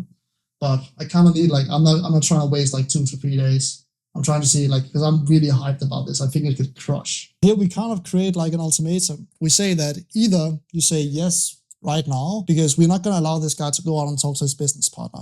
That is like the number one mistake. I made that mistake too many times in order to allow that. What we do instead is that we say, well, either we're going to run this test right now, or I'm going to go out, I'm going to find someone else to run the test on. And if you want to implement this system again, it's not going to be $500, it's going to be $2K. That's literally what I say. Listen to this. Let's see. Well, I feel like everything's pretty good to where I don't think it's absolutely necessary right now. So maybe you could try it with someone else, and then let me know how the results are going, like from them, and then maybe if they're like struggling or if they really need it. But I feel pretty content with how the system's going, and my calling abilities as well. Like I have been calling, and I'm pretty damn good at it as well. So I don't know. I feel pretty content with the system I have right now. I really do. Like I don't feel like. And right now, like what I'm thinking about the gold guy, the guy that goes around and gives gold out on the street, and people saying no thank you, no thank you, no interest. No, he's literally giving away money. That's how I'm feeling right now, because I'm doing this for extremely cheap. Like usually for this kind of system, I would charge like 2 to 5K. But I'm trying to close this to show you guys this win. That's why I offered him to do it for so cheap. So I feel like this gold guy that's giving out an insane deal and then getting a no on that, like giving out the free gold. So what do we do instead? Well, see how I handle it. We are basically getting a no right now. He's saying no straight up to our face that he has a good system already. But again, like if he had a good system, 125, 250 bucks would be absolutely no problem. So there's definitely things we can improve here. Implementing an AI agent is like the end all be all for me. Maybe reactivation, maybe that, texting all those people. But, it's just, I feel making money, I feel good about it. And so, for sure. I don't want to waste your time though. Like I'm just, right now, not ready to do that, but could within the next day or two. I'll be straight up. Like if I come back and say, okay, let's try it again, like the price is probably going to be like, and I will then find out, okay, how much is it worth? If I go into a business now and we do a reactivation and we do a like live engagement on like the newer leads, and they make 70K, 60K, 100K, depending on the size of the lead database, like I won't give it to you for 250. That's for sure. It's probably going to be around 2-3K if that's the like pricing point. So yeah, it's an opportunity now for you to test it, right? That's what I'm trying to give you. But yeah, like if you want to wait 2 to 3 days, then I'll probably try and find someone else which I probably will be able to do. But yeah, up to you, dude. All right. If you end up not finding somebody, I'll still do it. Just want to get the money, but I'll get it, and then if you have coming, we'll do it. But if you haven't, it's totally fine. For sure. Just also let me know like how it does go, because if it does go good, I'll pay the extra money if I didn't take the opportunity. It is what it is. But just if you do find someone, let me know how it goes with them. That would be good. 100%. What you said that the longest that you had run the ads was like 15 days you said? Okay, so he says no. He says he's trying to get off this call. He's not interested. He doesn't want to pay anything up front.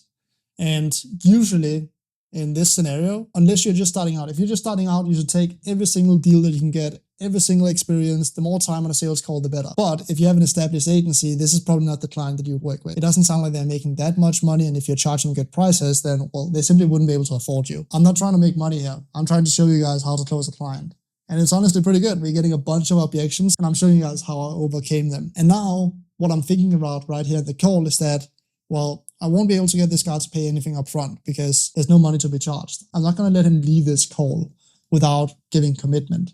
So what do we do instead? The better deal, and on a lead reactivation of 20,000 leads, I know I can make a decent amount of money back. The better deal is the 20%. So let's see if we can go for that. Before that though, like he just mentioned that he kind of like he's happy with the system already. I don't like push anything on him, right? But I'm literally just saying, like, you said that the longest amount of time that you've run your ads is 15 days before you ran out of money or before you turned them off. Like, if you don't have a business that runs ads for 15 days, that means that things are not running around. If things were just scaling and you do an unlimited amount of jobs, you would keep the ads running, right? So I'm kind of like trying to show them that there is a problem with the business. You need to solve this problem if you want to scale.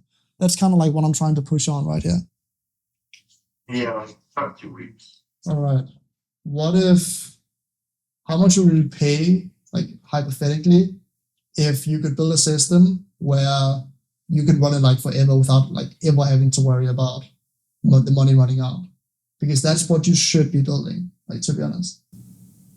Yeah, so you know how we pay those agents like 30%? Mm-hmm. So my mindset is just taking a percentage of that job and paying Facebook. Like the job, when I get like $90 in profit, I'm not getting 90 in profit. Like, okay, so 30% to them would be like $50, $40. So Facebook is getting, that's just, the agents now, Facebook is just keeps factoring that percentage out of my profit and then funding itself, and being consistent in doing that. It doesn't have to turn off. And that's why I didn't turn off, because I was doing that, but I kind of just kept keeping the money, not putting as much. It's just a mistake on my end. It's pretty easy to fix. It's not anything too in the way.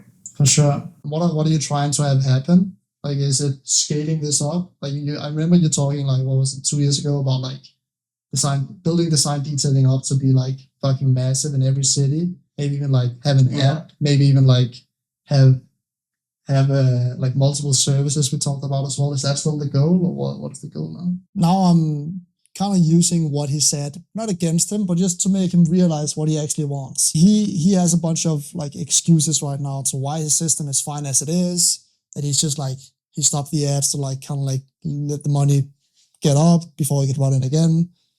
I'm just trying to make him realize that he has kind of been in the same place for 2 years now. And if he doesn't change anything, nothing changes. And that's why sales is not like a bad thing. It feels like you're convincing someone when you're on a sales call.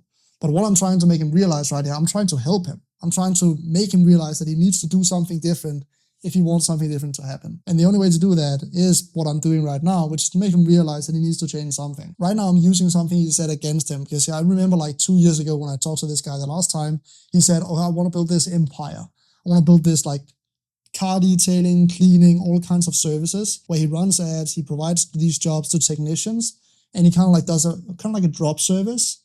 And he wants to build this out and make it massive and build apps and stuff. So this is what I'm mentioning now. Like, I thought you wanted to build this. This is what you said you wanted to build like 2 years ago. What happened to that? That's what I'm saying right now.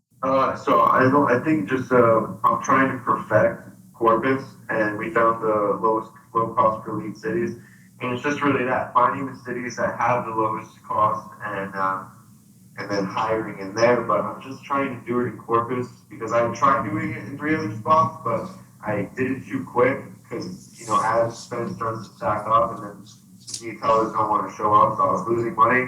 But I'm just trying to get it down to like literally a science in one city, and so I can just go into the next city and they'll be able to fund itself the way Corpus is doing. But I'm using a lot of money on ads, and I obviously don't work a job, so like, this is my only way, and I'm not doing the cars, so my profit margins are insanely huge. So really the only way I'm making money is off of one guy in Corpus, depending on that, and it keeps me alive.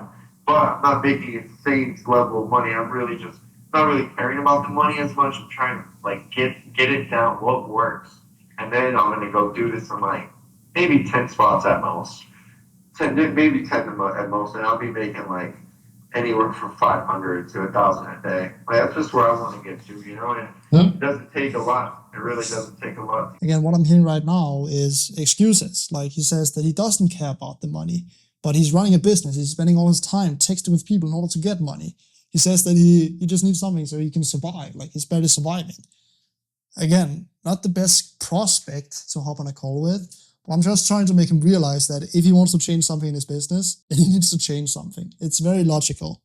So here's how I do it. Get to that point. I'm just trying to figure out what works and then have the ad fund itself through the percentage of the jobs. If I can get that down, which is what I'm working on, I really don't want to spend the money on that, because the $500, I can use on more ads. I think me taking the 20% route makes more sense because that's money that I would have not made anyway. So if you're taking 20%, it's like I already wasn't going to have that money to begin with. Okay. He says that the $500 he could just reinvest into ads and would make him more money. So it sounds like right now that, like, again, it's a pricing objection, and it's very hard to overcome pricing objection if someone doesn't have money. But he gave us a little hint. He said that for the reactivation, we would make him money that he otherwise wouldn't have, which is really, really interesting. This shows him that he has a slight interest in the lead reactivation and in doing that with a voice and text agent. See how I pick up on that and instantly try and create a solution where we can help this guy. Because I usually just want to test. I'm pretty sure I'm going to make my money back on like the software cost. If we do 20%, we could run a test. We would say, okay, we run it for 1 month, and in that 1 month, you pay 20%. And then after that, we renegotiate. So if you think that 20% is too much, then we can renegotiate. But like we look at the actual data, you actually get to try it. Yeah. You don't pay nothing up front, but it's 20%. That is something I'll be able to I'll be down to do that because it's like I said, it's money that I wouldn't have had anyways, and same for you. And I don't have to spend up front, which is what I don't want to do. I want to keep the money that I have. I don't have a lot, and the money I did make is very valuable to me because it came from this system. It came from the success of it, and I'm just, really, what is it called, like, being very careful with what I'm spending money on. Really, ads. It's really the only thing I want to spend the money on. So if you do that, I'm good. Sick. So we agree on doing it on the 20% performance basis, which is the better offer for me. I will definitely make more money with that offer. However, there's still a downside. We don't get any commitment up front. And I usually say that, like, before we know that we have 100% closed the client, we want to have some of their money in our bank account. That's like our insurance that, okay, we will actually continue with this project. People don't hold their promises all the time. It happens all the time. So that's why I'm still trying to push for this at least like $500 upfront deal. Also just to like get a payment on the call, because that's usually what you want to do. Unless you do performance-based and unless you like trust that the client will pay. And I trust that if I generate this guy appointments, he's going to pay. So see how we continue the call and how we close it off from here. All right. I'm good with that. But like, I'll warn you right now, like, you're going to be like, damn it, I should have paid this guy $500, dude. Like, it's going to be a lot more than $500, dude. Like, 20% of that lead reactivation campaign, dude, that's going to be a lot. But like, we all make money, so I guess that's a good thing. Yeah, like, and if it works out, that's fantastic news for both of us, Yeah. So like, I honestly think like only with texting, because that's what we've done a bunch. Like, we've done a bunch of lead reactivation campaigns. From texting alone, we can convert 1%, I'm pretty sure, because it's like our own generated Facebook leads. We can maybe even generate more than 1%. And then on top of that, we install calling. And on top of that, we also install calling on the new leads. I'm just warning you now, but yeah, I'm happy with 20%. Let's do it for a month and run that lead reactivation campaign, and then see, okay, do we want to continue with the voice agents or not? Yeah, like what I'll be making, even with you doing 20%, I'll still make more money on my jobs than I was with an agent. And this is what I tell my brothers, look, at me, if you're paying me money, like more as much as the agent or a little less, like at least me and you are splitting the money now. Because, dude, I would send him jobs and he would just be like, not trying to pay me. He was like, no, I paid for gas. I'm like, dude, I'm your brother. Like, you paid all those agents sometimes. You gave them all the money. So when it comes to me now it's hard to pay me. Sure, for sure. Yeah. All right. And another condition, like we're doing the 20%. We're doing like a kind of like a pilot to test it out. I'll install the system. I'll create the voice agent. We can try it in female voice. I think we should split test it. One condition, because I want to like install this system. I want to have it as a testimonial, and I want to document it as well, like me building it, and like be able to post it online. So as long as that's good, and like throughout this entire process that I can do that, then I'm happy. Yeah, no problem. That's good. Sure. That's good content. For sure. All right. That's a deal then. All right. I'm going to send you digital handshake or what? Yeah, I thought bro was like joking or some shit because he left the call. I thought that he had just said yes, and then he left the call, and it was like, fuck this. But yeah, he luckily does return back. You can see my face right here. I'm like, this smile is slowly disappearing off my face. And I'm like, I'm hella confused. Then I go into our chat, I go back, and luckily he joins back. Yeah, send me a digital handshake if you can. All right. Do you need anything from me? Sorry about that. I closed my app out. I don't think I need anything, honestly. I'll build out the agent. I already have access. Like, I might need that new access to go high level. I'll have to see, like, if I still have access to that. I should have. And then, yeah, I'm going to front the cost for the, the SMS cost for the lead reactivation campaign. I think we need to install AI on the lead reactivation campaign to reactivate them. Because I don't think you'll be able to text 21,000 people at a time. No, that's a lot of running SMS credits. Yeah, it is. But I'll front that. Like, we're gonna run a campaign. We're gonna run 1,000 first. We need to make sure it's profitable, and then we continue running it. All right. So it's kind of like ad spend, right? I see. And is this from Go High Level? You're running out here. From the SMS credits, we're gonna run it from Go High Level. For the voice, we're gonna run it from 11 Labs. Yeah, actually fucked up. You never want to say to your client what tools you're using to build something. Like this, for example, voice agent that I just demoed, you never want to say, okay, I built it using this tool, because then they might go in and use this tool as well. Like, this doesn't happen at all times. Maybe happens like in 1 out of 10 cases, but like, you never want to say how you build something. And you can also see he instantly picks up on it. 11 Labs. Right. Wow. Cool. So this works really well. So this is your first time trying this. So if it works well, like you were selling a voice agent. Like, I feel like that's not a common thing right now, right? Like, it's just getting good. Like, it hasn't been good before up until right now. Especially, like, the reason that I'm interested in it now is because it can speak multiple languages. So usually it was like only English. Now it can speak any language, Spanish as well, which is very important for like the US market as well. But also like Europe, Danish, it can speak any language really. So yeah, so what we're gonna do, I'm probably gonna split it up in like 3 different tests. One test is going to be the lead reactivation, just like sending SMS to the 21,000 people, right? We start small. I'll pay for the SMS, no worries, and we take it from there. That's step 1. And like, we're gonna get a bunch of jobs from that. We're gonna choose one city, and we're gonna text to that city. Like, what city would you want that we've already run ads in, where we have a lot of ads, a lot of leads? Corpus Christi, Texas. And we've run ads there like recently as well. So now I'm just like, okay, the deal is closed. How do we proceed from here? I lay out like the roadmap. We do these 3 different tests, and then we find out, okay, what works the best. Where do we continue? It's very important that you do this, and that the client knows, okay, what happens next. Oh, that's the only place I run at that. Okay, and that is like, is that on the 4 expanded one? Yeah, that one's under. Yeah, that one's fine. Okay, so that's like the area code 361, etc. Right? Oh yeah, 361. That's the area code. Sick.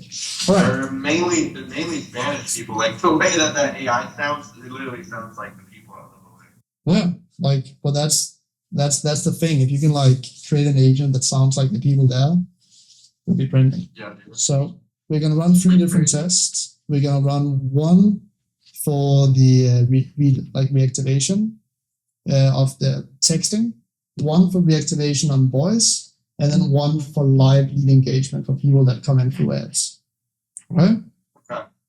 And I can set all of this up. I just need to know like how you want the appointments sent to you. I was gonna ask you if you can send it on like just my SMS message. Like, once they get all the information, does the agent does the agent need to send a form, or does it just collect it manually? I can get it to send a text to you if you want. Yeah, I think that'd be insane. You can get it sent to a text. Yeah, so just like a text to your number, the same number on WhatsApp. Yeah, I believe so. Okay. Yeah, let's do it. Because even the profit margins between like if we give you 20% off of the gold package, like that's 189 minus your stuff would be 137, and then the detailers get in 110. So I'm still making $40 and $30 off of our packages. You know, it's like that's still really good for money I wasn't getting to you know at all. You know, I'm not really making money off of calling people. I'm making 100% of my money off of texting. Yeah, so it's just like additional.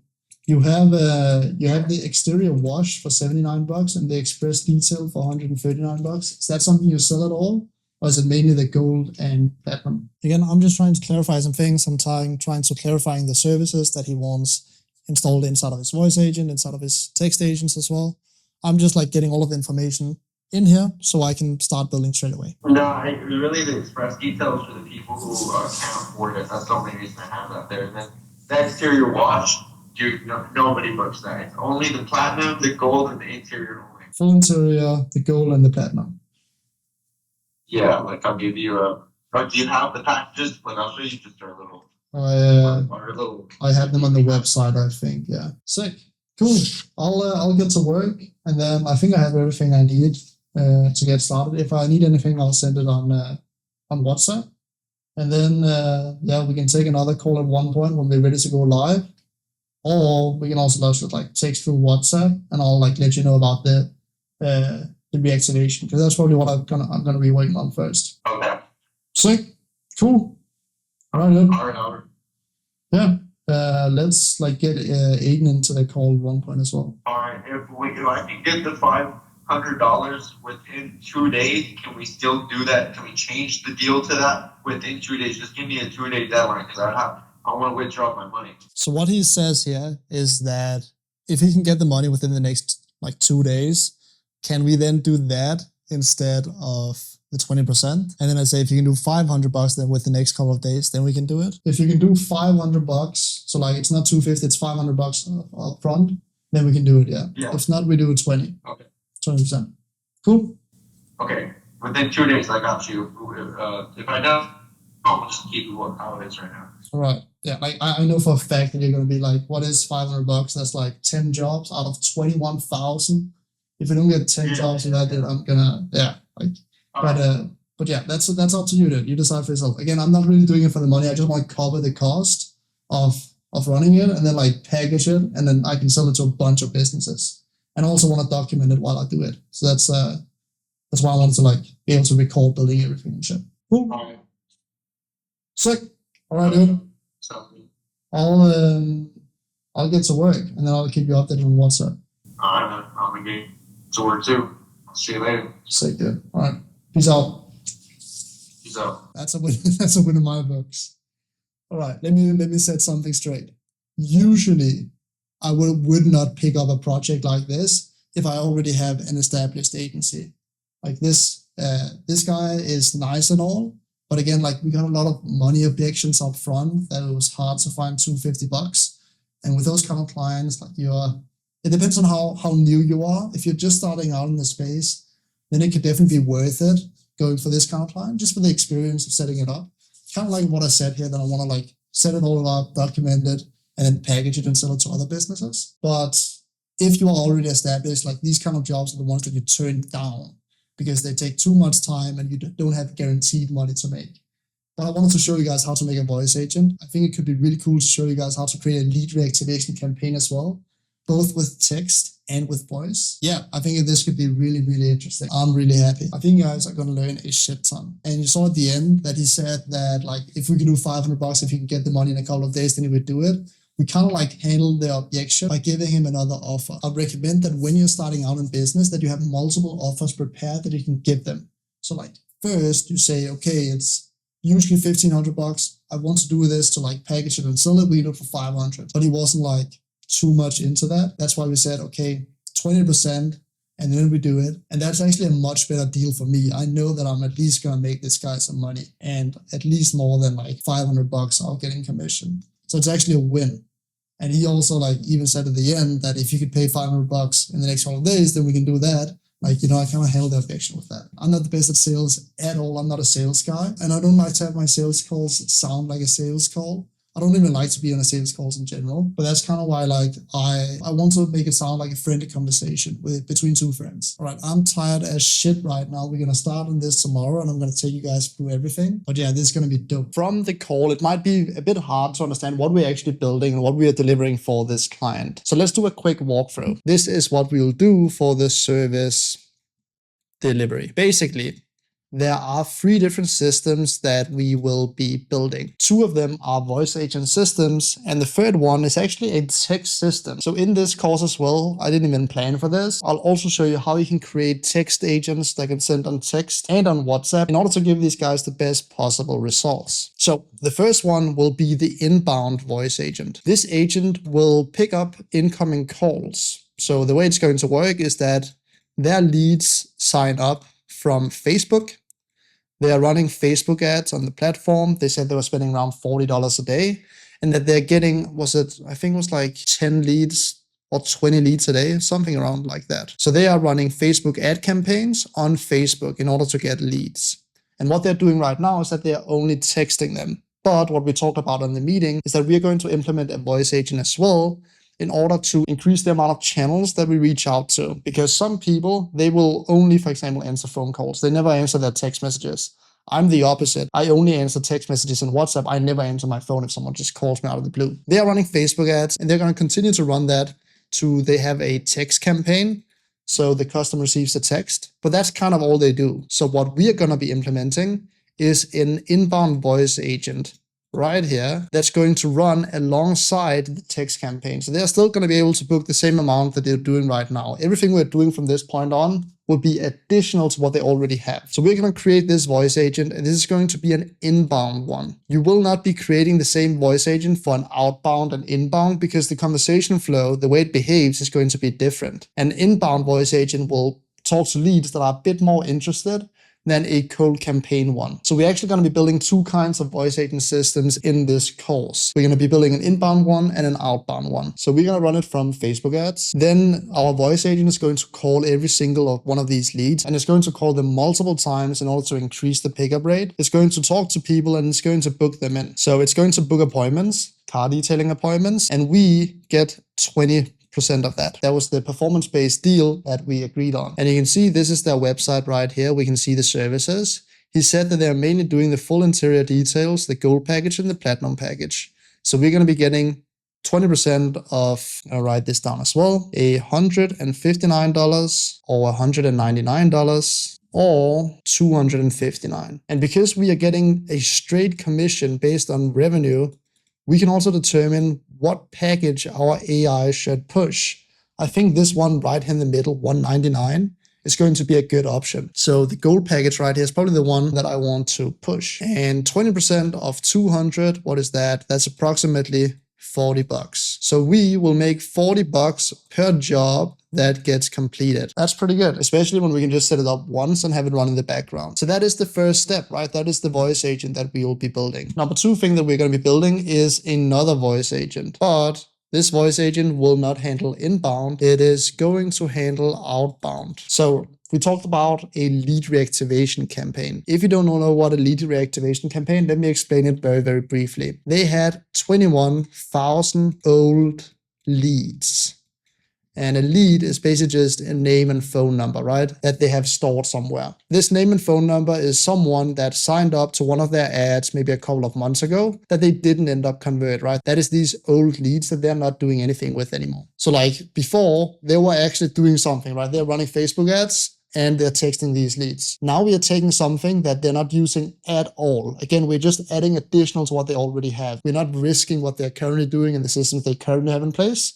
We are adding to that. What we are going to do is that if we wanted to call all of these leads manually, it would be very expensive. And it would take a while. We can do the math. If we wanted to call 21,000 people, and every phone call, let's say on average, takes 3 minutes. So this is just an approximate of some conversations you'll have that's going to be 10 minutes. Most of the conversations, they're not even going to pick up the phone. So on average, maybe 3 minutes. If you then say 21,000 leads times 3 minutes, that is 7,000 minutes, right? So let's divide that by 60 to make it in hours.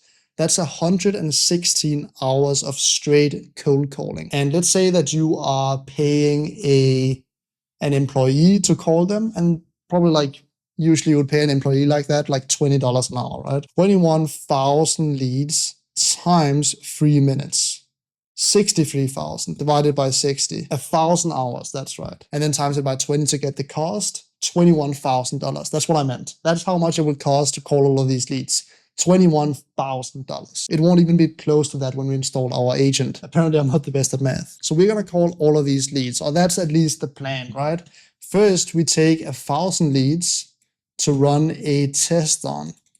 So we let our AI call 1,000 of these leads, 1,000 of these numbers, and see, okay, how many percent can we get booked in for an appointment? My goal is somewhere around 1%. So from 1,000, if we book in 1%, that's going to be 10 appointments. Again, we're still getting paid $40 per appointment on average if that's the package we push. So 10 times 40, that would be $400 that we would make from 1,000 leads, right? So if we make this much, we are probably going to be ending up spending maybe $100. We'll probably profit around $300. But we don't have only 1,000, we have 21,000. So if you multiply that by 21, then we get, I'm too stupid to do that in my head, 21 times 400. That's $8,400 that we potentially could make from this deal. So we're going to be creating another voice agent that can book them in, right? The one that's booking them in right here is going to be another voice agent. And I hope to book in 1%. This depends on the lead quality, how good the leads actually are. But I know that they are all like sourced directly from Facebook and that it's exclusive leads, so only this company has access to them, where like 10 appointments is low-key very doable. So that's the voice agent. Then we have the third build, which will kind of be a bonus in this video, which is going to be a text agent. And I want to install this on SMS and maybe even also WhatsApp. What this agent is going to do is also a lead reactivation. So the same 21,000 leads that they have, we're going to try and call them, but we are also going to try and text them. And I think we're going to be running this at the same time and test it to see, okay, does it work or does it not work? So we're going to take the 21,000 leads, we're going to run another test on 1,000. And instead of booking them in through voice now, we're going to book them in through text. And we're going to be running this at the same time so that the customer can even call us or text us. And my hope is that we book in at least 1% combined. So from running both a voice agent that's calling the leads and texting the agents, if we can just book in one appointment out of 100 calls, which should be more than doable, then we're making $8,400 from this deal alone. That's the power of performance-based, if it actually works. There's a lot of things that need to align for this to work. The leads need to actually be good, which I think they are because I know how they get the leads and I know kind of like the system that they have in place in order to get the leads. I asked about that on the call. So I think they should be good. If we have good leads, then it's all up to us to create a really good voice agent and a really good text agent in order to make this lead reactivation campaign happen. This is kind of like the upfront money that we can make directly from this project. And then we can have this voice agent running in the background because that's taking all of the new leads. And we're just going to be making 20% from what this voice agent books in, which is pretty nuts. What I want to build out first, I think, is the outbound voice agent and the text agent, because I honestly think that this is the quickest money that we can make. And we want to give them that quick wow to the client that, shit, holy shit, they took something we're not using and they turned it into money. That's insane. That's what we want to show them. What we can later then do with this client, which I want to show you as well. So in the future, we will, of course, always be running this voice agent, right? So the inbound voice agent, that will just like always be running. That will like be running at all times. And then for our lead reactivation campaigns, our two agents, we're going to run a campaign right in the start. I'm going to call that campaign 1. And then we're going to wait a couple of months. And then we're going to run another campaign that we're going to call campaign 2. And another campaign that we're going to run that we're going to call campaign 3. And another one that we're going to call campaign 4, just like that. And then we can keep like continuously running campaigns down the line where we use our two agents that we've already created.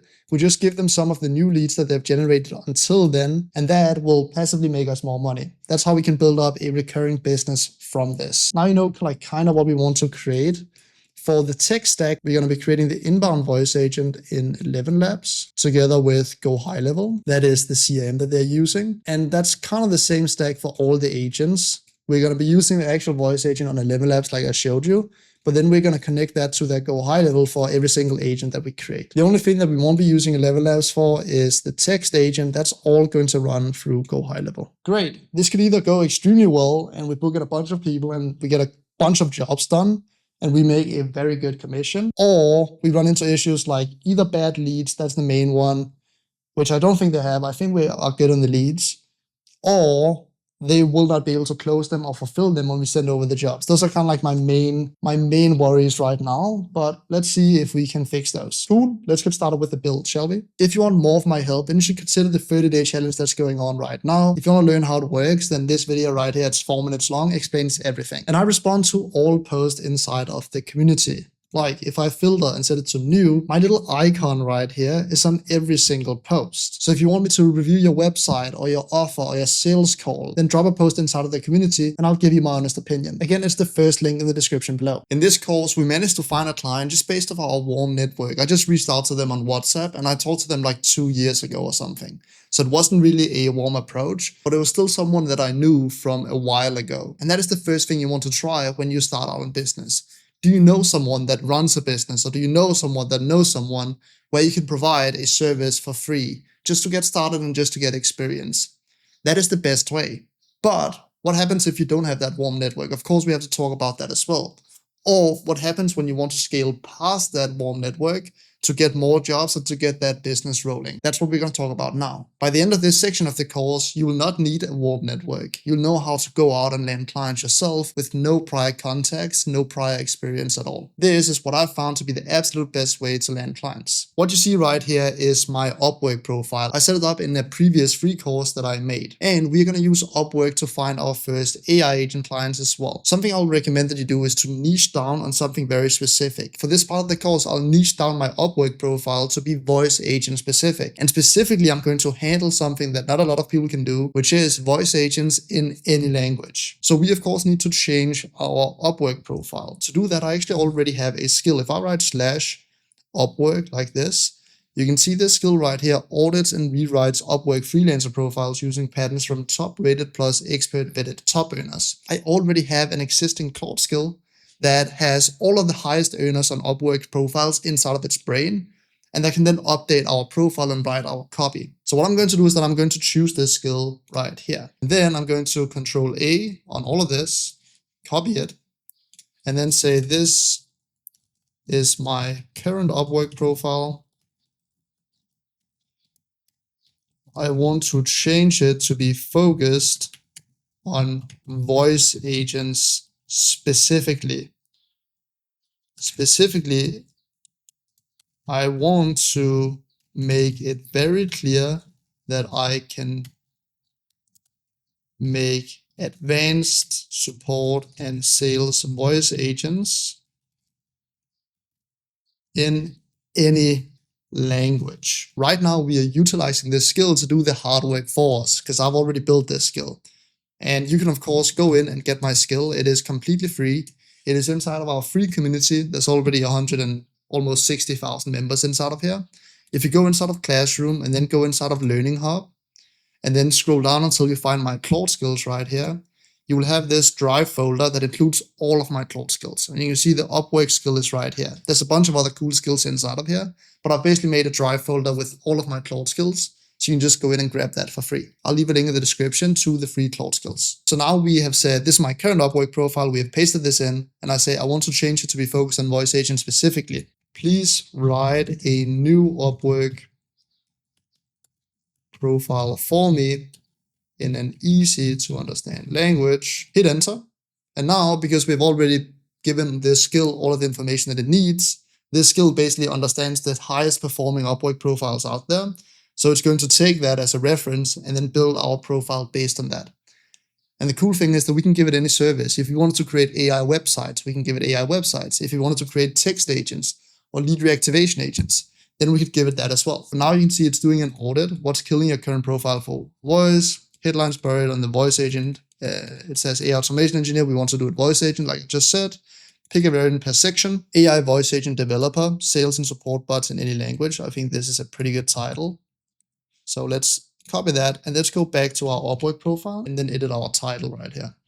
So instead of AI automation engineer, I'm going to write AI voice agent developer, sales and support bots in any language. I think we probably want to put some tools that we use. For example, this one right here, VAPI retail any language like this. If we just write any language right here, and then take this line right here, insert it here, and then write the tools. So now it says AI voice agent developer, any language, VAPI, retail, 11 labs, go high level like this. That is a good title because there's search keywords inside of it. If someone searches for 11 labs, we're going to point up.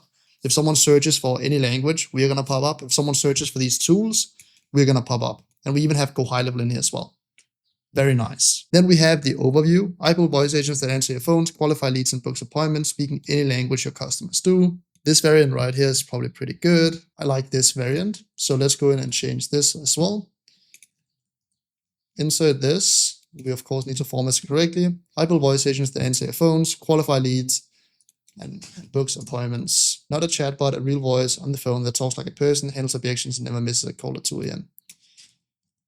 At 2 a.m. is probably not good to add, but never misses a call. For 4 years, at Shine AI, build voice plus follow-up systems for roofing companies, solar companies, insurance agencies, any language, any accent, English, Spanish, German, Danish, Arabic, French. If your customer speaks it, your agent speaks it. I'm fluent in 4 languages myself, so I know how to make them sound natural, not robotic. This is a pretty good point to actually add, so I'm happy we did that. We are fit if you are thinking we're losing deals because no one answers the phone fast enough, and most builders only do English. I want one person who builds it and maintains it. We're not a fit if you want a 200 prompt stuff GPT wrapper, you want validated the offer yet. You need to argue about scope every week. This is probably not a good thing to add. You get a live voice agent shipped in days, not months, full ownership, integrated into your system. Stack, VAPI, retail, go high level, 12, 11 labs, cloud API, OpenAI, and then make TypeScript, Python, Superbase. Probably good to have like a bunch of different, because if people search for it, we want to show it. Again, I don't like to use these dashes right here, very like AI. So I'm going to remove those completely. And now it says, message me with your project. And I'll tell you if in 24 hours if I can build it. Awesome. This is a very good profile overview. So we click save. Let's see what the preview looks like. I build voice agents that answer your phones, qualify leads, and books appointments, speaking any language your customers do. I think we want to make it a little more clear in the start. I can build AI voice agents that can speak any language like this, that answer your phones, qualify leads, and books appointments. I think this is good. So we basically put the any language up, we caps it, and we put it earlier to make sure that people actually notice it. Not a chatbot, a real voice on the phone that talks like a person, handles objections, and never misses. It's very good to have all of these right here because I think these are the most spoken languages. So when people search for French voice agent, we're going to pop up. If people search for German voice agent, we're going to pop up. And then I'll write, so AI can answer your phones, qualify leads, and book appointments. And we're going to put that in the next line right here to make it easier to read. Not a chatbot, a real voice on the phone that talks like a person, handles objections, and never misses a call. Then we need to update the skills as well. It says right here, AI voice agent, voice assistant, all of these things. So let's add these 2. We can add 11 labs right here. Good to add. Twilio, I think, is a good to add as well. And Twilio API too. When it comes to voice agents, very well known and used. If we can find VAPI, we can find retail maybe. Can't save it load. Probably already have OpenAI, right? But if we don't, we can add it. We can also add codecs. Doesn't seem like there's a keyword or a skill for voice AI. Maybe standard like AI agents, maybe we can search for. I think this is good. We've added the 11 labs, Twilio API, OpenAI, and OpenAI keywords. So if someone searches specifically for 11 labs, we pop up. And then we have this project catalog right here. Awesome. So you want to build out an Upwork profile that sounds like this, that is specific. Like we are very specific in AI voice agents that can speak any language.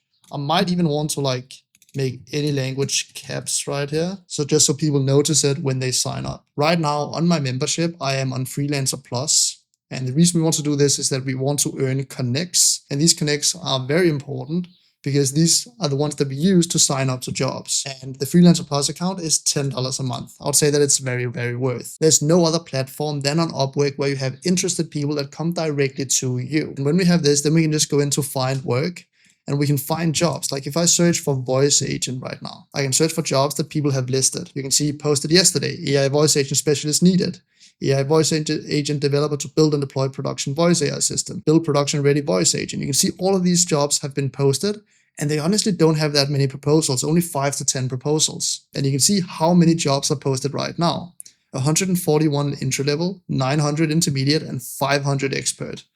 So there's around like 1,500 jobs right now posted that you can go in and grab. And literally this one right here, build production ready AI voice agent for inbound calls using Twilio and Level Labs and OpenAI. That's literally the exact thing that we have done. Or this one, configure a Level Labs conversational AI agent, voice plus text widget, CM webhook integration. This client right here wants to pay $3,000 for an AI voice agent developer needed for a Level Labs plus Twilio API integration. You get the point. There's a bunch of these jobs right now that people need. So let me show you the best way to sign up to these jobs. We can click on this post right here that was posted yesterday, and then we can read what they're interested in. We're looking for an experienced AI voice agent developer to build a voice-based AI calling system for our existing Next.js application. Our current system already includes phone number, data management, and basic backend structure. We need someone who can build and integrate an AI voice agent that can automatically call customers, explain our service, collect customer information if they're interested, and send qualified leads to our sales system for demo scheduling and closing. The developer will be responsible for building an AI voice that can integrate with the Level Labs voice model, integrate with Twilio voice API, call customers from our existing phone number database, explain our service clearly during the call, detect whether the customer is interested, collect customer details such as name, email, phone number, send interested customer information to the sales team, store call duration in the database, store call recordings in the database, maintain a complete call history, track all this, work with our existing Next.js application, and database structure. We can also look at if this client is actually legit. You can see they have 2 5-star reviews. They have spent $427 in total, and the average hourly rate that they're paying is $19. Let's reach out to this client and basically explain to them how we would build it. So here's how you reach out to them. We're going to be using a screen recording software. I like Teller. And basically what we can do with Teller is that we can take a recording of our screen, and then we can send that recording directly to them. And then we can take that recording and send it directly to them. So I can click record, and then I can click in our browser. I'll share the screen. We're going to share our screen right here. Then we're going to make sure that we have the right mic connected. This one right here. And then I would honestly recommend that you use a camera. If you're using the Teller desktop app, there's also a Teller desktop app. You can see right now I have actually my camera right here. But if you're on laptop, then you can of course also just utilize your laptop camera. But definitely have a camera on. So I'm going to use the desktop app here instead. To get the desktop app, you just search Teller download. Very simple. And here we have our video right here. And we can basically just explain to them how we would build this out. And I like to do this in something like an Excalibur board. We can just like prepare a little bit. Of course, being effective, you don't want each application to take too long, but you still want to be thorough and make sure that they actually know that you understand what you're talking about. So this job, for example, is a bit advanced, I will admit. But we're basically just going to explain to them how we can help them, how I will build this out very, very quickly. And then just show them there's a real person behind this application, that it's not made with AI, because you're going to be surprised for how bad most Upwork profiles actually are when it comes to their proposals. So we just click record right here. Hey guys, sounds like a very interesting project that you guys have going on. I just wanted to explain a bit about how I would set it up if we were to work together. It sounds like you already now have a standard Next.js app and a database that of course communicate together. It sounds like all we need to do is just create an admin panel on the already existing Next.js app. And then, of course, connect that to the AI calling, which will be through 11 Labs. Like this. And we can even connect this, of course, because it's inside of the Next.js app. It's also going to be able to communicate with whatever database you have already. So we can just grab the phone numbers from the customers that you already have in your database and have a nice overview of all the leads and the history of all the call data directly inside of your Next.js app. That's probably the way that you would do it. And then we can hook it up to, of course, Twilio and also 11 Labs probably. And we can do that through the standard API. This shouldn't take too long to build. But if you were to build this out, I'll definitely recommend that you get a custom fully built out dashboard where you can basically see everything to make sure that it's easy to see the information and the call history. So I'll probably include transcripts in there as well. The call recording, we can host that in a cloud database, something like Google Storage or whatever you guys use. And then we basically have everything in one place where you can log in with an admin credential and then see all of this information. That is probably the way that you should build this out. That's at least how I would build it out if I was in your guys' situation, or if we were to work together. If that sounds interesting, you can just take a look at the Upwork profile, and yeah, let me know if it's a fit. So this video that we took right here took 1 minute and 50 seconds. Doesn't have to be more than that. You just have to explain, okay, you know what you're talking about. How would you build this out? So I'm going to copy the link right here. That's basically just going to create like a video link so they can see what we are talking about, like this right there. And then we can basically just click apply now. And so verify that we are human. It's a $3,000 fixed price. So we're going to split it up, I think, in 3 milestones. We're going to say project scope. We can do due date. We can set it to like, maybe like the 20th, so a week, and then say $1,000 like this.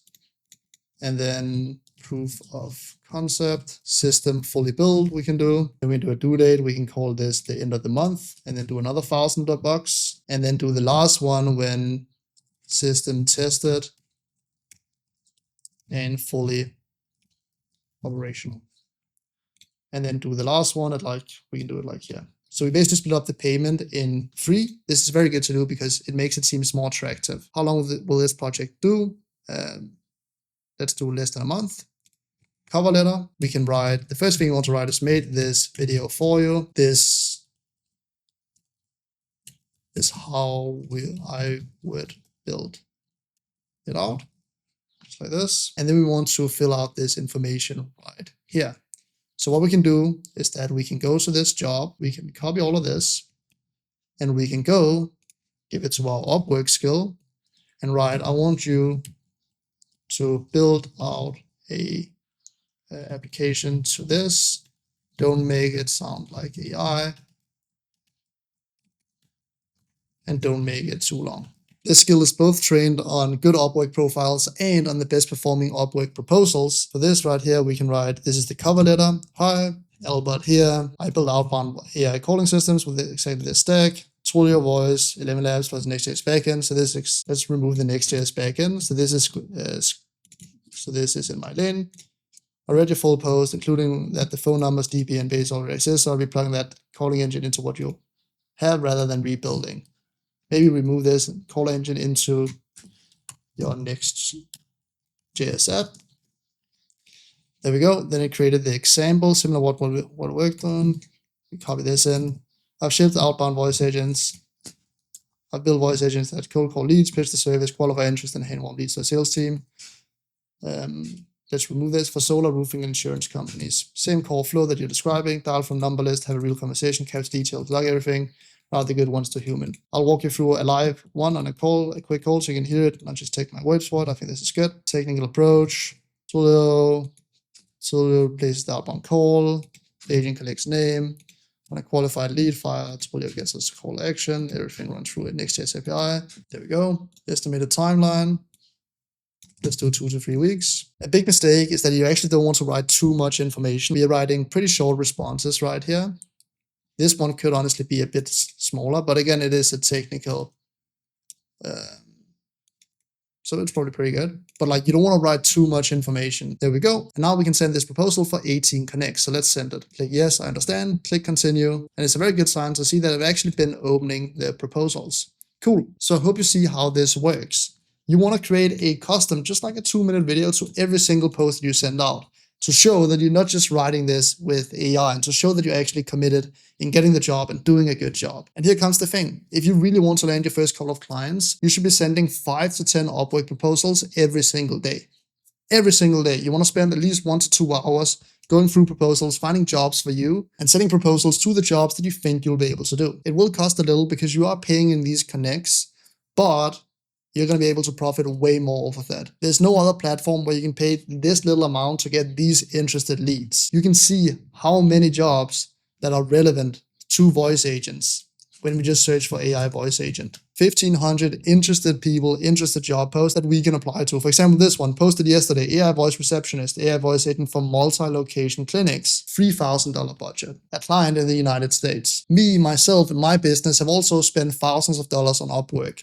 And I wanted to show you what it looks like from the actual client side when they make a job proposal. That way you have the full context of how Upwork actually works. Now we're in my other Upwork profile, which is a business Upwork profile. So this is from the client's point of view. This is what they see when they create a post. And 2 months ago, we needed a video editor. So let me take you through the applications we got here. You can see Muhammad right here from Pakistan. You can see his very basic proposal right here, just in one long, here's the things I've done. And look at how AI this sounds. Hey, Oliver is a top rated plus video editor with over 6 years of retention focused. Like, even then it sounds boring. I'm going to stop reading. And even this guy has made $50,000 on the platform. Abdul right here from Pakistan as well. Hey, I can manage full content flow, long form videos. Like, you can see how bad these proposals actually are. And like 95% of these Upwork proposals are either from Pakistan, India, or Nigeria. You can see everyone from Pakistan. And the proposals are honestly pretty terrible. What does this mean for you? Well, the reality is that if you are from a Western country, like my Upwork profile is, for example, Danish, it's from Denmark. If you're from the United States or from Europe or like any Western country really, you already have an advantage when working with Western clients. This doesn't mean that if you're from India or Pakistan or the Eastern countries that you will not be able to crush in Upwork too. You're just going to have a bit more competition. I just want to show you this very quickly to show you the competition that you're up against. And this competition has made 50K, 60K on the platform. Does this mean that you should use Upwork forever and this should be your main way of getting clients? Well, in the start, yes, but later, no. The best way to start a business is to get to a point where you can sustain yourself.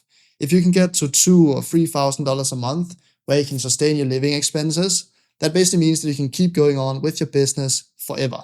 And that's the point you want to get to. Later, you can then switch from Upwork to cold email, which I'll also show you how to do, or Facebook ads or any other thing that requires some money when you're starting out. That way you kind of go from a freelancer to a real business. But Upwork is still the best way to start. Cool. If there was one thing that you did continuously on an everyday basis, it would be Upwork outreach. Please, if you're trying to land your first client, do that for an extended period of time and you're going to crush it. The great thing about it as well is that it compounds. Right now you have a brand new Upwork profile, no jobs on it already.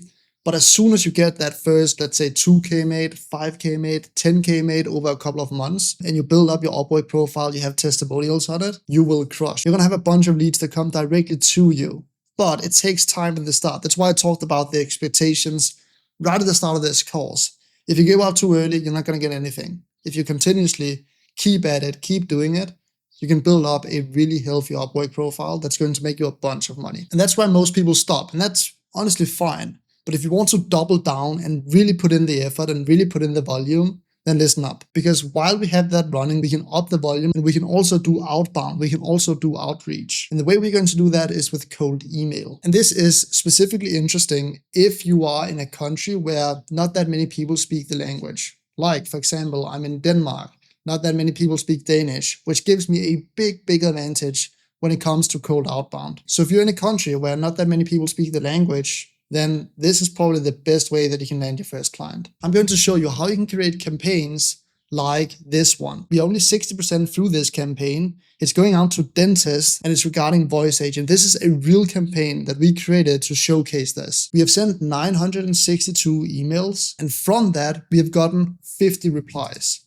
If you calculate that reply rate, 49 divided by 962, that's a 5.1% reply rate, which means if you send 100 emails, you're going to get 5 replies from either people that are interested or people that say, fuck off. That's a part of cold email. But look at this. From that, we also have 6 opportunities. These are 6 people that have responded positively that say, I want to hear more information. And that is what is insane about this. The only reason this works is because this is in a specific language that not many people speak. If you do it in English, you're probably going to get around a 0.5 to 1% reply rate. And that's going to be good. This campaign right here is getting 10x that. And the craziest thing about this is that we can actually create full campaigns like this directly from inside of Claude Code. I've again created a skill that's called Instantly Campaign, like this. And again, you can find all of our skills completely for free if you go to school.com/free group, inside of Classroom, inside of Learning Hub, then Claude Skills. Here you have all of my skills as well, and you can find the Instantly Campaign right here. That is this skill. And you can download these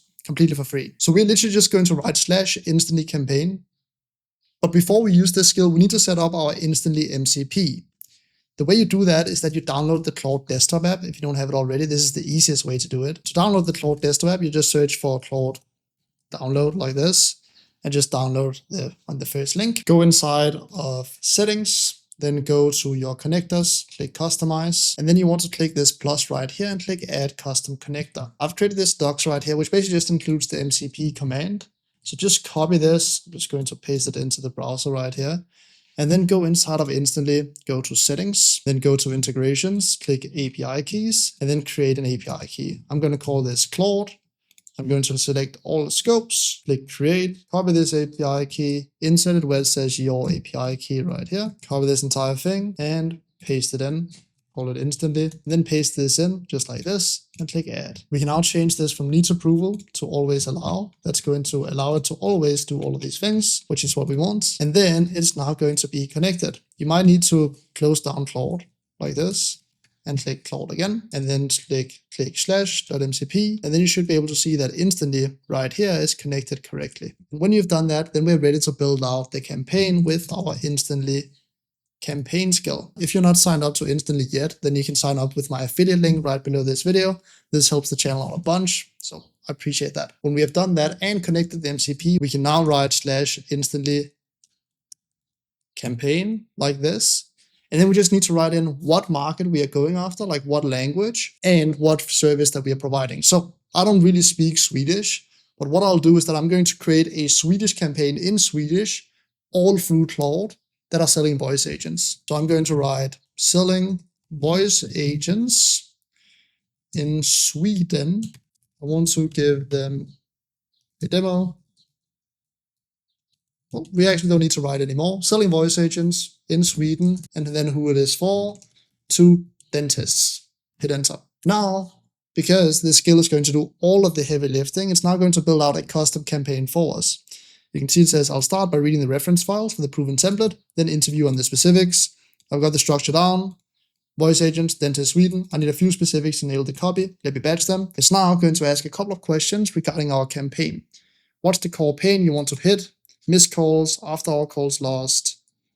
Let's do after hours call lost. What tangible assets should I email free offer? We can either do a lost revenue calculator, a live demo recording, custom voice agent mockup. Let's do a lost revenue from missed calls estimate. What's the second angle for email 5? Actually, I think a live demo recording is probably going to be best. Language for the emails is going to be Swedish because we're reaching out to the Swedish market. Click submit answers. And now it's going to build out the campaign that are selling voice agents to dentists in Sweden. Let's do a few a day that they are missing. What should the campaign be called? Let's just call it voice agent and then dentist in Sweden. Click submit answers. And now it's going to build out this voice agent campaign for us. And there we go. Now we get a preview and this sounds pretty good. So let's go with that. It's now going to build out this campaign for us without us having to do anything. And it's going to place it on Instantly so we can literally just press start. In the meantime, while this is being built out, let's search for some leads. I'll show you the best and cheapest way to find leads. We're going to go to apollo.io and then I'm going to log in with my account. Apollo is basically a large database where we can find a bunch of leads. So we can go to people right here to search for people. And you can see this database right here has 243 million people. So we're definitely going to be able to find some dentists in Sweden. What you want to do is that you want to set the email status to verified like this. That's the first thing we want to do. And the reason for that is that if we don't do it, we can find a bunch of leads that are not verified where we don't have access to an email, which is just going to waste us credits. And I'll show you how we can get these leads in just a couple of seconds. And you want to go to industry and keywords so we can search for dentist. And just like dentist like this. And dentistry as well. We could also make it more broad if you wanted to go after like medical practices, but for now let's only do dentists. Then we can also go up in location and we can say that we only want dentist from Sweden. And now you can see we have 2.2 thousand records from dentist from Sweden. We can then go into job titles like this and say we only want owners and managers like this, maybe directors as well. You can also say we only want like CEO and founder, just like straight CEO, and there you go. Now you can see we're getting the CEO, co-founder. Co-founder is probably also pretty good to add here. Now you can see we have 455 leads with verified email that we can reach out to. We could even also get the phone numbers if we wanted to. so we can call them too. You could buy these leads directly from inside of the Apollo platform, but that would be pretty expensive. Instead, what we can do is that we can use a platform that's called trustedleads.io. We can click order now. And inside of here, we can say we want to use an Apollo URL. So click right here and then say, well, we want to scrape. How many leads do we have inside of here? We have 455. Let's say we want to scrape 450. Click continue. Then we can insert our Apollo URL. So we can copy this right here, paste it in. We need to make sure that we have set it to verified email. Email status is verified. So let's just click this off, click this on again, make sure to refresh it, and then copy the URL. It says that it's not set to verified, but we did set it to verified, so we can click continue. We actually want to turn on this verification right here. If you have something like million verify, then you can use that yourself. But we basically want to verify that this is actual emails that are in use right now. If we don't do that, we are going to hurt our deliverability a lot. And there you go, we can make a signature, and you can see the price is in total $25 for these leads. And we can then click proceed to payment. I'm not going to buy them now because I already have a bunch of leads that I can already test on. I'll of course show you how to insert these emails as well. But this price that you have right here is around like 70% cheaper than if you got them directly from Apollo, which is very, very great. So you can click proceed to payment and pay the $25, and then you get these 500 leads. When you've paid, you're going to get a list like this. You can see it says your order is ready, Oliver. And we can then download the lead list. And this gives us this drive file right here that includes all of the leads that we have purchased.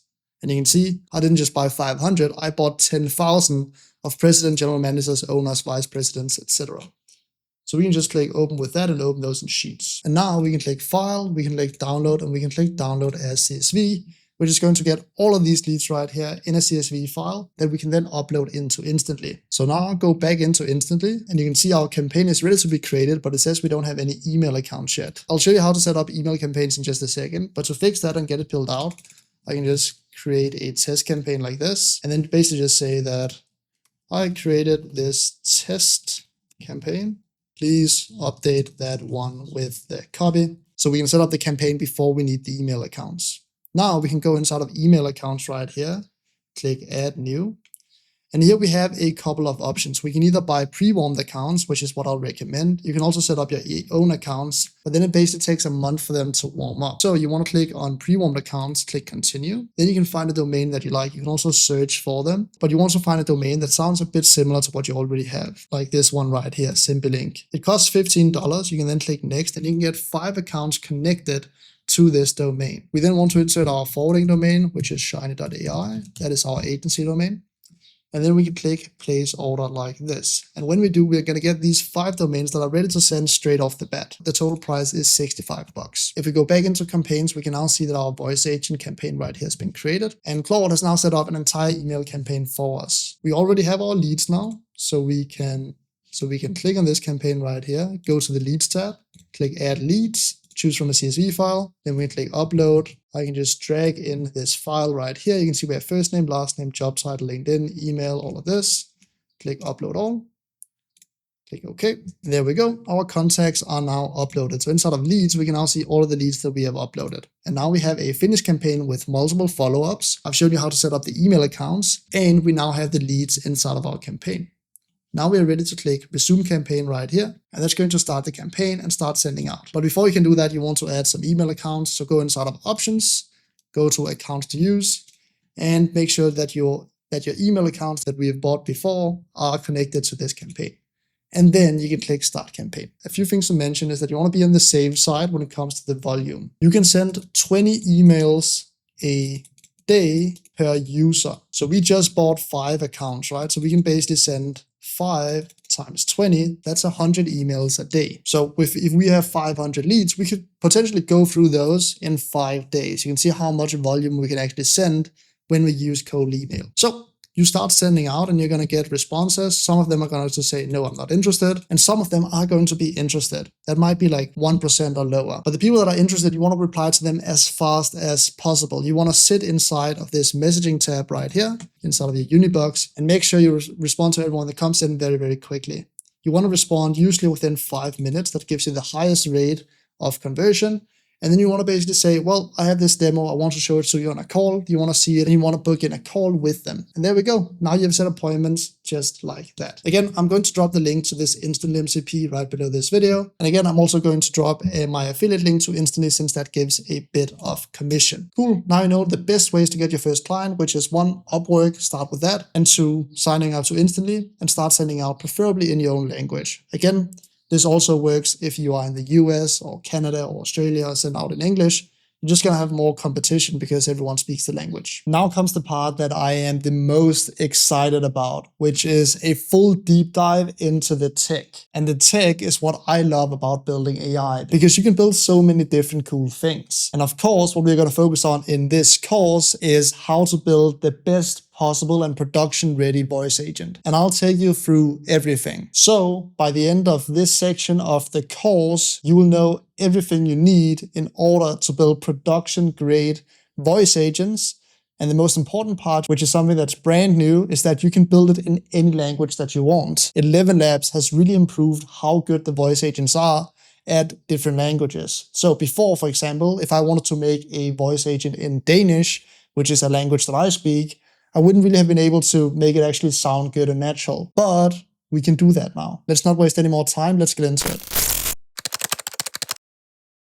You have previously seen me build demos for clients, but now we're going to go into a deep dive of every cool thing that you can do inside of this agent building platform. Before we do anything else, I want to cover on the pricing. Because right now you can see that I have 120,000 credits left. And if we go inside of home right here inside of 11 agents, we can see how much we have spent so far, which has been what I've been doing when building the demo. And you can see we have done a total of 31 calls with an average duration of around a minute. And that has costed 10,000 credits. And if you go to the billing page, you can see what is included. On the free plan, we have 15 minutes of calls included. On the $6 a month plan, we have 75 minutes of call included. And on the $22 a month, we have 275 minutes of calls included. So here's probably the plan that I would recommend that you take. I would start completely for free. I would even say when you're building out demos, you can actually live and stay on the free plan until you close your first client. You have 15 minutes of calls included. So what you would do is that you would go in, create a demo, and that might take you like 5 minutes of call time just to dial it in when you're using my prompt. Again, you can find my prompt for the voice agent that I did for the demo right below this video. And then later, when you actually land your first client, if you want to do a lot of demos, you might need the starter plan, which is $6 a month. And then later, when you close clients, you might need to upgrade to the $22 a month plan. If you wanted to do a bunch of calls, then Pro, Scale, and Business is probably the one that you would take a look at. But the great thing is that it scales with our needs. Just wanted to make the pricing very transparent before you start setting all of this up. And then like some softwares, they are extremely expensive. So you set it up and you realize, okay, it doesn't make sense. Can't afford it anyways. So now you know the pricing, you know you can start on the free plan. And then you might, if you're doing a lot of demos, need to upgrade to the starter plan. In the first part of this course, we're going to go over all of the cool things that you can do inside of 11 Labs. And then later, which is probably the most valuable part of this entire course, we're going to deep dive into how you also build agents that speak other languages. And the reason this is so valuable is because this is brand new. Like 6 months ago, you wouldn't be able to do this. The voices have all of a sudden gotten really, really good in a bunch of different languages as well. So let's create a new agent. As a starting point, I'm going to create a new agent and I'm going to choose the business agent. I'm going to choose, let's do a car detailing agent again, just so it fits on what we're already building. We're going to choose service scheduling, click continue. And for now, we're not going to change anything here. We're just going to have it create the agent. And we won't even use this prompt that it's generating right now. Instead, we're going to go in and we're going to find the prompts. Again, you can find this docs right below this video as well. But here we're going to take this entire prompt, copy it. There we go. Now it has the new agent. We're going to delete the entire system prompt and paste this in instead. And then we're going to go down and take this first message as well. I'll change this from warmly to confidently. That is the voice that I've seen look the best. And then we're going to change it like this. So now we have a good starting point, right? This is the starting point that we also created in the demo. So you already know how to do this, but we can do so much more inside of this platform. I'm also going to choose a voice. I'm going to choose the same voice that we used last time as well, which was Denver right here. And I'm going to turn on confidently as the only one. confidently is extremely good. It is the audio tag that I've seen perform the best. We're going to start by having it in English language, but later in this deep dive as well, we're also going to take a look at how do you build agents in other languages too. For the large language model, we're going to keep Gemini 2.5 Flash. We're going to keep the agent as default behavior. Something fairly new they've added is the procedures. You can see when we click on procedures in the left side, it says teach your agent to handle specific tasks in natural language. This is extremely good for customer service agents. Let me explain why. Let's say that you're creating an agent that has to pick up phone calls and answer customer service questions. The way customer service works is that 80% of all questions that are asked are usually the same kind of questions.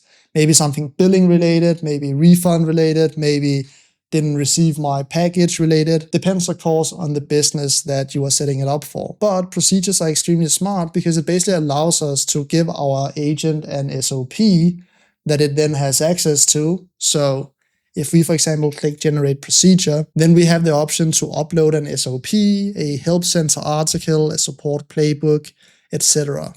That is the quickest way of doing procedures. We can also create them as blank procedures and add something custom. For example, here I found some random example of an SOP. An SOP stands for Standard Operating Procedure, and it basically explains how you should operate in different scenarios. So if we click download right here and save this as a PDF, then we can click generate procedure inside of 11 Labs, and we can upload this PDF right here. And now you can see it says analyzing document, and it's going to take all of this information, break them into basically steps that has the format like, if this happens, do this. If this happens, do this. And we basically generate a bunch of different scenarios so the agent knows what to do in those scenarios. I hope that kind of makes sense. The cool thing about this is that you're basically training the agent exactly like you would train a human.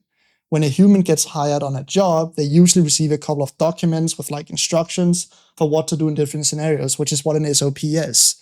And we are kind of training our AI exactly like you would train a human, giving it all of the context so it knows what to do in different scenarios. The main difference is that when we have added this to the AI, it doesn't forget. Humans tend to do that. And now you can see one created procedure from the document, and it has created this document right here that is basically a summary of the other document. And there's a trigger that says when staff needs to create, review, update, or withdraw a standard operating procedure for HTA associates. So if we go back to our agent, we can either test it with voice, but we can also test it with text. And that is sometimes the smartest thing to do because it's faster.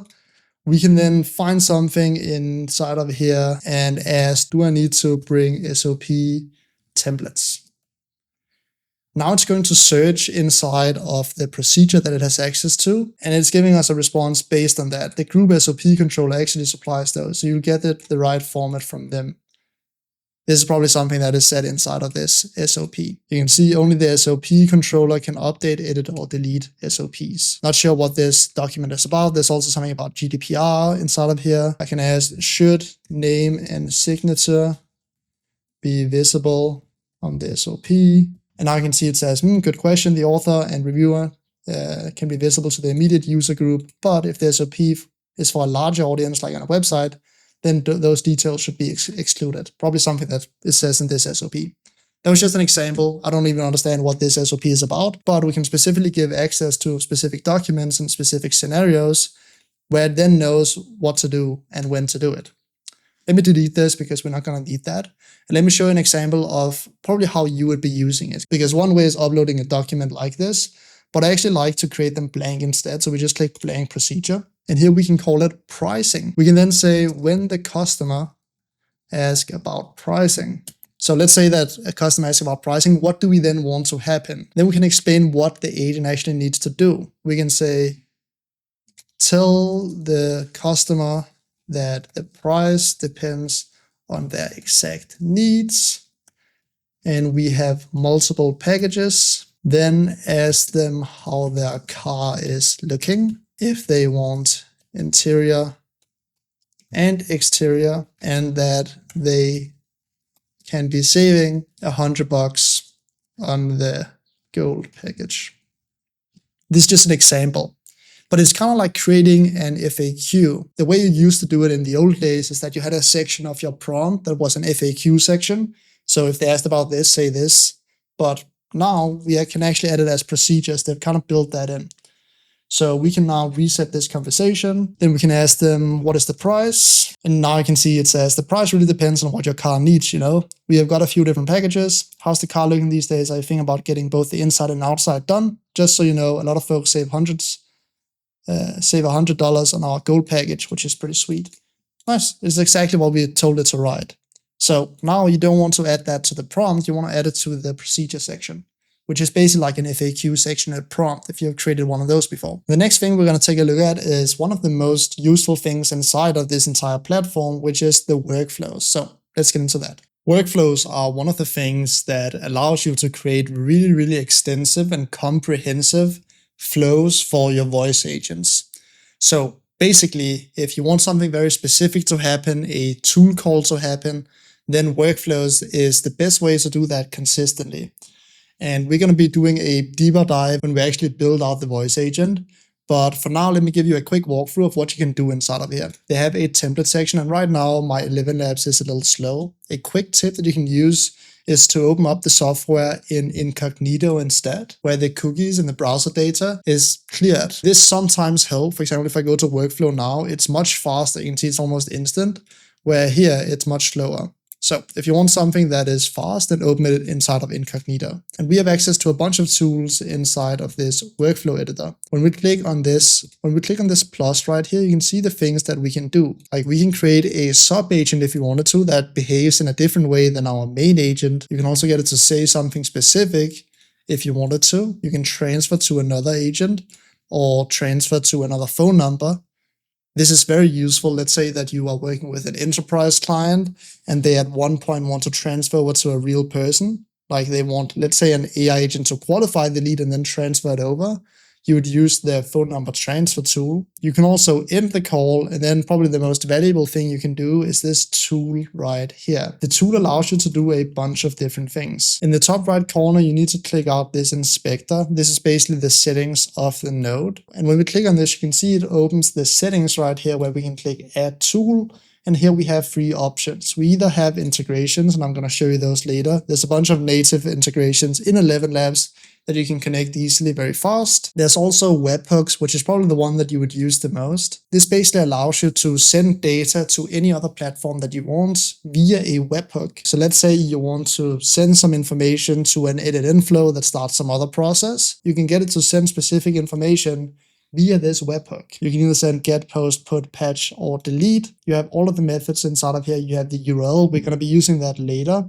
We also have the timeout that we can set to up to 120 seconds. And when we use this tool, it's very important that we give it a good name and a good description, because this basically helps describe when the AI should use the tool. And we also have an action to end the call. So let's say you wanted to end the call after it has run this tool. We can do it like this. And then the conversation will be ended, so we can force the AI to hang up the phone. You can build some really cool stuff with this, and they also have a bunch of examples already. If we click on the templates right here, you can see we have 4 different templates: a qualification flow, authentication flow, enterprise tier escalation, that's what I talked about transferring the call, and then business hours router. So you can also do it so it routes to actual humans doing business hours, and then it doesn't route to humans when they are not in. The most powerful thing about the workflows is that it allows you to do conditional logic, create different flows with different tools for different scenarios. So let's take a look at the qualification flow, for example. We can also click on this rearrange nodes and get it in a horizontal way if we want that instead. You can see the conversation starts, then it goes to a qualification agent, asks the user about their issue to determine if they need technical support or billing support. You can also see that you can add specific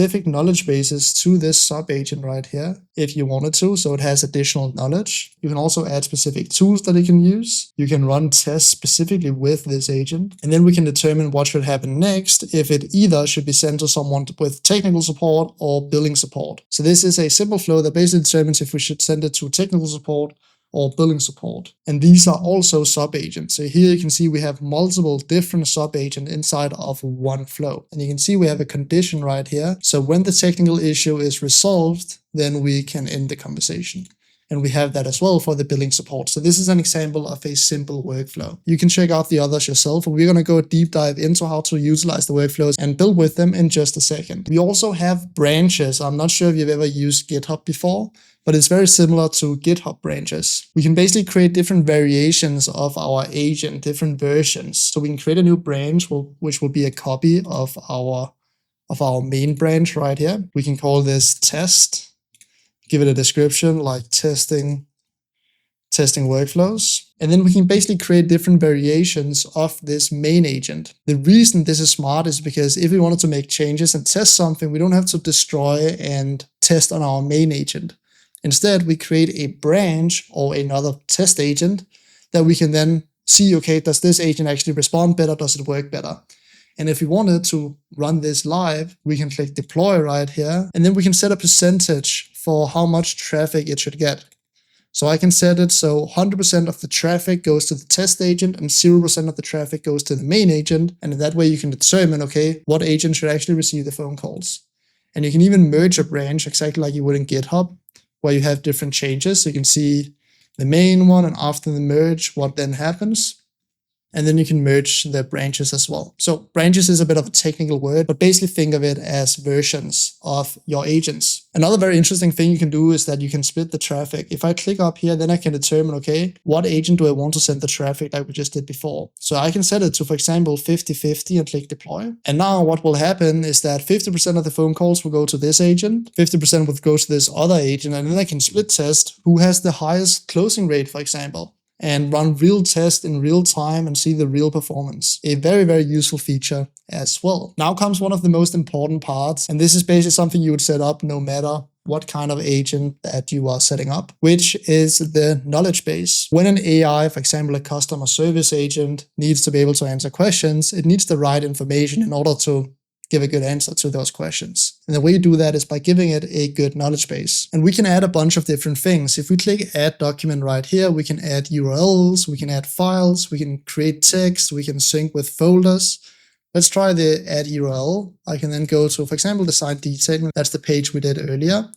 I can set it to either single URL or multiple pages on that site. I can also do the whole website. But let's just do single URL for now. Paste in the URL right here and turn on auto refresh. This feature is very, very nice because usually in many agent platforms, you would have to sit there and refresh the knowledge base manually in order to get the newest information. Let's say that they change the prices on their website. Then you know at least within 7 days that the information will also be updated inside of the agent. So we can now click add URL. And this is going to take all of the text on our URL page right here. So you can see we have the pricing right here of the different packages. Those are very useful to give to an AI. Also, all of the testimonials are also very nice. So the AI can say, yeah, we have very happy customers. Now you can see inside of our knowledge base, we have now added this URL. So I can ask now, what is the price? And now it's going to search up this knowledge base and say, well, now it's doing the thing that it did before with the procedure, right? So instead, a better question maybe is to ask, what packages do you have? And then you can see we offer a range of detailing packages to suit your needs. We have options from a basic exterior wash to a comprehensive full detail. Can you tell me what you're looking for? Then we can say interior and exterior. Then it says either the gold or platinum packages, which if we go to the website, you can see the gold and the platinum package is the one that includes interior and exterior, which these ones at the top don't do. When you add a lot of information, you might run into issues where your knowledge base is too big. But of course, we can solve that as well. The way we do that is with RAG. RAG is basically a method where you vectorize your information. So instead of it being inside of text, you basically create vectors. It's very complicated and you don't even need to know how it works. But this basically allows the agent to kind of create like a similarity search. So instead of storing all the information inside of its brain, it basically has a library where it can search up. It can basically go to the library, find, okay, here's the information that I need, do a similarity search, and then only take that information and put it inside of its brain. That way it keeps the context low, which makes your responses better. To do that, we can click configure RAG right here, and then we can turn on RAG. And now we can see your knowledge base is small enough to be included directly in the prompt for faster responses. We don't recommend RAG for small knowledge bases. So right now we only have one URL, but RAG becomes necessary when you build agents with a massive knowledge base. Let's say you're building an agent for a massive company where they have hundreds of different documents that the AI needs to know about. Then you need to use RAG. If you don't use RAG, the AI will be overwhelmed and it will hallucinate and it'll be very slow as well. When you have a good RAG setup, which 11 Labs does for us, our responses are much faster, which is very important with voice agents, of course. We can also add a lot of other information, click add document, and then add files if you want to as well. So we could also add that PDF file just to show you how you do it. Go inside of downloads, drag whatever PDF file with the information that you want, and we then click add file. It's going to upload that file to the knowledge base. It's going to vectorize it, which basically makes it from text into numbers, which the AI understands better and can do similarity searches on. And now you can see it's not ready yet. It says it had to do the RAG, but now the indexing is complete. And now we can ask questions about SOPs as well, like how, maybe restart the conversation. How does the SOPs work? How do I get them? This is just a random question from the document, but you can see, understand, blah, blah, blah. These are internal guidelines. So it's combining the information now, which gives a kind of a weird response. But I think you get the point with the knowledge base. If you want to delete something from the knowledge base, like this SOP thing, which we don't need in a detailing agent, just click these three dots, click detach from agent, and there we go. Now you only have this website inside of its knowledge base, which for now is good. And when we only have one website, we don't need RAG. I'll just click disable RAG like this, and this means that the agent will be faster. The next tab is the analysis tab. And basically what happens is that you have one voice agent that's actually talking to the customers, and then you have another agent that's looking at the responses, looking at the transcript, and then doing an analysis to give you analytics. And we're going to talk more about the dashboards in just a second. But you can basically create different criteria, like booking links sent and confirmed, customer questions answered, conversation steered to booking, agent professionalism. You could also add a criteria like, let's call it legal advice, and then say the agent didn't provide legal advice to the customer. And this will be analyzed on the conversation. And then we're just going to click add criteria. Now you can see legal advice was added right here. And now we're basically getting statistics to make sure that the AI doesn't give legal advice. You can also get specific data from each conversation, like the customer city, the booking outcome, the discount code if it was applied, customer phone number, service type, interest. So if you want an AI to take some information out of the conversation and add it to something like a CSV file or a Google Sheet, we can do that by clicking add data point. Then choosing what kind of data we want. If you want a yes or no, if we want a number, a string, etc. So here we can get a number maybe, and we can do price. Let's do service price. The price of the service the customer wants, like this. Click add data point. And now we are also going to save the price after a conversation is done. We can also set a language if you want to. So if we are running a conversation in English usually, we can add language right here, which might help a bit with how precise it is. We're going to look at the results later of the analysis, but for now you just need to know that it's there. It's very useful to know about the analysis because this is kind of the data, the information you want to show the client on follow-up meetings when the agent is actually live, to show them, okay, the agent has done this and this and this. 99% of the time it behaves like it should. Sometimes it maybe doesn't. We are going to fix that like this. The analysis makes it very easy for you to continuously improve your voice agents. The next thing we want to take a look at is the tools. And you can both add specific individual tools and you can also add MCPs, which is very, very cool. For the voice agents that we are building inside of this full course, we are usually not going to be using the MCPs. This is mostly for like maybe internal agents would need like an entire suite of MCPs to do different things, but usually you just have tools. And there are some system tools that are default, like updating a state, transfer to another agent, transfer to a number, voicemail detection. And we're going to go more in depth about those later in the course as well. But similar to what we did inside the workflow, we can add individual tools like webhook, client, and integrations. And we're going to look at the integrations in just a sec. But you can basically create individual tools and connect your 11 Labs voice agent to whatever else you want using the webhook. And I'll show you how to do that as well in this course. Let's take a look at the widget, because what I've showed you right now is how you can build a voice agent that's designed to pick up phone calls, right? We've talked about hanging up the phone and how it should respond instantly when it gets a phone call. But you can actually also create website widgets that are voice agents as well. The way those are going to look is that you're basically going to have a widget in the bottom right corner of a website. You can see when I click widget up here in the preview, it'll basically look like this. And when someone clicks on this, they're going to have this little website widget pop up where you can then either send a message or you can talk directly to an agent on a website. This is also something very cool that you at one point could offer to your clients if they want that as well. And inside of the widget is basically where you change all of this information. Like, do you want to collect feedback from the customers? 1 to 5. So after the call, you want like to have a feedback collection where they can give you a score. Do you want it to have as text only mode? You can do that as well. So it only shows text. Do you want a real-time transcript of the call? There's a bunch of settings here that you can fix. Also, how do you want it to start? Should it start collapsed or open? You can also change how it's going to look. So what colors it should be, first and second color. You can also add a specific image when it's closed.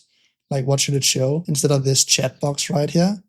There's a bunch of customization you can do. And later in this video, I'll also show you how you can implement a widget like this and how you implement it to your website as well. It's pretty easy to do. We just use this code right here, click copy, and then insert it on our website. But I'm of course going to show you how to do that later as well. And let's see, design detailing doesn't have a voice agent inside of here either. So maybe adding something bottom right corner could be very useful too. And the last thing you have access to is the settings right here. You basically have a bunch of settings that you can set, like when do you want the AI to say something after complete silence, like 7 seconds is what is set to default. Basically a bunch of like individual settings that you can set if you want to, but for now we're just going to use the default settings. We might, when we actually build it out for the client, we might want to change it there, but for now we're going to keep it as is. All right, so all of these points that we have looked at now, they are under configure. So that is the tabs that we're going to be sitting in when we are building out the voice agents. We also have the monitor tab right here, which is the tabs that we're going to be sitting in after we have built it. And when we're looking at the performance, how well does our voice agents actually perform? If we go inside of dashboards, inside of here we can see standard information like the number of calls we have had, the average duration, the total cost, the average cost, how much in dollars we have spent. We can also go down and see the success rate and the total conversation duration. We can see a bunch of information inside of here. But the most important tab is actually this one. Let me show you that. The tab that you're going to be spending the most time inside of is the evaluation tab, because what we did inside of analysis is that we set those criteria to what we want the agent to do. Like, is it professional? Like, did it send the booking links? Like, did it steer the conversation towards that booking? And when we set those criteria, it will show up inside of the evaluation. We can see 100% of the time right here for both main and test, which is the 2 agents that we created, it is 100% always professional. That is really good to know. We can also see that right now it's actually not even sending the booking link because we didn't set that up. It was just a demo. So we probably want to set up the tool where it can send that text message. We can also see that at 100% of the time, it is steering the conversation towards the booking based on 4 calls. And 50% of the time, the AI answered the customer's question. So this is probably something that we should work on, right? That the agent should more clearly and put more focus on actually answering the customer's questions. But I hope you see the power of this. We can now set specific criteria under analysis that we want to evaluate it on. And then inside of dashboard, inside of evaluation, we can then see, okay, how does it actually perform? That is insanely good to know how to do. Inside of analysis is also where we set the data collection. And that is what we can see right here. We can see the information that it got. So the booking outcome, the customer's phone numbers, if we give those, if we gave a discount or if we didn't give a discount. All of this information is things that we can store as well and we can export, etc. So this is probably not something that you would use for that much unless you want to save some information from the conversation. We can also see logs of the workflows, so how it's going in each call inside of the workflow tab under dashboard. We can see the audio, so like the agent's response time, response generation latency, turn taking latency, so information on that. We can see what tools was used, when it errors, what errors it gave, etc. We can see some information about the large language model we're using. We can see the latency of the RAG that it's using and how many documents that it has accessed. And inside of the advanced tab, we can see what language that it's speaking and how many agents that are running at a time. So inside of the dashboard is basically where we can see a bunch of information for how our agents are performing. And that becomes very important in the future when we actually deploy these agents. We can also see the specific conversations that we are getting. We can see the transcript right here. We can see the overview. We can see if the call was a success or not a success. You can see it actually said that it failed right here because it didn't meet these criteria, didn't send the booking link, it didn't steer the conversations towards the booking. We can also see how long the call was, and we can basically see and search in all of these conversations to see how it performed. Tests are very cool as well. Let's say we want to test a bunch of different scenarios very, very quickly. We can either sit there inside of this text box and just go back and forth a bunch with our agent, or we can create these tests. And what this allows us to do is basically run a bunch of scenarios very, very quickly. I can just do this, and now you can see it's running the test back and forth, and then it's going to show me the results. If you're building something where you need to test a bunch of different scenarios, tests are very, very useful to do just that. You can see this test was actually failed because the agent didn't describe the packages, but pivoted the conversation. So you can set criteria to what is a success example and what is a failure example. And then every time you change something in the prompt, you can have a couple of tests prepared just to make sure it still performs like it should. I don't use this too much, but it's really good to know that it's there. And the last thing you need to know about is the users. The users are basically everyone that calls in. So if someone calls in multiple times, it's going to be multiple conversations, but only one user. And you can see this is my user right here, the user that we've been testing on. And inside of here, we can also see all of the conversations. Later in this course as well, which is a whole new opportunity in itself, we're also going to talk about outbound agents, because usually voice agents were really only good enough to receive incoming calls. But now we can actually also use voice agents to call leads, like from a Facebook ad, for example, or create these batch calls where we can use things like WhatsApp or telephone to actually call up lists of leads. So let's say we have a list of a bunch of old leads. We can actually use a voice agent to call everyone again, which would be very expensive if you wanted a human to do it, and then have AI book people in from that, which is really, really interesting as well. Now you know most of the things that you can build with ElevenLabs agents. We actually still need to build it out, right? So you know what this platform can do now, which means that you'll be able to follow along when we are building it out for the actual client. Let's get into it. All right, now you know what free agents that we are going to be building and exactly how they're going to work and what stack we will be using for this build. Let's start with the easiest one of them, which is the inbound voice agent. When we get to creating the outbound voice agent, it's going to be a lot harder because it's colder leads. The warmer the leads, the easier they are to close, and the better the voice agent actually needs to be in order to close them. So let's start with the inbound voice agent. And we're basically going to be building this out, building out the voice, building out all of the hard work. Then we can copy that later into the outbound voice agent and just change a couple of things, change the conversation flow, so it actually can close people that are a bit colder. Because these 21,000 old leads that we have right here, they are pretty cold. Like they maybe heard from us or heard from the company like 6 months ago or something. So they have forgot. Life has moved on from them. They might not be interested in the car detailing anymore. So we need a good voice agent that can actually convince them that they want it. We also need a good offer, but we're going to do a deep dive into that later in this full course. Let's start with the inbound voice agent. I'm back inside of ElevenLabs and I've basically just chosen the same demo that we showed them on the call, which they said that they didn't like the voice. To be honest, I think that this voice is going to perform a lot better than the female voice that they proposed. The reason for that being that when you are letting someone handle your car, usually it's a male detailer. I think it's like 95% male in the detailing industry. What we can do, like I showed you guys earlier, we can use the test inside of ElevenLabs if we wanted to. That will probably be a good thing to do when we are testing the lead reactivation campaign.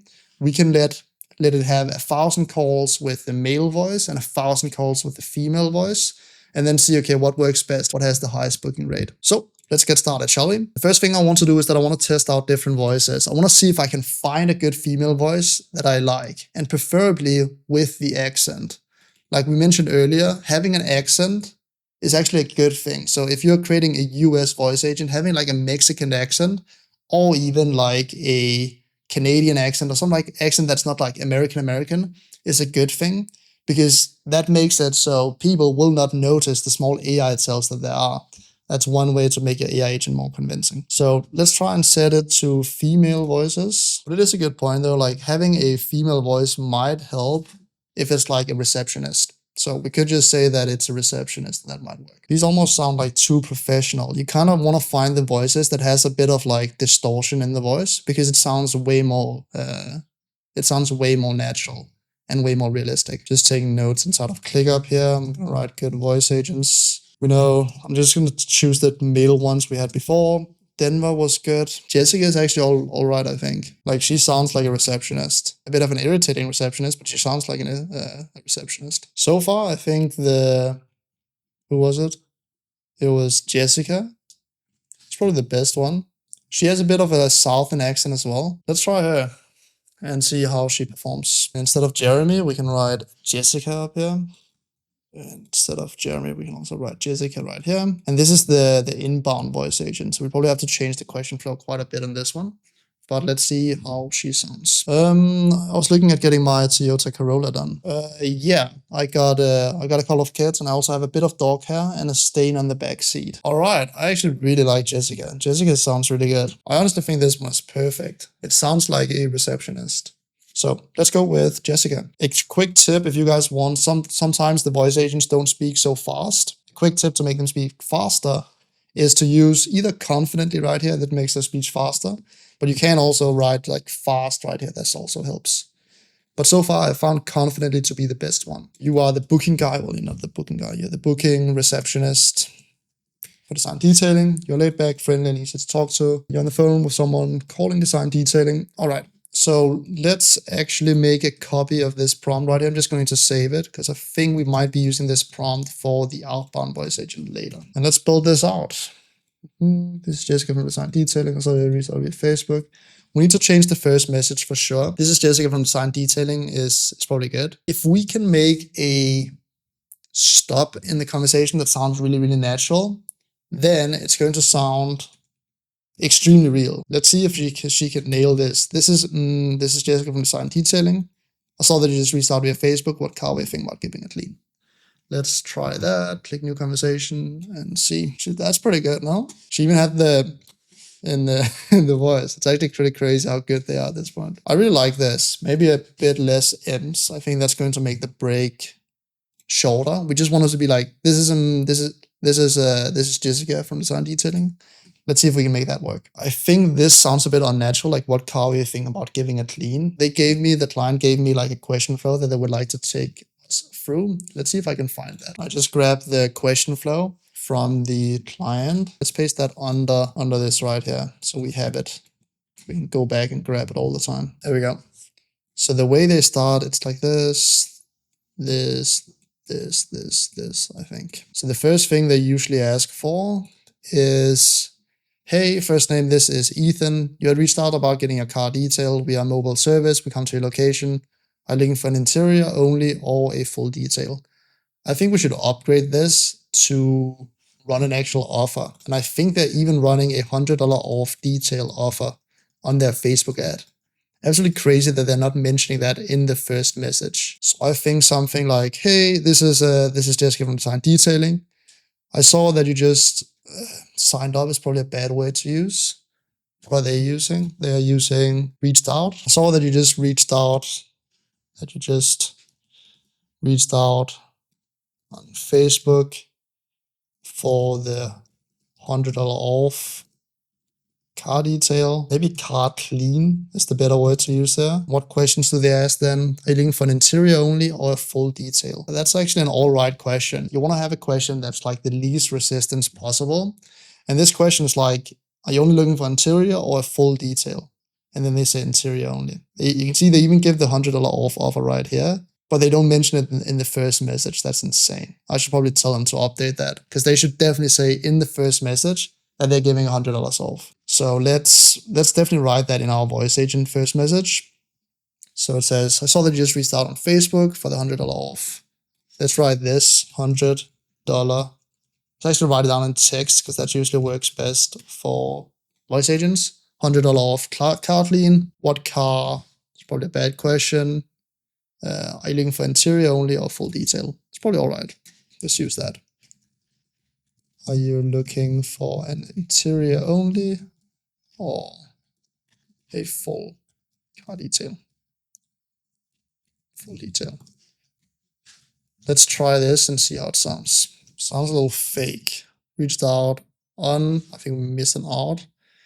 Maybe remove the this is, hey, this is Jessica. We can actually give two right here. We can write confidently and then write fast here. Maybe that works.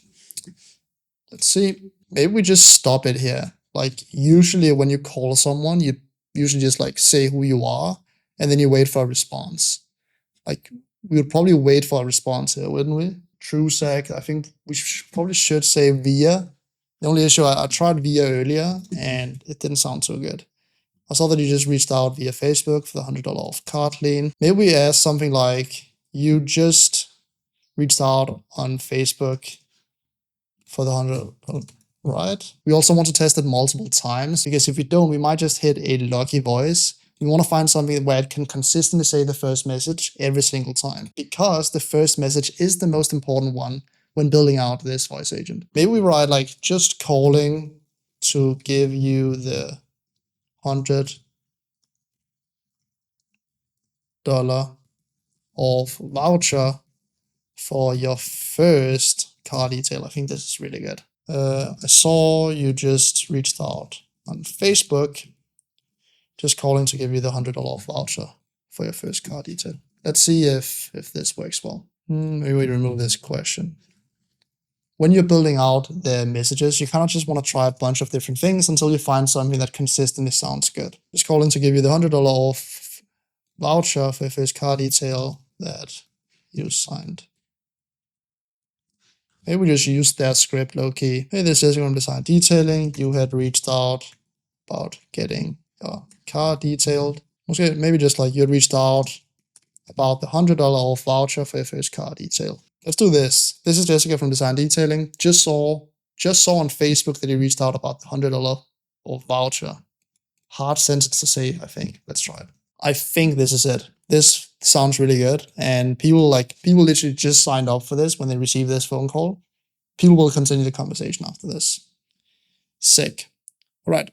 The next thing we want to do is to build out a really good conversation flow based on the conversation flow that the customer already has. They were nice and sent me over a bunch of conversations from when they are texting manually with the agent.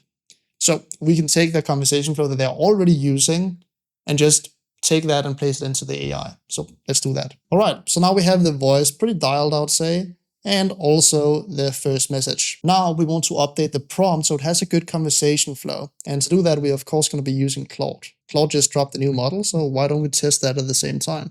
I'm going to write, this is my voice agent prompt. I want to change the conversation flow to the following. And let's see what they do right now. Sometimes the clients that you're working with are actually going to have a process that's not the best one. Like, for example, this client right here is running an ad right now that says $100 off, but they're not mentioning that in the first SMS that they send out. That is literally just like cutting their response rate and probably like half. Insane. I'm probably going to send him a message after this and tell him that he should include that in his first message that he sends out. All right. So their conversation flow is that, like, first they ask this question right here, which is, I guess, all right. Are you looking for an interior only or full detail? They write interior only. Got it. Our interior detail is 159, normally 259. It includes a full deep clean and it takes about 1 to 2 hours. That is all right. I guess like we could mention this. And then they say, what kind of vehicle is it? That's a good question. We should probably include that. Here's the full list of everything we do. Interior, we use steam cleaning. Sometimes there will also be differences between what you say on voice and what you say on text. On text, you can say a lot more in just like a copy-pasted message. On voice, someone has to listen through all of this. So it's not always that you want to include everything. This question is actually all right. We have an opening. We have openings today and tomorrow. What works better for you? Today works great. Okay, it's the house or apartment. And can we do 5:30 to 6 p.m.? Today works great. Okay, is it house or apartment? Yes, 5:30 house. Okay, just send your address.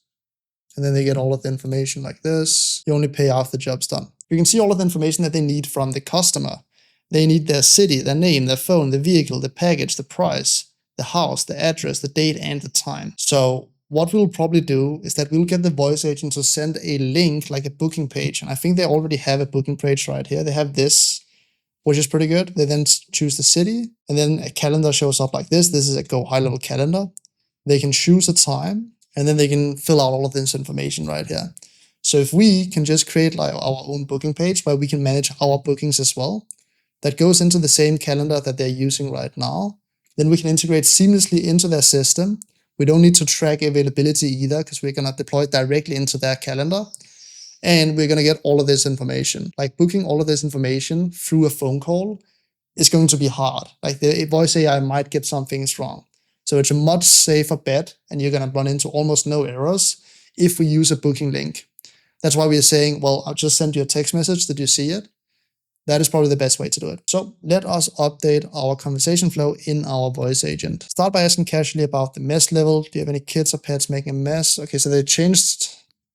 We need to change this right here. And we have it inside of Claude. We can write question 1 should be, so this is a continuation of this right here. You reached out on Facebook about the $100 voucher for your first car detail. They're going to say, yeah, I did. Some of them are probably going to say no, and then we can hang up the call. What is the first thing? Are you looking for an interior only or full detail? We can use that. What we'll do is that we're going to build it out with that conversation flow. If there's something that we don't find to be natural when we actually test the voice agent, that's when we can make some changes. First question, are you looking for an interior only or a full detail? Interior only, what kind of vehicle is it? We can even add like an if interior only. Then we say what they say right here, which is our interior detail is $159. Interior detail is $159. It takes 1 to 2 hours. Maybe it's better to say, before we say the price, then say the value. If interior only, our interior detail includes a full deep clean. It's $159 and it takes 1 to 2 hours. You can also write, for our interior detail, we come to you, and it includes a full deep clean. We come to you to do a full deep clean. It's $159. Let's write that out. It's $159. Again, the reason we write this out is because that makes it easier for the voice agent to pronounce, and it takes 1 to 2 hours. What kind of vehicle is it?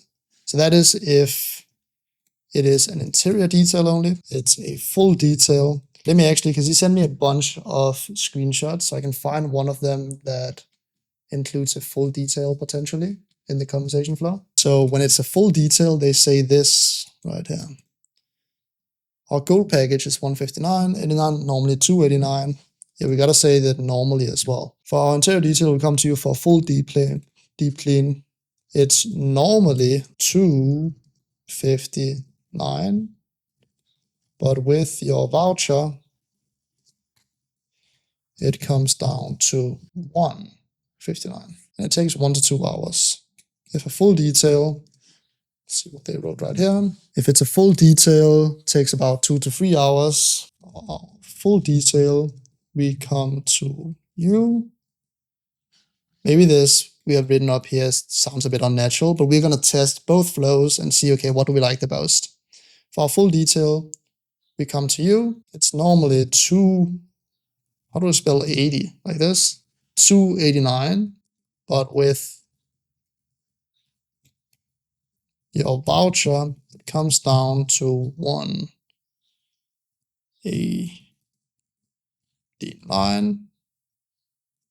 and it takes 2 to 3 hours. What kind of vehicle is it? So this is question 1 right here with a bit of conditional logic. Kanha asks, how will it integrate perfectly through the website? Will they just edit themselves after? I have access to their Go High level, so I'll just create a new calendar that I can book my appointments in that basically have the same availability as the other calendar. That way I don't have to do much. I don't have to like set up an automation where the agent first checks the availability and then comes back to the client and says, yes, we have availability this day. Instead, I'll just have it say, I've just sent you a link. That's where you can book and claim your voucher. What are you doing? You can read in the description, but we are basically onboarding a client right now. And I'm filming the entire thing and making like a 6-hour free course out of it. How is Fable 5? I don't know. This is the first Fable 5 prompt that I'll write. Please make a live on-client appointment. I'm already ahead of you, buddy.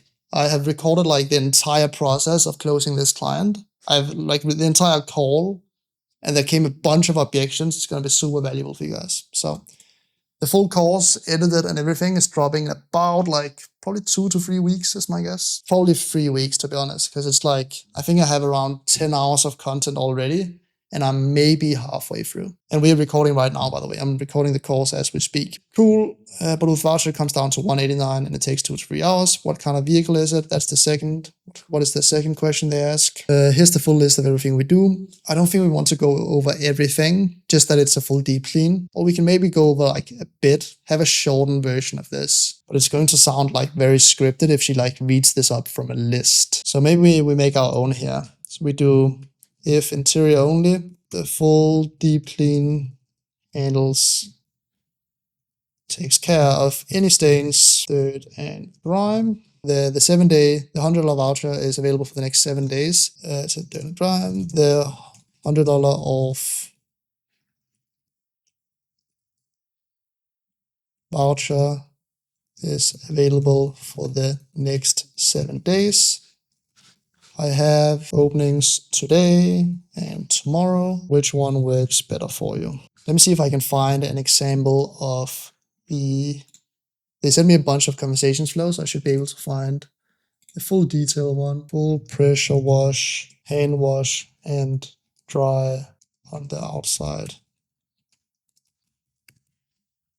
There we go. So in question 2, if it's an interior only, then it should say this right here. The full deep clean takes care of any stains. Just do the deep clean takes care of any stains, dirt and grime inside the car. The $100 voucher is available for the next 7 days. I have openings today and tomorrow. Which one works better for you? And the full detail says the full deep clean takes care of any stains, dirt and grime inside the car, and a full pressure wash, hand wash, and dry. That sounds a little off. Well, I guess you can say hand wash and hand dry. Hand wash and dry on the outside and on the rims. Let me do a bit for the video. Here's another example of a question flow that the customer sent over to us on WhatsApp. And what you can see is that, like, here, this is for a full detail. They basically have a full list of everything that is included in the car detail. It's probably too much to sit there and like read this entire thing up over the phone. It's going to be too long. So we've just made a shortened version now that includes what is included in the interior only or the full detail. So it's about really like understanding your customer, understanding how they already do it, try and match that, or if you have to, make it better as well. Cool, and then we need to have the third question, which is probably, so they answer now if today or tomorrow works best. They might be able to say like next week or something. We're going to handle all of the edge cases.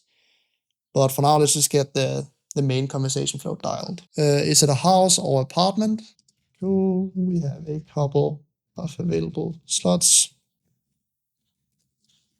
The house and apartment we probably don't need to ask about. I've honestly think that we can go directly for the booking right here. Maybe if we say something like, I've made sure to put the $100 off to your number.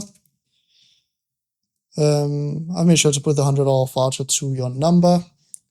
I have just sent you a link to your phone on text. This is where you can book your time. Very interesting. What I think I want to do is that it's possible to create calendars inside of Go High Level that has pre-filled slots. So I'll make a new calendar that basically has this form right here. And I'll create pre-filled slots that the AI can fill out. So for example, the service right here, we would have the full interior and the gold package already filled out. We could even have the phone number already filled out. Or maybe just like, again, this is a bit of overwork, but yeah, I'll see what we can do and how fast we can do it.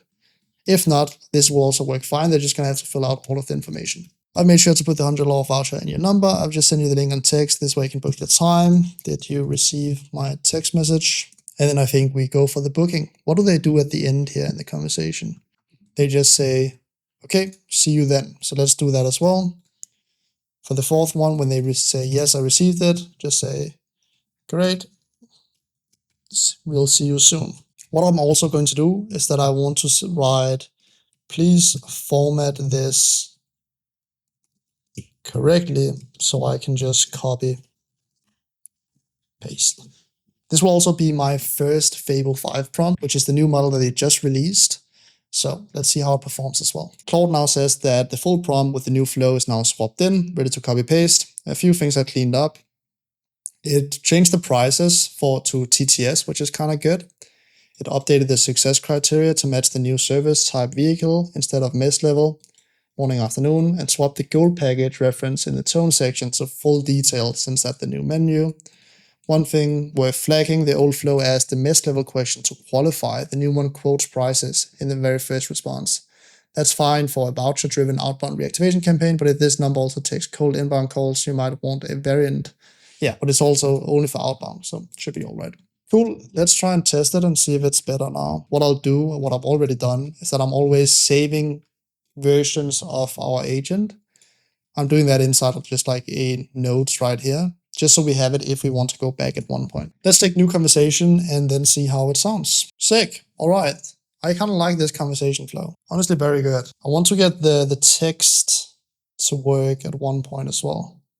Probably today too. All right, let's try and tune this conversation flow for like more, I just followed like the straight conversation right now. So let's try and tune it by going down different paths. The next part of the build is to try different scenarios that customers and leads over Facebook might say. The first one is just like when they receive a phone call, either interrupt or just like say no. So if we try and test it again, if they say this is not them, there's no point in continuing the conversation. That's a bit AI to like continue the conversation. So we're going to say in this scenario, please end the call. So write that in the prompt that we should end the call if they say we got the wrong number. Oh, Claude could finish this response. Try again in a moment. It's probably high demand for Fable 5 right now. Claude now helped us update our prompt so that 11 Labs uses end call if they say that we got the wrong number. So we're just going to keep doing this with a bunch of different scenarios until we get a consistent voice agent that can respond good in almost every scenario. So let's try it now and see if it works. It worked. Sick. It's very cool. One of the reasons that we're using 11 Labs as well is that it has really good built-in tools to like end the conversation, detect the language, all of these, like also transferring the numbers, etc. Because it has that, it makes it very easy just to do things like this. Let's say that if they ask about the service here at question 2, because I saw a couple do that in the actual conversations. That sounds all right. Like it's very good at handling this question right here where it says, I cannot do today and tomorrow. It says that you want to use it within 7 days and then book in the time, exactly like we wanted to. Let's try and ask it a couple more standard questions to see if it behaves like it should. It says for sure right here.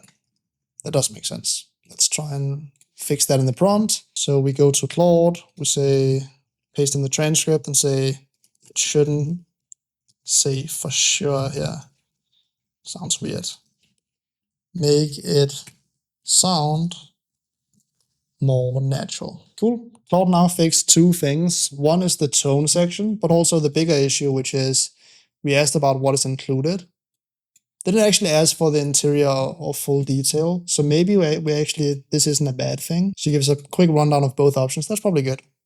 So let's copy this from Claude, copy the updated prompt, insert this into the system prompt, and let's try again. Again, we found a mistake right here. That's a great choice. Sounds very AI. This right here, that's a great choice. Sounds very AI. Let's not come with comments like this. I hope you see the power of literally just being able to use Claude and go back and forth in order to get the perfect prompt that we like. And this is by far the most time-consuming thing because we have to do a bunch of testing. What I'll do though is that when we are done with this, I'm going to copy the prompt, I'm going to put it inside of a docs, and then I'm going to leave it down in the description for you. That way you have a good starting point. You don't have to do all of this work that I'm doing now. Made some changes. Let's copy it and paste it in. And let's try it once again. All right, we're getting to a point where it's pretty good. We can still work a bit about like how it actually pronounces things by using these brackets right here, like casual, confidently, happy. We are at a very good starting point right now. The next thing we have to do is that we have to hook this up to a phone service so we can actually send the customer a text message in order to book. So let's get started on that. All right, our conversation flow is good enough now. We can, of course, keep tuning it and we are going to do that. But I want to make one feature work, which is very important. which is the actual sending of the link so the customer can book an appointment. And to do that, we need to hook up 11 Labs with a service that can send SMS. And what we'll be using is, of course, Go High Level for this. So the system will basically work like this. We are going to have 11 Labs where the customer is talking to the voice agent. When they are ready to book, 11 Labs needs to be able to send over a signal to Go High Level, where inside of Go High Level, we will then send the SMS. And it needs to be able to do this instantly with no delay, so the customer sees the text message. Maybe what we can do is, like, if they haven't booked after, let's say, an hour, then we send them a follow-up so they remember to book. And if they haven't booked after, let's do 5 hours, then we send them another follow-up, and we can maybe send another one after 24 hours. Like right now, we have someone that we have talked to on the phone that is interested. So setting up follow-ups will be important. And in those follow-up, we can mention things like, remember that the voucher expires, etc. We have some urgency because we told them in the call that the voucher only lasts for 7 days. We have some urgency that we can push inside of the follow-ups. So let's actually build this out. To get the AI to be able to send a text message, we need to connect it to Go High Level, like I explained before. The way we do that is using the tools inside of 11 Labs. If we click on Tools, click Add Tool, and click Webhook, it allows us to create a custom tool where we can send data to wherever we want. And the LLM, the large language model, will then decide what to send in that request and also when to send it. So there's two things we need to get right here. Of course, we need to set up the tool correctly, so it sends the SMS correctly. We also need to make sure that the AI knows when to send the text, so it only sends it after the client has agreed to book an appointment. So what we're going to do is that we are going to go to Make first, create a new scenario. You could also use NetN or Zapier, whatever you wanted for this. Make is the easiest to connect into Go High Level. That's why I'm using Make now. We can then create a trigger inside of Make, call it Custom Webhook, and just create a new webhook that we call send SMS. No API key needed. Click Save. We probably do need an API key now when I'm thinking about it. Otherwise, someone will be able to just like spam SMS. Let me create an API key right quick. I've added an API key because we don't want anyone just to be able to hit this endpoint and then send a bunch of SMS from our Go High Level account. That's going to rack up an SMS bill. So we add an API key like this, and then we click Save. And now we get a webhook that's called Send This SMS, and we get this webhook URL right here. So we are going to copy this one. We're going to go inside of 11 Labs. We're going to paste it right here. Then for the method, we're going to use post. For the name, we're going to call it Send SMS. Sends an SMS to the caller. For the headers, we then need to use the API key. The type, we're going to use secret. For the name, we're going to call it X make API key. For the secret, it's where we insert the API key that we just created inside of make. So I'm just going to call this make API key. And then we're going to insert this value. Let me do that right quick. There we go. Now we have the X make API key in the header, which means that we should now be able to authenticate the request. In the description, we need to clearly describe what this actually does, what this tool call does and when to call it. So I'm going to write sends an SMS to the caller with the booking link. Use this tool when the caller wants to book an appointment. The data type will be a string. The identifier will be phone number. The value type is going to be a dynamic variable because now we can insert the system called number right here and then click add tool. Need to change the name to send_SMS and now it should be able to work. Cool, so we got the AI to trigger the tool. What you can see is that the phone number is right now empty. This is because we are testing it inside of the web version, so there's no phone number to send. But when we're actually connecting this to a real phone number, then the phone number will show right here. So what we can do now is that we can take this phone number, we can get it back into Go High Level, and for that, as you can see, we're using make.com. We then want to take this phone number inside of Go High Level and send that SMS. But before we do that, we need to add an additional step where we search up the contact, find the right contact, and then send them the text message. So let's do that. In order to take the signal that we now have from 11 Labs into Make and to get that into Go High Level, we need to do one more step first. And that is that we need to find the contact inside of Go High Level first before we can trigger the SMS. The reason for that is that we need to know, okay, what contact should we actually send this SMS to? And in order to find the contact, we're going to do a phone number lookup. So inside of make, we are basically going to we have the webhook step right here. This webhook is basically what grabs the signal. Then we are going to look up the contact inside of Go High Level in order to find it. And then at the end, we are going to trigger Go High Level, and I'll show you how to do that in a sec. But we're basically going to tell Go High Level to now send the SMS. And in order to do that, I think we're going to be using a tag. The tag, let's call that booking link sent. Awesome, so let's build this out. The first thing we have right here is the webhook node. Next thing we want is to use the Go High Level app. That's one of the reasons to why we use make.com and not something like initn. It is that there's a native Go High Level app inside of make.com, which makes it a lot easier. I'm going to search for search contacts, which basically searches through a Go High Level sub account in order to find a specific contact. So we're going to click add right here. Then I'm going to choose Go High Level location OAuth. Call this one. This is what their Go High Level sub account is called. Click save. This is going to open up the window where I can authenticate. Click login. There we go. If we go back into make, you will now see it'll say authenticated in a sec. Then we can open this window. This is the things that we give it access to. We click next. Then I choose the sub account that we want to integrate. This is the one that's called Forex Funded. And we're basically going to use the phone number in order to search up the contact. So I'm going to set the limit to 1. We only want 1 contact returned. And then I'm going to set the query to this phone number and then click save. So what this step does is that this step takes the phone number, finds the contact inside of Go High Level. And now we want to update the contact. We basically want to tell Go High Level that we should send this contact an SMS. To do that, we use update a contact. We use the same sub account that we just connected to just before. Then we insert the contact ID, which we are going to get from search contact. So I can insert contact ID right here. We don't have to change anything else because all of the information is fetched from the contact ID. We can scroll down until we find tags. And then we're actually going to want to create a tag inside of Go High Level. So inside of the sub account that we're in right now, that's called Forex Funded, I'm going to go down and create a tag. I'm going to call this booking link sent, like this. I'm going to copy it, click create booking link sent. That's going to create the tag and click apply. Then I'm going to go back into make.com. I'm just going to scroll down until where it says tags. And now it's fetching for the tags and I can find the one that we just created, which is this one, booking link sent. So basically what this flow is doing is that we are catching the signal from 11 Labs, from our agent that says, now we need to send this contact an SMS. We are searching for the specific contact inside of our Go High Level sub account. And then we are updating the contact that we have now added this link, booking link sent. And I'm going to show you why this is smart in just a second. So when it's done, we now click save. And now we can click on immediately as it arrives and turn on this scenario. The next thing we want to do is that we want to head under Go High Level and then into automation. And then create a new automation because we are almost finished with this tool now.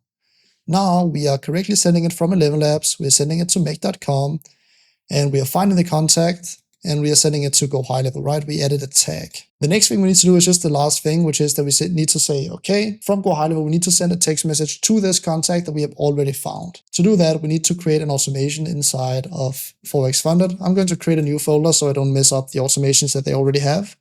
And I'm going to call this AI Agents. I'm actually going to call it Shiny AI Agents. Shiny is our agency, right? Create a workflow, start from scratch. Then I'm going to call it send booking link. The trigger will be tag added because we just updated the flow to add the tag as the last step. So if we now create a trigger inside of Go High Level that says edit tag, and then we find the one that's called booking link sent, this workflow will now trigger when this tag is added. And now we can click save the trigger. The next thing we want to do is to send the SMS. So we search for SMS, click send SMS right here, choose a template. We don't need a load template. Then we just write hi, and here we're going to have the first name, contact. Here is the link to book with the $100 off voucher. It's valid for 7 days. We'll see you soon. Then we need to insert the link right here. So for now, I'm just going to have a placeholder, just link. I'll be showing you how we can create the link in just a second. Here we have the link to book. We click save action and now it is saved. So when the voice agent now sends the signal, it's going to go from 11 Labs over to make, from make over to Go High Level, trigger this flow and send this SMS. Move this from draft to publish. And there we go. Now we can test it. All right, let's test it. The way this tool works is that it grabs the number from the caller using this variable right here, which is a dynamic variable. So this variable, basically what dynamic means, is that this changes depending on the user calling. But in the meantime, when we are testing it, we don't want to be depending on the number of the one calling, because right now we're just testing it in the web view. We're not actually calling. To fix that, instead of dynamic variable, I'm basically just going to take a screenshot of this so I have it for later, because we're going to be changing this back at one point. But in the meantime, we can change it to a constant value, and this constant value will be our test number. So I'm actually going to test this entire flow that we've created now, this entire tool, with my own number. I have another sub account inside of Go High Level that's called shiny.ai, and inside of here I have a US number, so we can test it with an actual US number. So I'm going to paste this in, going to remove all of these dashes like this. So it's just a straight formatted US number like this. And then I'm going to click save. Cool. We'll keep tuning this voice agent so it sounds exactly like we want it to. But I want to get this deployed so it's ready to go and ready to show the client at some point. The way we do that is that we go under deploy right here on the left hand side, go inside of channels. And then you can see that we can connect it to our phone, either via Twilio, Telnix, or SIP trunk, which basically means that we can deploy it to a virtual phone number, which is what we want to do. So I'm going to click on this right here, and then we're going to click import number and choose Twilio. I'm going to call this main number. And if you don't have a Twilio account already, that's where you go in and create a Twilio account. Twilio is basically a paid service that allows us to have virtual numbers. So we can either text from these numbers, we can also call with these numbers. And that's actually also what Go High Level is based on. Go High Level also has a Twilio connection. So I'm going to go in, I'm going to go to my dashboard, account dashboard, and I'm going to scroll down, and you can see it shows the account SID, it shows the auth token, and it shows the phone number. So the first thing we need is the phone number. I'm going to click copy right here. Then we're going to paste it in. We need to format it correctly. You can see we already have the +1 right here. So I can remove that, copy this instead, and then insert it where it says phone number. And now you can see it is formatted correctly. Now we need the Twilio account SID. We get that by going inside of account SID right here, copying this one, and then choosing enter account SID and then pasting it. And the last thing we need to do is to insert the auth token. And when you have done that, then we can click import. Now you can see our main number has now been imported. We can now assign it to an agent, so I can click on the no agent right here and instead choose Jessica from DD, stands for Design Detailing, our client. Click on this, and now we can say, okay, how do we want to split the traffic? For now, we're just going to choose the default, which is the traffic split. That is what we said earlier inside of the agent. We said, how should the traffic be split inside of branches? And you can see right now it's splitting between main and test. For now, I just want to do all on main. So I'm going to click edit traffic split and then set main to get 100% of the traffic. Click deploy. And now our AI is actually deployed on this phone number. So it's going to start picking up phone calls when someone calls it. Cool. That is the first agent done. 1 out of 3. And the great thing is that the second agent that we're going to be creating very soon, we're going to basically base it on this agent that already exists. We've done all of the hard work of finding the voice. The next thing we just have to do is just change the conversation flow with this agent right here. We can also utilize the same tool because it's going to book the appointments the same way. It's going to book them via the same agent link right here. It just has to have a different kind of conversation flow. This has to be more educating rather than just like, okay, you signed up from Facebook ads, let's book you in straight away. This one has to be, oh, we have this offer going on right now. It's a summer special, blah, blah, blah. So that is what we'll be building next. Cool. Let's get into it. Before we start building out the second agent, we need to do one thing first. Right now, when we are sending the link, we still have this placeholder right here, which is the link to the website. That's where it's supposed to go. And this is going to be our own funnel page that is only the leads that we send them. That's how we're going to track how many appointments we actually send over so we can get paid. That's by having our own link and our own calendar. What I'll do now is that I'm going to go inside of Go High Level, inside of the Forex funded sub account, which is the client's sub account that we've been invited to. I'm going to go inside of sites and I'm going to go to their website. You can see, I think it's this one right here, Design Detailing Main USA, maybe. I wonder where they're hosting their website, if they're even hosting it on here. Let me try and check something. All right. But we're just going to create a temporary funnel page then that we can use for the booking. So I'm going to create a funnel right here, click new funnel, and then I'm going to start from a template because I'm lazy. And then we're going to find a website, a funnel that we think would be high converting and that would look pretty good. Let's go to the automotive industry. They said that their ideal client is like families. So I don't think we want something like too dark, too hardcore car. Maybe something like this would probably be pretty good.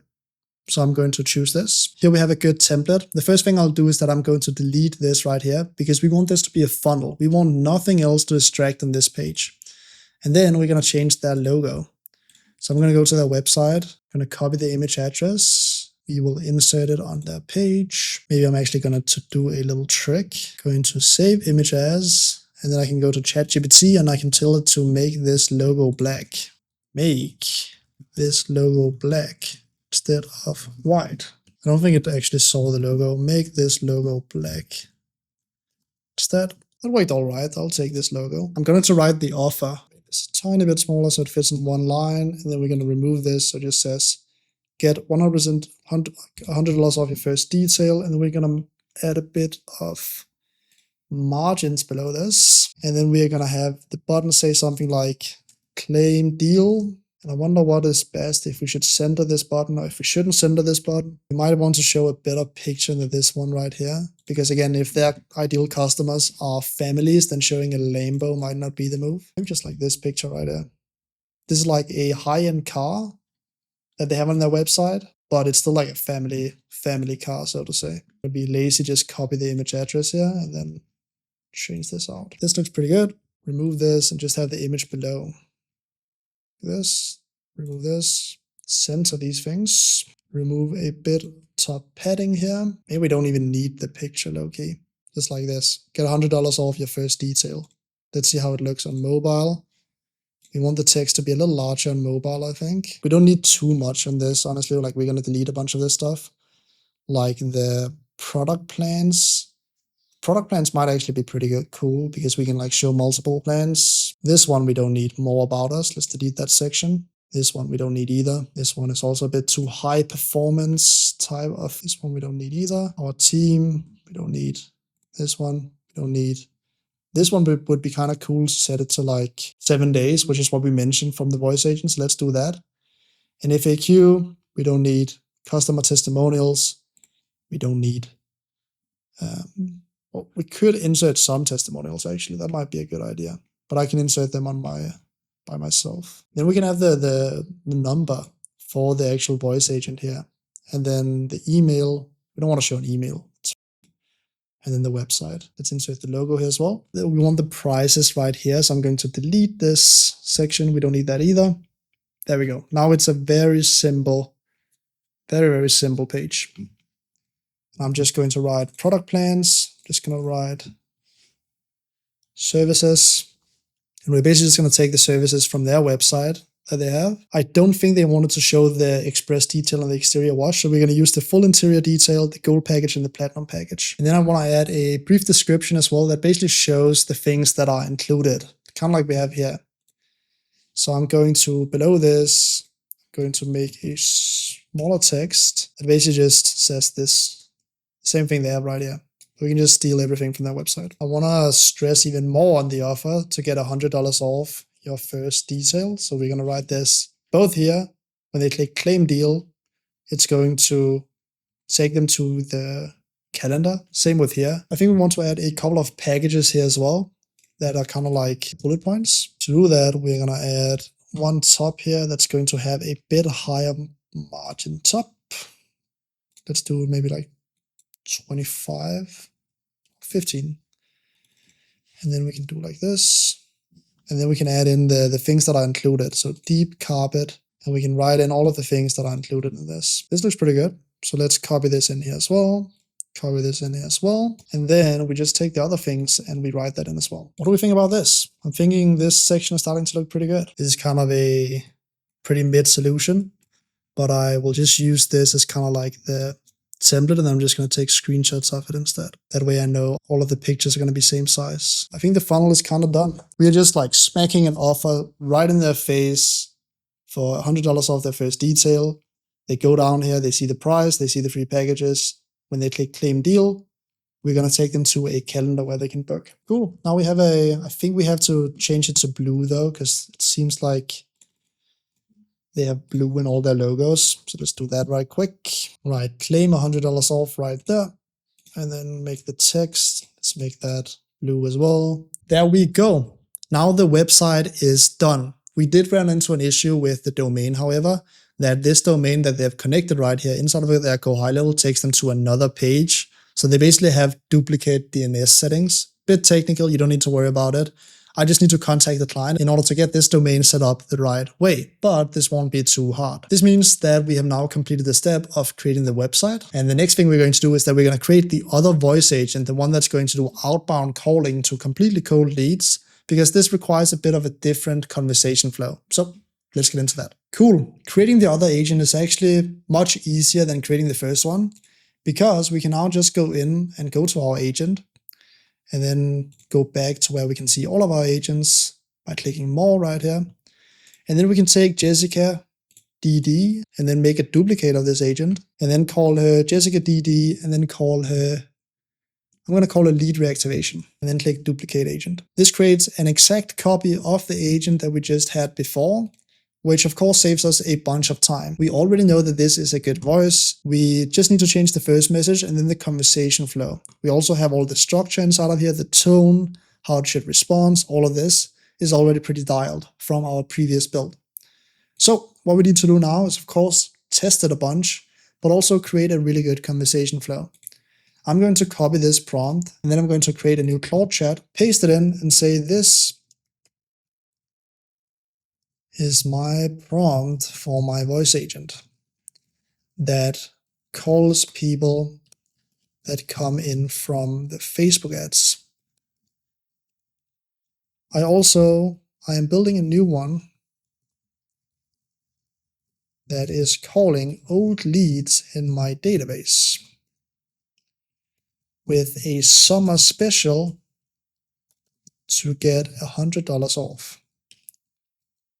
How can we make a good conversation flow that would be high performing and book people in? It's actually pretty smart. You can see this cannot be the same prompt with the summer special swapped in. Old leads are psychologically different from fresh Facebook leads in three ways that would drive the flow.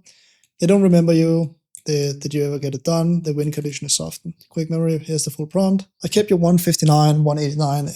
If the summer special is a different one, then just swap those lines. Are we reaching out with the $100 off summer special then? Claude said that we can, if it hits voicemail, which a lot of them are going to do, like a lot of them are going to hit voicemail, then we can get the AI to leave a very, very short voicemail, just saying like, hey, I tried to reach out to you because of the summer special. You signed up to a car detail a couple of months back, and now you can get $100 off.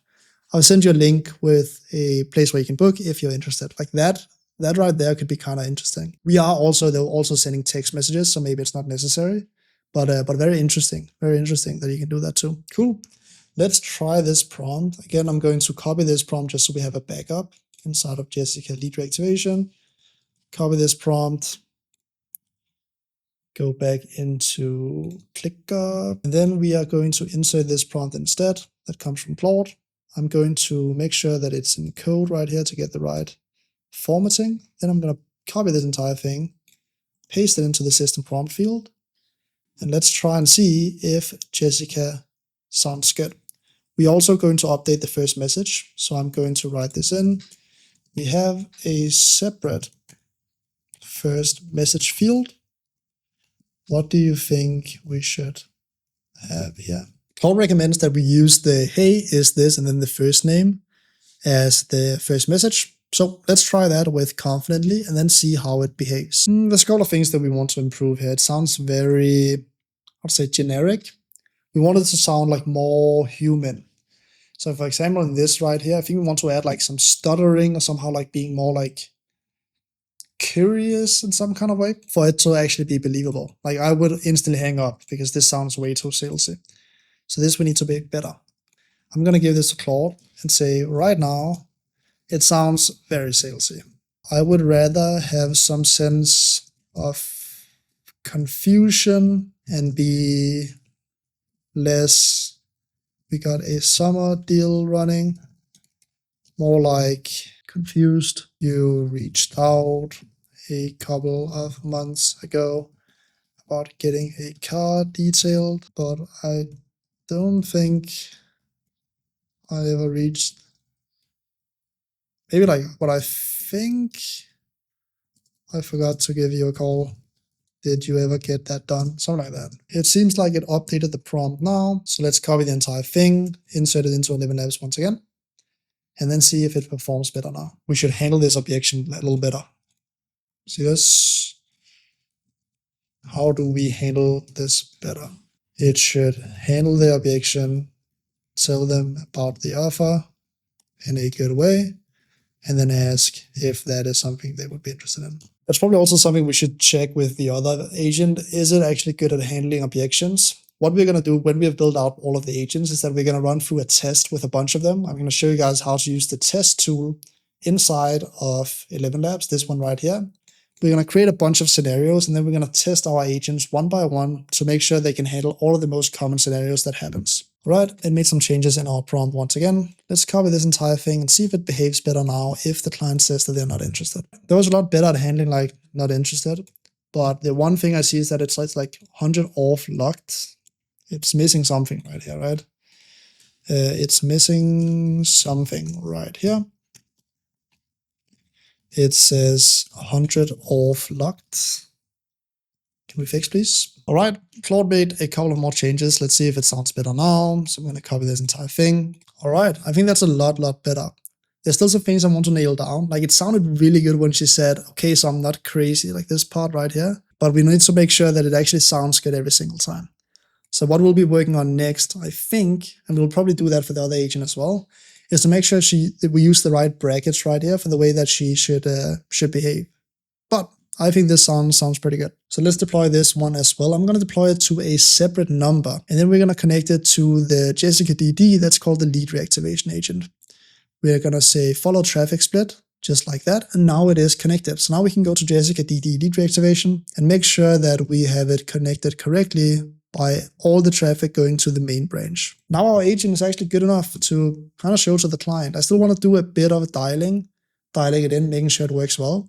But the great thing about this is that it has the exact same tool as before, and it sends it to the same webhook. It was much easier to create the second agent than the first one because we had done all of the hard work of setting up the tool beforehand. When we actually go and deploy these agents later in this video, I'll show you how we do that, how we get it to contact 1,000 leads first as a test, how we get it to reach out to these old leads. I'll of course also show you how we set up the inbound voice agent so it picks up all of the phone calls, and so it also contacts every new Facebook lead that comes in. And then the next thing we're going to build is the text agent that's going to contact 21,000 old leads. And that has to be really good as well. So let's start building that. Now we've built the inbound voice agent that's going to call all of the Facebook leads. We've built the outbound voice agent that's going to call these 21,000 leads. And now we also want to create a text agent on top of that can text all of these 21,000 old leads. In order to do that, it's going to be a little different than using 11 Labs. I want to have the most cost-effective way.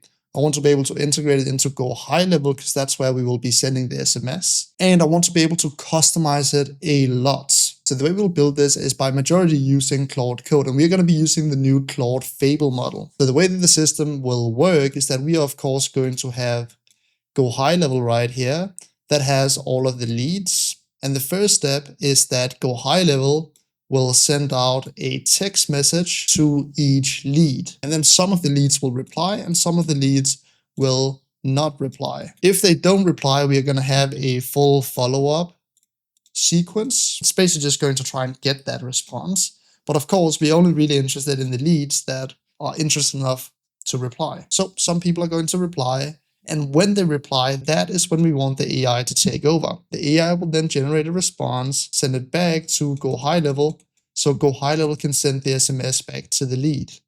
And that's kind of how it's going to work. Go High Level is then going to send the SMS, the person is going to respond.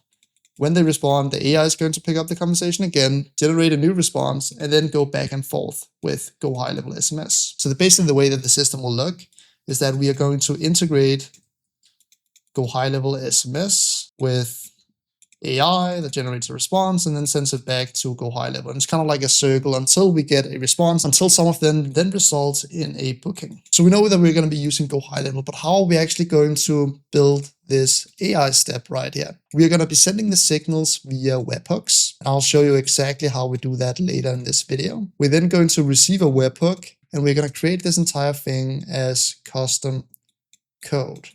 I'm basically going to build a small, I think like Python app that will be able to handle this agent and generate these responses. And then we'll be able to host this Python app that then generates the responses. So this will all be backend, and we can host it either on something like Railway. It's also possible to host it on fly.io, basically a hosting service. So the way it will work is that we receive a webhook, the AI generates the response, and we're going to have some more logic inside of here. The AI then sends the response back to go high level, and then it kind of repeats this process right here. We haven't really been too much in Claude Code until now. I'm going to create a new folder, and I'm going to call this one text agent, like this. And then we're going to open up Visual Studio Code and open this folder on my desktop that's called text agent. I'm now going to open up the terminal and then open up Claude. For the model, we can use the new model that is the Fable model right here. And let's try and build this out with the new model. We are going to write, I'm building out an AI agent backend that will behave like an AI agent. We are going to receive a response via a webhook that's going to include a contact ID and a response from that customer. We will then have a log of this conversation so we can see what they responded last time. And then we're going to respond to this customer and send back the response via a webhook. It will work like a lead reactivation campaign. So I'm going to build out the prompt later. I think I want to build it in Python as in a small mini app that we can then host on something like Railway or fly.io. For now, just insert a placeholder prompt, but we need to build out the structure so we have conversation logs so we can like go back and see the previous conversations. I also want to build it where if we receive two responses right next to each other, that we then combine the two responses into one. We can maybe have a timeout of, let's say, 1 minute. So there's a 1 minute delay on every response. When we receive two responses right after each other, so a double text, we then combine that and give it to the agent. I also want you to split up our responses after every sentence. So if we create a large response, then I maximum want two sentences in one response, and then we're going to send it back to another webhook in multiple chunks, because then I'll split it up as multiple messages, if that kind of makes sense. I'm going to set it to plan mode because we're definitely going to have to talk more about this. And then we're going to hit enter. It is now utilizing the superpower skill. If you don't have the superpower skill, I'll definitely recommend that you get it. It is basically a framework for Claude that forces it to think like a developer. It's this one right here. And you can just give this GitHub repo, this link right here to Claude, tell it to install it, and it'll install the plugin for you. Claude now says, before I draft the plan, let me ask a few questions that change the architecture. What are the inbound webhooks coming from? Is this a go high level workflow or generic custom source? It is go high level. How would conversation logs be stored? Single file DB0 setup works on Railway Fly with a persistent volume. Easiest to start. Can migrate to Progress later. I think for now that we're actually going to want to store this in MongoDB. That's probably the fastest way to launch. So I'm going to say, let's use MongoDB here. Easiest to set up. Which LLM should the Power Agent's responses use? I think we want to use Claude for this. I've seen Claude be a bit more like personal. We could maybe also use Grok, but for now, let's use Claude. I'm actually going to tell it, please set it up with OpenRouter so I can easily change the models if I want to. When the reply is split into chunks, max 2 sentences each, how should the chunks be delivered to the outbound webhook? Separate posts, small delay, recommended. Let's do that. And then click submit answers. Cool. So now we're building out a small mini Flask app, it's called in Python. that is going to behave like this AI agent that's going to be able to get a response, generate a reply, and then send it back to Go High Level. We're building out the backend first.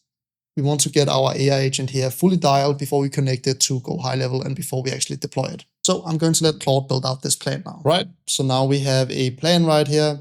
Albert is building a lead reactivation campaign system. Go High Level sends an inbound webhook whenever a contact replies to a campaign. The Python mini app receives that webhook, looks up the contact's conversation history, generates an AI reply via OpenRouter, and sends the reply back to a Go High Level webhook, split into natural feeding chunks. It will be hosting on Railway or Fly.io. Key, change behaviors, conversation logs, debounce double text, chunk replies, placeholder system prompt. Cool, decisions made with the user, blah, blah, blah, architecture, single fast API, single instance, data flow like this.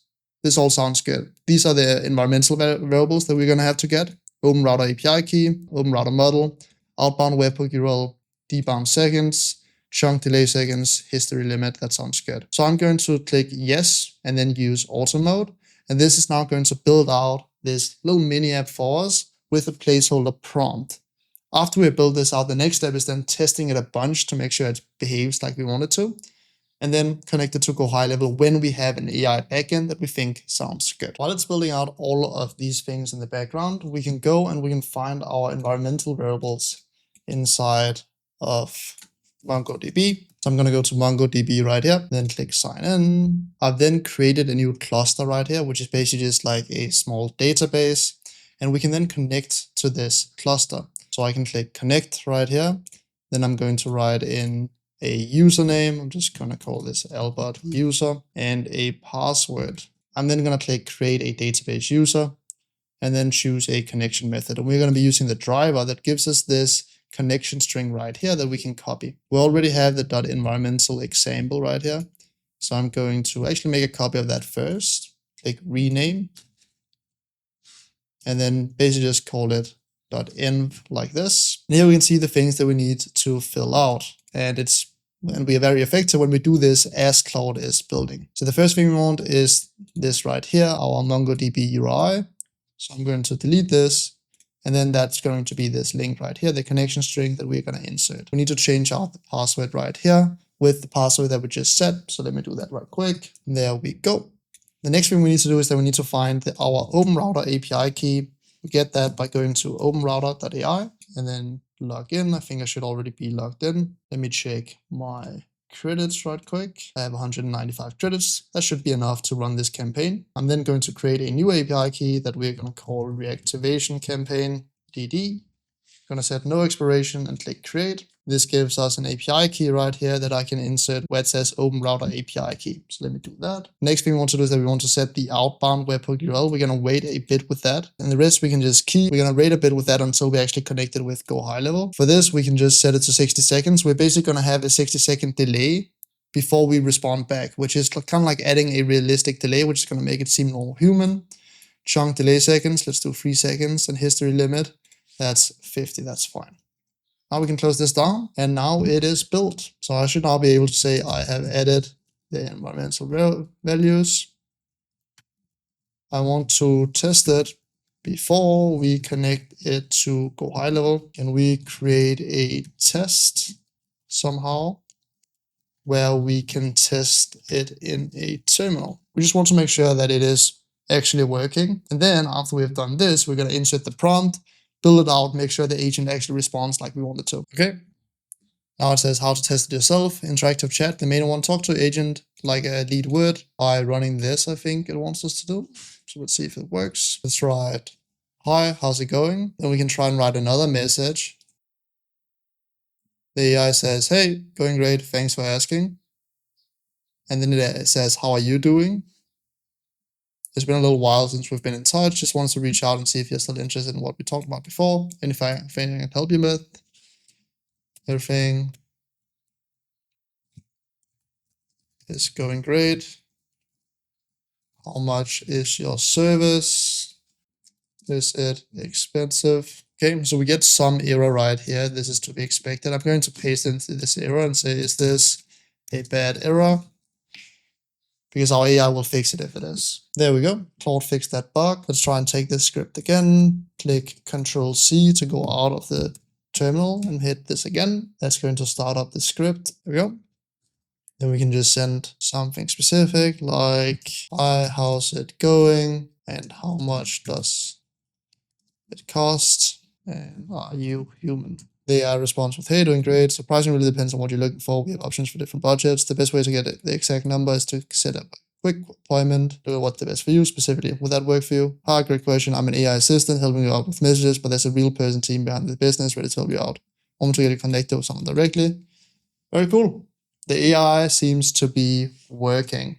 So what we'll do now, this was just a quick test, is that I want to insert probably our first prompt, the one from 11 Labs, as a starting point. The one that we did for outbound voice agent. That had a lot of information already in its brain. So let's take this one right here. Please use this prompt, thanks. Insert this. Oh, didn't insert the right prompt for some reason. Copy, copy, copy, copy. Paste. There we go. Hit enter. And now we want to see, okay, how does it actually behave with this prompt and basically go from there. This prompt already has a lot of the information like the 159, the 7 days, etc. So very good prompt to start with. There we have it. If we then go in and we run this script once again, then we can try Jessica. Say, who's this? I don't remember. And Jessica says, oh, hey, it's Jessica from Design Detailing. You reached out a couple of months back about getting your car detailed, and I don't think we ever followed up with you. Did you ever end up getting that done? I don't think I did. It was too expensive. The first thing I noticed right here is that we definitely want to make it sound better on text. You can see it uses like these M dashes. That's like the #1 AI tool. We definitely don't want that. Okay, so that one's on me for not calling sooner. Here's the thing though, we've got a summer special running right now, $100 off. And we come to you, so no dropping the car off anymore. Worth taking a look at it. Where do I book? We also need to have it actually send the booking link, same booking link as the voice agents. What are you looking for, interior only or full detail inside or out? Full detail. It's a Corolla. I really like how it splits it up in these like separate messages. That makes it sound really human, which is good. Oh, nice. Corolla's like how detailed. This answer is good for the next 7 days. I've got openings today and tomorrow. Which one works best? It's the mornings. And it sends the here's the link. I've like the $100 off to your number. That's where you can pick your slots. Did you get it okay? Did you get it okay is probably not the best on a text. So we probably have to change that too. Let me just say, yeah, great. We'll see you tomorrow. Anything I can help you with you? Oh, nice, nice. Cool.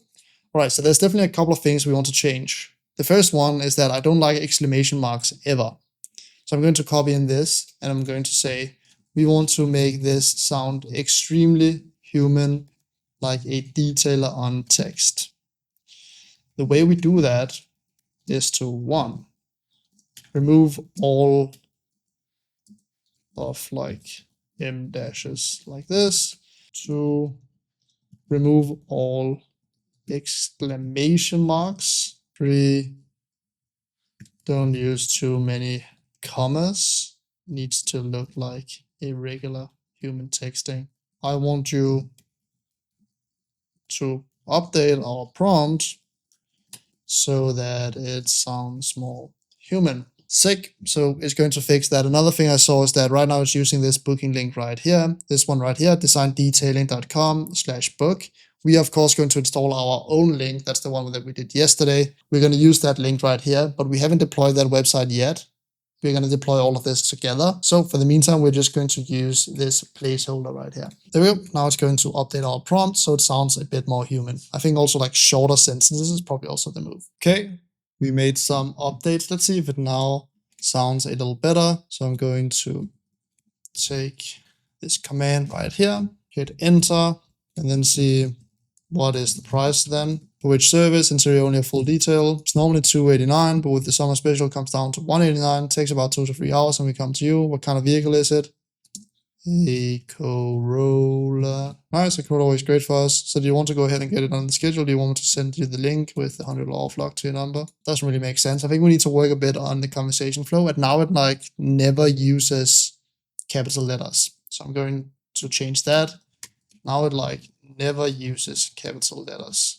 That's not good either. Make it use capital letters so it's a bit more professional. It's about finding that middle ground where you use capital letters, it doesn't sound unprofessional, it doesn't sound like a scam, but where it still sounds like a human texting. There we go. We can now hit this once again, restart it from fresh.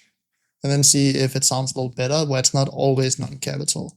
Like, what if we just say something like, I don't remember, and who's this? Hey, it's Jessica from Design Detailing. You filled out a form a couple of months back about getting a car detailed, and I don't think anyone has ever followed up with you. Did you ever end up getting it done? Yes, I'm me. Sorry about that. We're running a summer special right now, $100 off. I can get you in this week. Are you looking for an interior detail, full detail? Full detail. For the full detail, we come to you. It's normally $289, but with the summer special, it comes down to $189, and it takes about 2 to 3 hours. For what kind of vehicle is it? Roller. Nice. What year is it? Doesn't need to ask for the year. Probably don't even need to ask for like what car it is either. We kind of just want to book them in as soon as possible, I think. So I'm going to copy this entire thing again. This is how we do it. We just like keep working on it until we get it perfect. I don't want to ask for what car it is. Actually, remove that from question flow.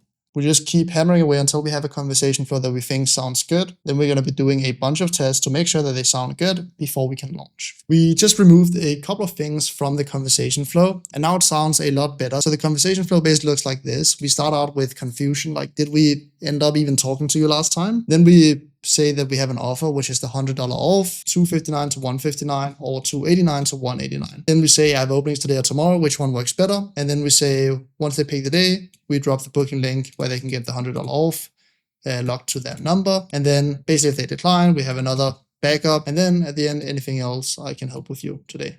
Sick, awesome. So that's the conversation flow. Notice here that we're using a bunch of small tricks that work really, really well.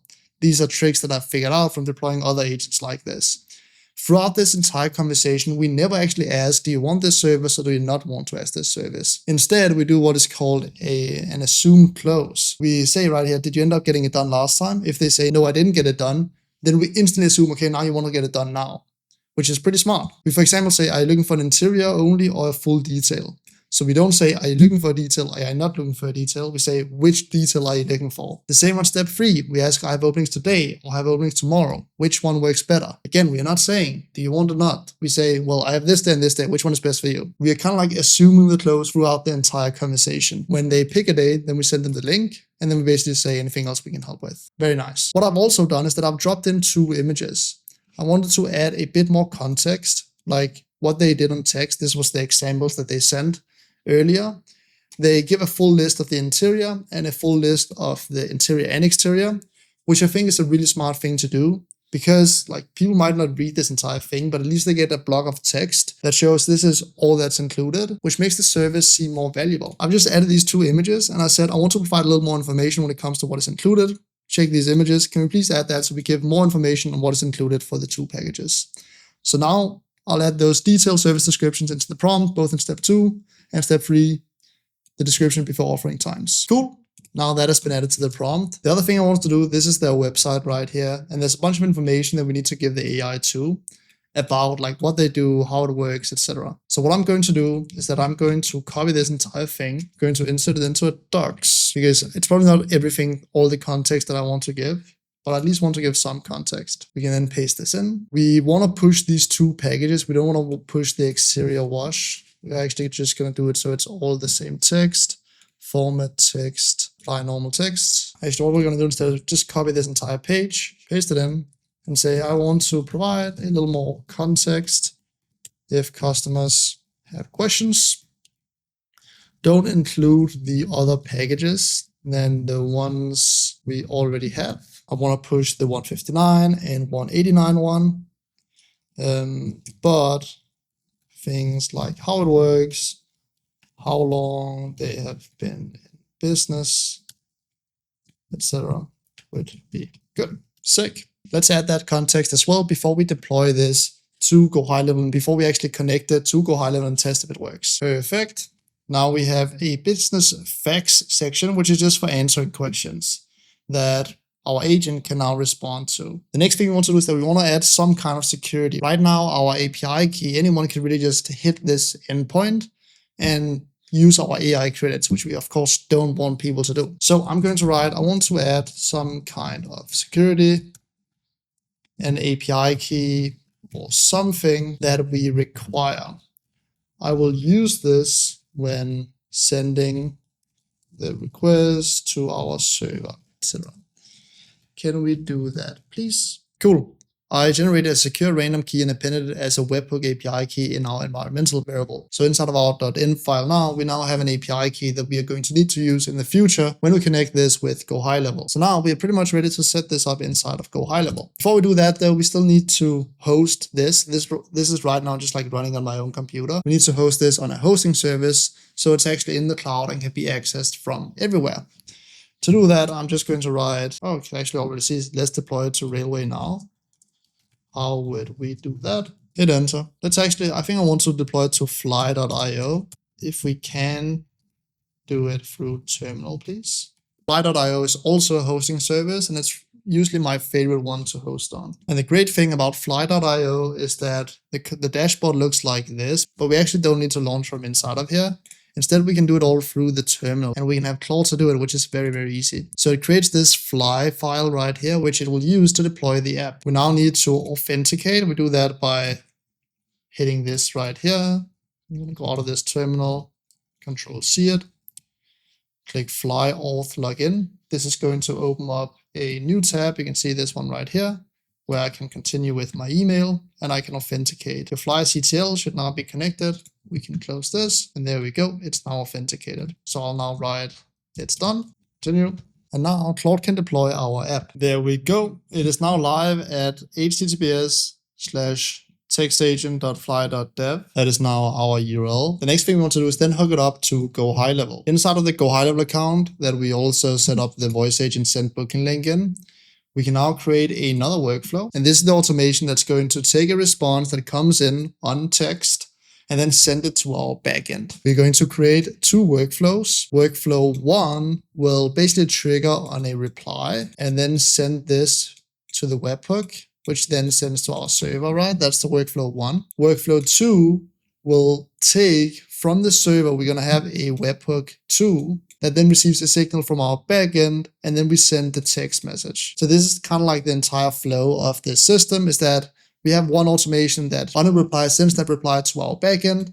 Then we have the backend right here, kind of like in the middle. And this backend then takes this response, sends it to the webhook, and sends it via text. So let's build that. I'm going to call this workflow 1 reply to backend right here. It's going to trigger on customer replied. And then I think I also want to add another condition, which is that it should have a tag.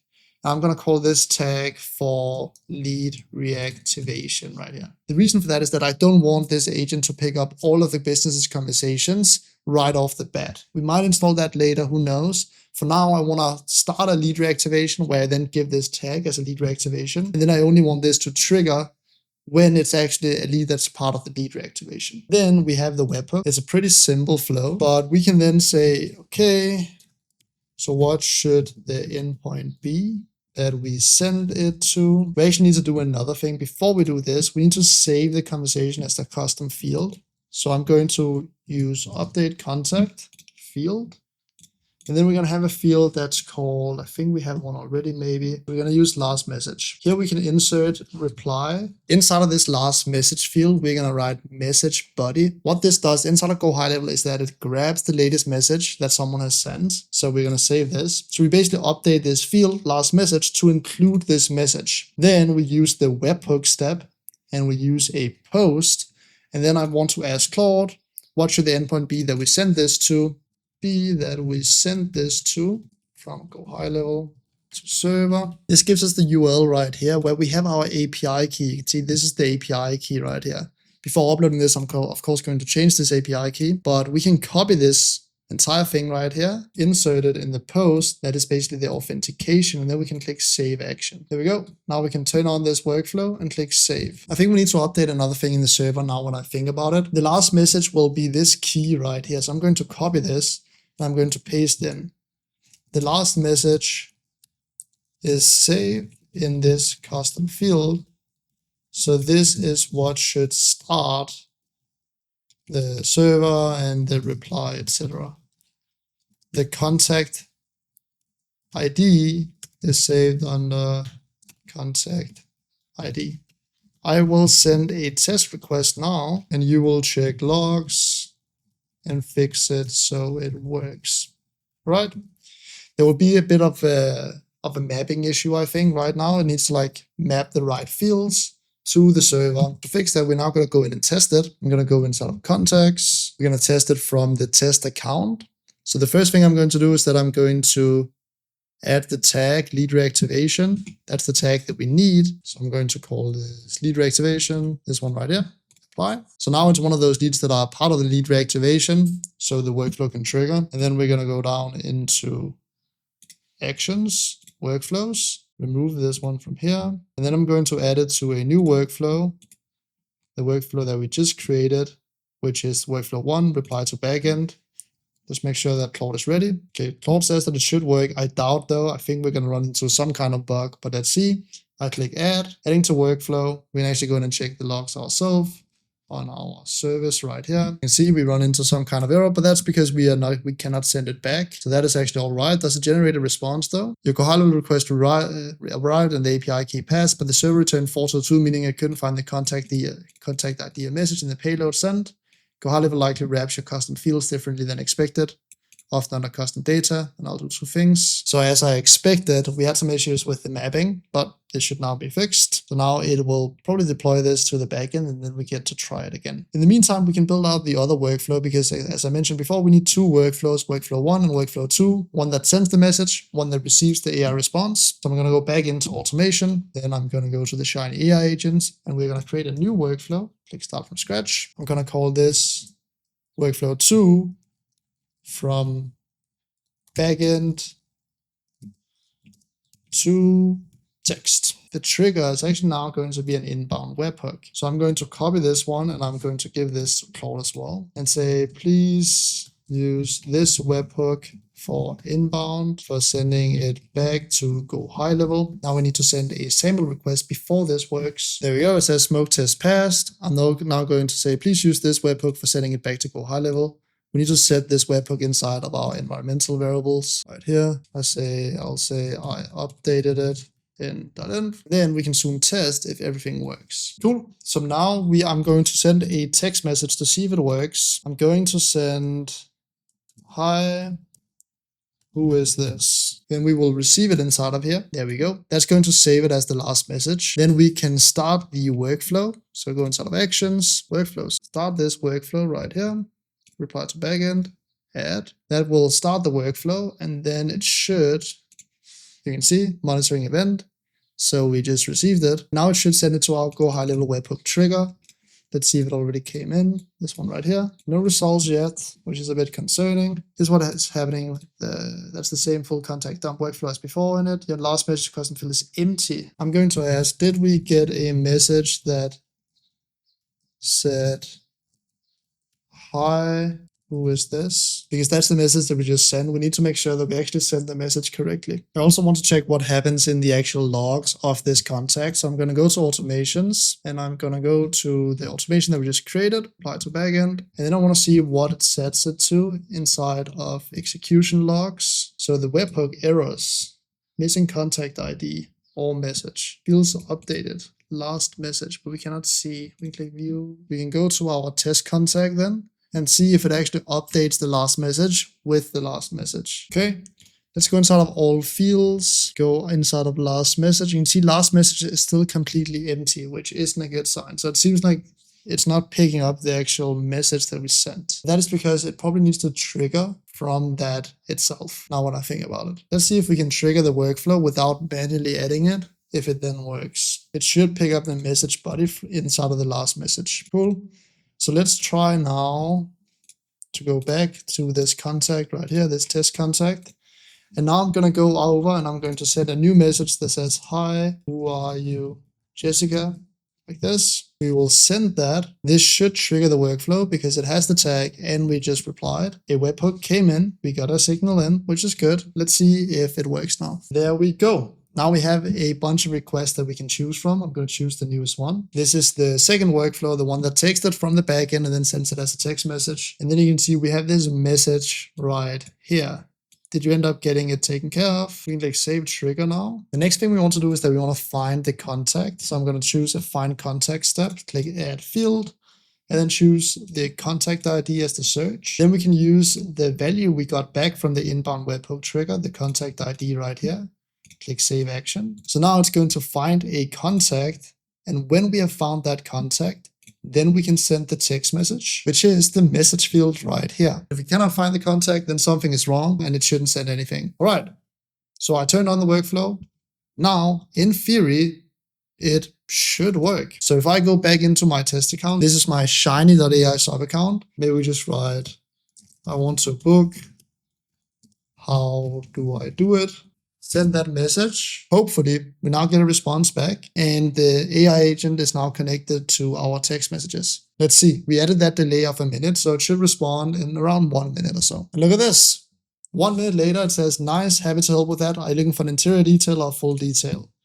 Hey, full detail. Our AI agent now works. Cool. Now we have 3 individual AI agents, the inbound voice agent, the outbound voice agent, and this text agent right here. What we need to do next is to deploy all of them. There's still some missing pieces. We need to get the website hooked up so people can actually book appointments. That's very important. And then we need to set up the inbound voice agent so it's actually connected to the Facebook ads. We need to set up the 2 agents for the lead reactivation, the voice and text agent, so that they start calling and texting all of these leads. It's going to be absolutely amazing. The hardest part is now done of figuring out, okay, how do we actually build these agents and how do we connect them? Now comes the fun part, which is tuning it and going live. And you can see, boom, we get a response right here. For the full detail, we come to you and it's normally $289, but we've got summer special running right now that brings it out to $189. It takes about 2 to 3 hours. Want me to send you the booking link? There we go. We still want to tune the conversation flow a little bit, I think. I don't think I want me to send you the booking link, because now we can just do it all from inside of Claude if we want to change it. We are finally getting close to the end and getting ready to deploy it. Something that pisses me off is when someone is doing a good job with their agency, but then makes some crucial mistakes that absolutely ruin everything. A lot of these courses on YouTube, they always explain, well, here's are the things that you should do. But I think that sometimes it's worth way more knowing, okay, what mistakes should I avoid completely? That's why I included this section in this course. Do not make these mistakes. The first one is voice agent specific. I see a lot pitch a voice agent that sounds exactly like the business owner. And that's a mistake. And let me explain to you why. If you make the voice agent in the client's voice, guess what happens? Who knows your voice the best, for example? It's yourself. You know your own voice best. And the thing about voice agents is that sometimes they will change how they pronounce things or how they say things or the rhythm or how fast they speak. And if someone took your voice and changed that, you would instantly know, well, this doesn't sound like me. So if you're pitching a voice agent that sounds like the client, you're going to run into issues when you then show them the recording and they think, well, it's supposed to sound like me. It doesn't do that. This is something that you logically would think, okay, this is a good idea. I can pitch that I can make a voice agent that sounds exactly like him. That's high value. But the reality of the technology right now is that it will not sound 100% like them. They will know the difference on their own voice. So definitely don't do this. Instead, you kind of actually want to do the complete opposite. I mentioned it a bit on our sales call that I had with the client, which is that you want to create a voice agent that sounds a bit different to what people are used to hearing. This could be things like adding an accent to the AI. It could also be things like adding a inside of the first message, for example, on purpose. So basically like imperfections, because when you hear another accent and there's something that's slightly off, you'll just think, okay, that's just the accent. That's not because this is a voice agent. If you do this, you're going to have way less people that know that it's an AI. And the client also will think, okay, this sounds really, really good. The second thing is that you don't want to change the client's business completely. For example, on the call that I was on, he mentioned that he's still manually texting all of the leads that come in from his Facebook ad, which from my point of view is stupid. Like, why wouldn't you just install an AI agent that can text with all the leads and then not have to do it? Probably have a higher close rate because you can do it the same way every single time. You can get back to everyone faster. There's so many good things about that. The reason that I didn't push on that on the call is because we don't want to go in and change how they do business completely. Why is that? Well, for one, there's a very, very big risk. Let's say that you are brand new to this entire thing and you mess up the agents that you build. Well, all of a sudden, you have taken their business and you've completely set it on pause. That's not a very good first client to have. So if you go in and change the business, it's a very high risk of something not working out, something happening. And all of a sudden there's way higher stakes. You're basically gambling with their entire business. The second thing is, because there's a high risk, you're also going to meet an insane amount of resistance. If I told him, like, we're going to change how you do business completely, you're not going to be texting them anymore, I'll do everything, you'll also be like, well, I know this works. Why would I change it? And on the call, if you noticed, I actually did hint that we could also install a text agent if we wanted to. And I instantly was met with resistance. He said that, well, then he has nothing to do throughout the day, which again, not an argument that I think is a good argument. But again, that's not up to me. That's up to the client how he wants to run his business. So don't make this mistake. When you go into a business, don't change the entire thing. I actually have a bonus to this because it's actually a good sign if you meet resistance. If they say, well, the way that we do it right now works well. Let me explain why. A lot of beginners, when they start out, they pair themselves up with someone else that might also be starting their business. And then they offer the same services like these. For example, booking agents or lead reactivation agents. Agents that basically book appointments and set them inside of a calendar. The problem with partnering up with someone that would just say, yep, sure, change my entire business. Yep, sure, let's try this. The problem with that is that they probably don't know how to close. If they are eager to change how things are working right now, it probably means that their current position they're in doesn't work too well. So when you meet resistance, it's actually a good sign. It means that they already know how to close people when you book appointments for them. So all you have to do is just be a small addition to what they're already doing. All the agents that we're building out in this full course is an addition to the already existing system they have with Facebook ads, their texting, and their booking, right? We're just adding on top of that. And I'll explain why the price is so important as well, and why it actually allows you to charge higher prices when you don't change the entire business. The third mistake that I see a bunch of people make is that they overbuild. Let's say that you are building out a website for a local business, right? Just like a mom and pop shop down the street. Do they need detailed analytics that explains exactly where their customers are coming from, IP addresses, the conversion rates on every page? Probably not. But I still see a bunch of new builders in the space completely overbuild and add things to their projects that will just overcomplicate things and will not give any value to the client in the end. Every time you create a project, and when you think about, okay, what needs to be included in this project, you need to weigh the pros of adding it and the cons, because there's always cons in adding things as well.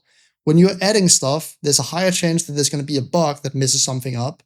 There will be a higher chance of something not working as expected. So don't just add a bunch of features and tell Claude to build out a bunch of features. Actually think about, okay, what do we actually need? An example, which there's probably going to be a couple of comments about this, is the voice agents. I could hook my voice agent up directly up to something like a Google Calendar. So people could actually book on the call with the receptionist. The reason that I didn't do that is that would be overbuilding in this scenario. Sending a booking link is much, much easier to build. It is much, much more stable as well, because voice agents will make mistakes. It's not a question if the voice agent will make a mistake. It's a question of when. Like, it's going to double book someone in. It's going to book someone next year. This happens with these kind of integrations. A booking link is extremely stable. They basically cannot mess it up. On top of that, it's very easy to track. So I'm going to know when, okay, I'm going to get my commission because it came in through my booking link. And on top of that, it's going to get more qualified bookings. What you'll run into when you build a voice agent that just picks up phone calls is that and books them directly into a calendar, is that a bunch of people are just going to say, yeah, book me in. But there's a lot more resistance in a booking link, which means that the people that we actually book in will have a way higher conversion rate. And the last thing that you want to do is book a bunch of people on a calendar, get the business owner extremely hyped, and all of a sudden only 20% or 30% or 50% of those people that actually book in end up being an appointment, because you're just taking space up in the calendar where other clients could come in as well. That is why in the build, I choose to use a booking link instead of just connecting it directly to a Google Calendar. I've seen this in my builds over the years work way, way, way better. So remember, when you're building things out, always weigh the pros and cons of adding a feature. Will this get too complicated?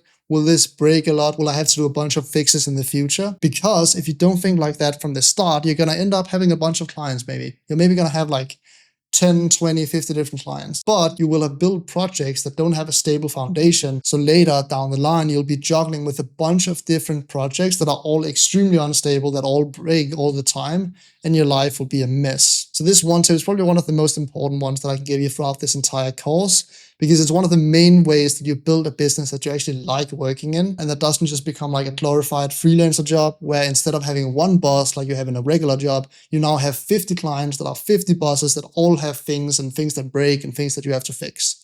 So please note this down, think about it every time you build something, Am I overbuilding right now? Am I adding too much that it wouldn't even be necessary? I have a couple of other things that are important to do as well though. The fourth one is to let the client ghost you. The client always needs to know, okay, when will they hear from you the next time? A bunch of beginners, when they start, don't do this one thing. And the reason that you let the client ghost you is because you don't book in another call on the current call that you're on right now.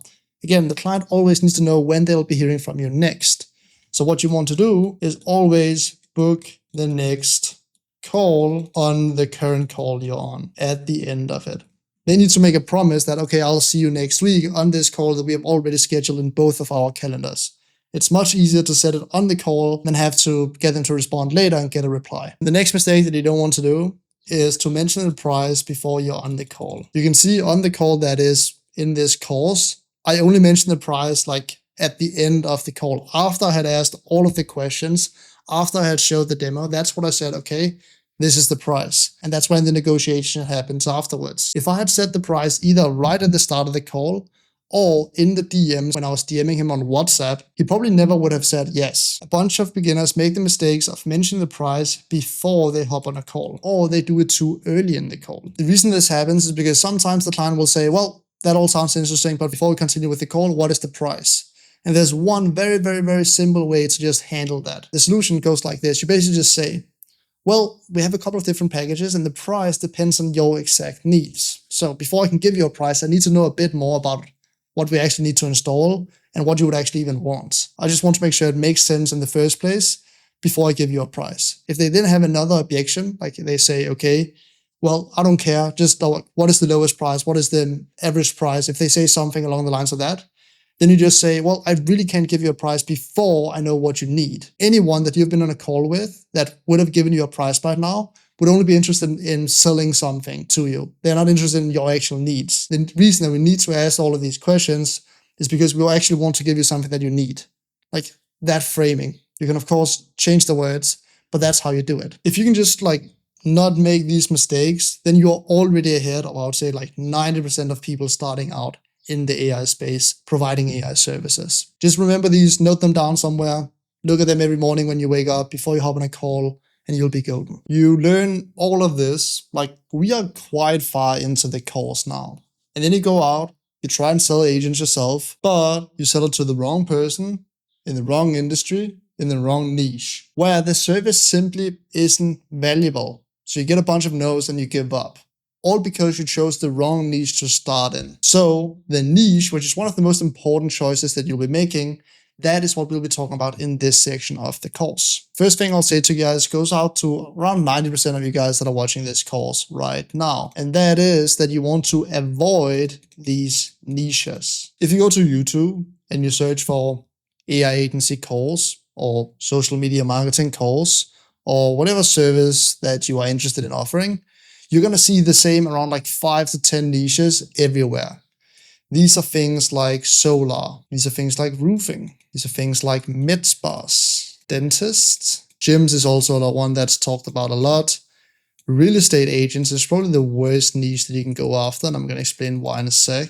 These industries is what you hear about everywhere. Everyone that comes into the space, watches the same videos, goes after the same exact industries. So if you're just starting out and you have no idea what niche to choose, and I'll show you in a bit how you can go through and what your thought process should be when you choose a niche, then you should avoid these industries. Instead, what you should go after are less well-known industries, such as HVAC, such as plumbing. The one we're going after here is car detailing. And I would even say that car detailing is right on the edge of being one of those very saturated industries. But you can basically find industries that are a bit more niche, a bit more less well known. And when you do that, you're going to have way less competition. It's also things like electricians. One I forgot up here as well is chiropractors. In the no-go. If you've heard about an industry from a YouTube video, chances are it's probably not the right one to choose. And even these, if this course becomes well known, then a bunch of people are going after these industries. So how do you then choose an industry? Well, let me explain a bit about the thought process that you should take. Business, just like life, really isn't fair. You will not have the same opportunities and you will not start at the same level as everyone else. Not everyone starts at the same level. What I mean with that is that you might someone else starts out in business and their dad is already a multi-millionaire that knows everyone in the industry and they can just feed them jobs. That is probably not you when you're watching this course, but just understand that business and when you're starting out, just like life, isn't fair. People have advantages. That's just something that we have to state from the start. People are from everywhere in the world and everyone doesn't have the same opportunities. We do, however, have different advantages that we can use. And it pains me when someone starts a business without using the advantages. For example, just like I mentioned before, if you already know someone that has a business in an industry, then go after that industry first. I would even go so far to say that if it's in these industries as well, then still go after them because you have an advantage and you get to test out your service straight away. That's the first thing you want to think about. Okay, do I already know someone in this industry that could help me where I have an advantage over everyone else? The first one is, do you already know someone in the industry? The second one is your own experience. If you yourself has already had a job somewhere in some business, and you know the previous boss, again, this also links to knowing someone. If you already have experience in some industry, you know how the industry works, you know the industry language, how they speak, who they are, your ideal client, then going after that industry will also just give you a unique advantage over everyone else. And then only after you have one, seen, okay, do I already know someone, or do I know someone that knows someone? And two, you look at your own experience. That is when you say, okay, what am I actually passionate about? Don't start choosing an industry out from what you're passionate about. You want to take a logical decision where the services that you want to provide will actually be valuable. When I started my agency, I didn't necessarily know anyone and I didn't really have any experience in any industry really. So I said, okay, what am I like not passionate about, but what would I be fine with working in? So I actually started in car detailing, not because I was very passionate about cleaning cars, but because I knew the pain was there. People get their cars cleaned all the time. It was very big in the US and it was a very good starting point. So I completely ignored this and chose something that I wasn't really passionate about. What I'm passionate about is the AI builds, not the industry I'm in. Of course, don't choose something that you think is unethical. But when you're starting out, you don't really need to be passionate about the industry. A big mistake I see people make as well is that they say, well, I like cooking, so I'm going to go after restaurants. If you know nothing about the restaurant industry, which if you did, you would know that a restaurant is very, very hard to run. Margins are thin, they cannot pay that much. Then it might not be the best industry for you. The way you choose your niche, I would literally like open a Claude session, basically just go back and forth with Claude saying, I know these people, this, what industry should I start by going after? And you can always switch industry later. And that brings me to the next thing. One, that you can switch your industry later. And two, that you don't necessarily have to cap yourself with an industry and with a niche. You just need to be really, really good at what you're doing. And there's two ways to niche down. You can either niche down on a specific customer and help them with a bunch of different problems that they have. You can also niche down on a specific service like voice agent lead reactivation, for example. If you become the best at voice agent lead reactivation, then it doesn't matter what industry you're in, you're still going to be able to give them results. And you'll still be able to show them that I've done this in the roofing industry, this in the solar industry. I know that it's going to work in both industries. So it's kind of a thing online that you have to choose one industry and that you definitely shouldn't switch. I can't disagree. I think you just need to be really good at what you do. And if you are, then you can work in multiple different industries. So you can niche down the service and still service a bunch of different people in different industries. Exactly with the niches, you can learn all of this information. You can learn how to build it. You can learn how to sell it. And then you go out, you crush it on a sales call, and you then give a price and the client looks at you like this, because you give them the wrong price. Either you sell it way too cheap where you actually end up losing money because the bill of like running the softwares become more than what you actually charge them, or you give a price that is way too expensive, way out of line, and you will get no's every single time until you give up. Let's talk about probably one of the most important things in this course, which is how do you price? And your pricing is something that is dynamic. It's going to change as you proceed in business. As you get better, as you work with better clients, as you go up market and work with larger clients, you of course will also be able to charge more. If you are just starting out, the highest value thing that you can do right now wouldn't be getting like $500 for your first project. Doesn't really matter too much. It is to get testimonials. If you can get to 5 testimonials that you can place on your website, that is going to be so much leverage and it's going to be worth way more than like $500 for your first project. And that is why if you're just starting out, I would definitely recommend that you work for free. or that you have an offer, and we're going to talk about offers in just a second, but where you have an offer where you give something for free to get people in the door before you then upsell them additional services. This could be things like a free website. It could be things like a free voice agent even, where they only pay for the cost. I hope you see the point. The important thing here is that we want to get to those first 5 testimonials. When you work for free, 2 things happen. One, of course, you have to do a good job, but when you do, people are going to love it and you're going to get referrals, which is going to grow your business more. And 2, people will also want more. When you provide something for free and they really love it, they're going to start trusting you. When they then want something new done, well, who are they going to go to? They're going to go to you, and you can then upsell. So if you're just starting out for your first 5 projects, don't charge anything. Just say, well, I can do this. I can set it up. You just pay the cost of running it. That's all it's going to cost. You're not going to pay me anything. All I want in return is just a testimonial. If you say it like that, you're going to get a couple of clients, and chances are you'll get your first paying client sooner when you do it like this, rather if you went out and charged $1,000 or $2,000 up front with no experience. What it also does is that it removes all the risk in it from you. If you're working for free and you semi know what you're doing, you've watched a couple of courses, you've maybe set up a voice agent for your own, but you haven't set it up for the client yet. If you say that you're going to build it for free, it takes a lot of the risk and the pressure off your shoulders because you're working for free. They're not paying you anything for it, right? Which again, makes it easier to start. So there's different phases, and of course you're going to be pricing different prices. But I just wanted to mention this, that if you're starting, then start for free. It's going to be worth way more getting the experience and getting the testimonials. All right, so you're starting for free. When do you actually then raise your price? It's actually very, very natural, because as you start working for free and offer your services for free, you are going to get a lot of demand. People are going to want free stuff. So all of a sudden, you maybe have 5, you have 10 projects. When you have demand is when you raise your price. And don't raise it to something like insane yet. You go for free to maybe something like $100 a month or something for a service in that price point. And we're going to talk about offers in a second. Then you wait until you have 5 or 10 projects again. So you're completely filled up. You cannot work anymore. And when you have 5 to 10 projects again at $100 a month, that is what you raise prices again. And you maybe charge $500 a month. As you get better in business, you're going to get the luxury of deciding what clients you want to work with. And when you're just starting out, you're going to be working with some shitty clients. That is to be expected because they're also paying shitty prices. And that's actually kind of a cool thing and a nice thing in business.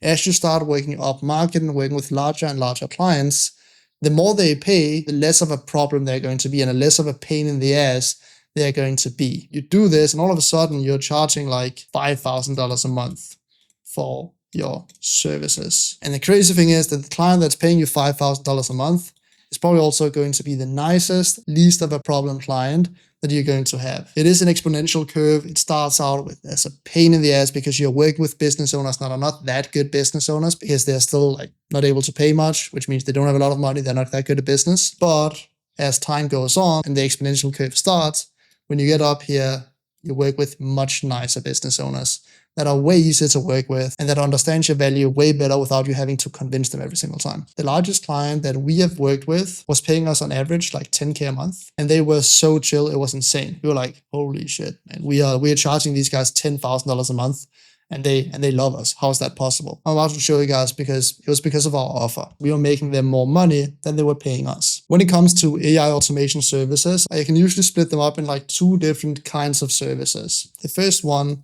are services where we can directly calculate, okay, how many sales did our system generate? And the second one is where it's a bit harder to generate the actual sales. So this might be like support or automating something, automating a process inside of the business. We can still calculate how much is this actually work, and that's going to be a crucial part of building your offer. But the reason I wanted to split this up like this is because in this video, we are doing a performance deal, right? So our offer is nothing up front, but then 20% of the revenue that we are bringing them. And this is also the offer that has made us the most amount of money. This offer right here is also the exact one that we are using with this client that paid us $10,000 a month. The services that we're installing in this course are 2 voice agents and it's 1 text agent.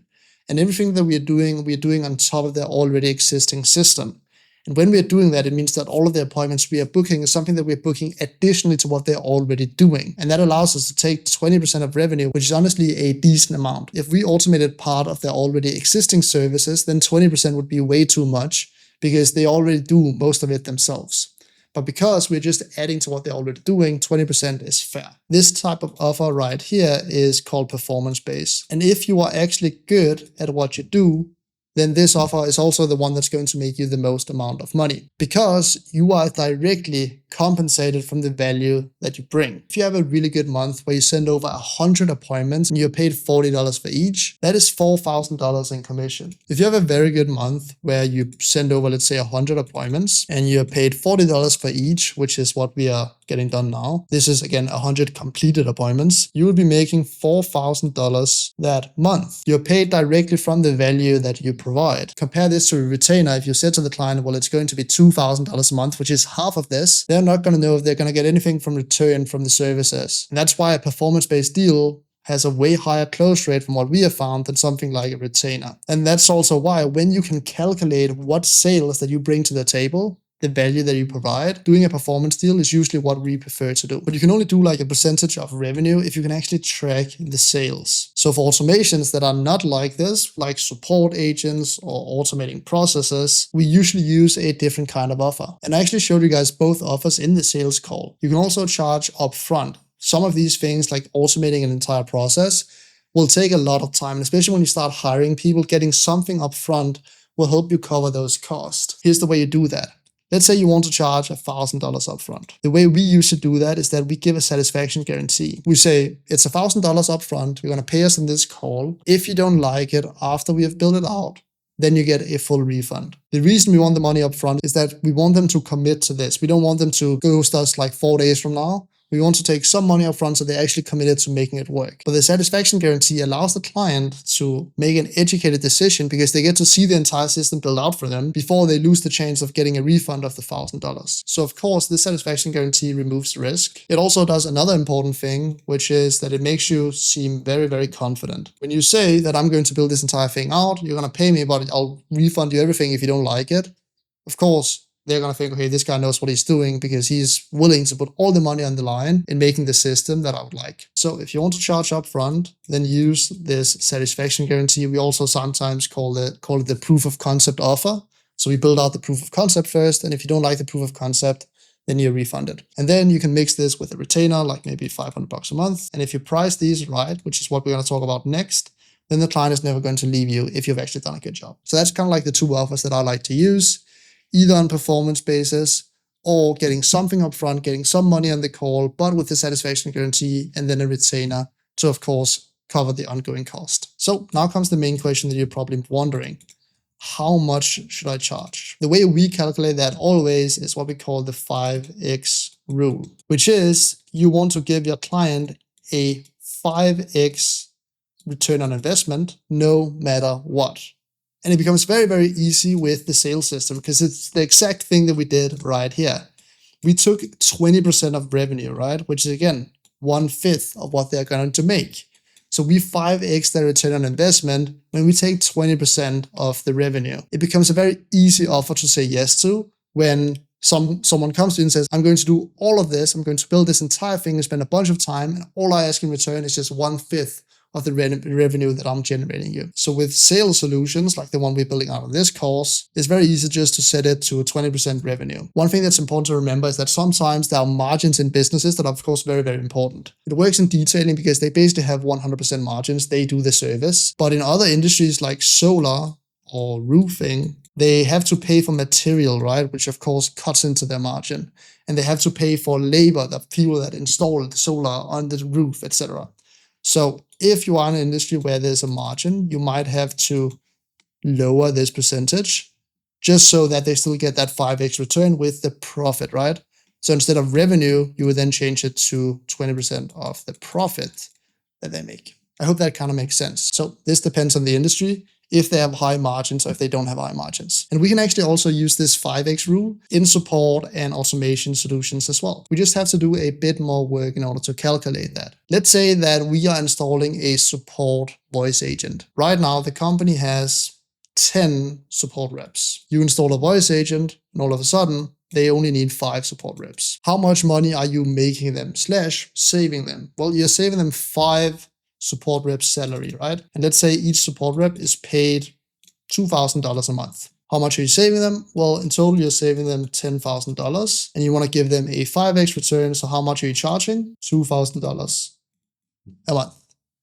And you can, on the call, if you want to, say that, well, we have a 5x return of investment guarantee that we will save you at least this amount, or we're going to put out pricing after this, etc. You can also say that if you don't reach this quota of only needing 5 support reps and needing more, then we can lower our prices. So we still follow our 5x return on investment. But that is basically how you calculate it. When you build something that's not directly correlated with sales, where you're more saving time, then you calculate, okay, how much time am I saving? How much time is that worth for the person that's doing the task?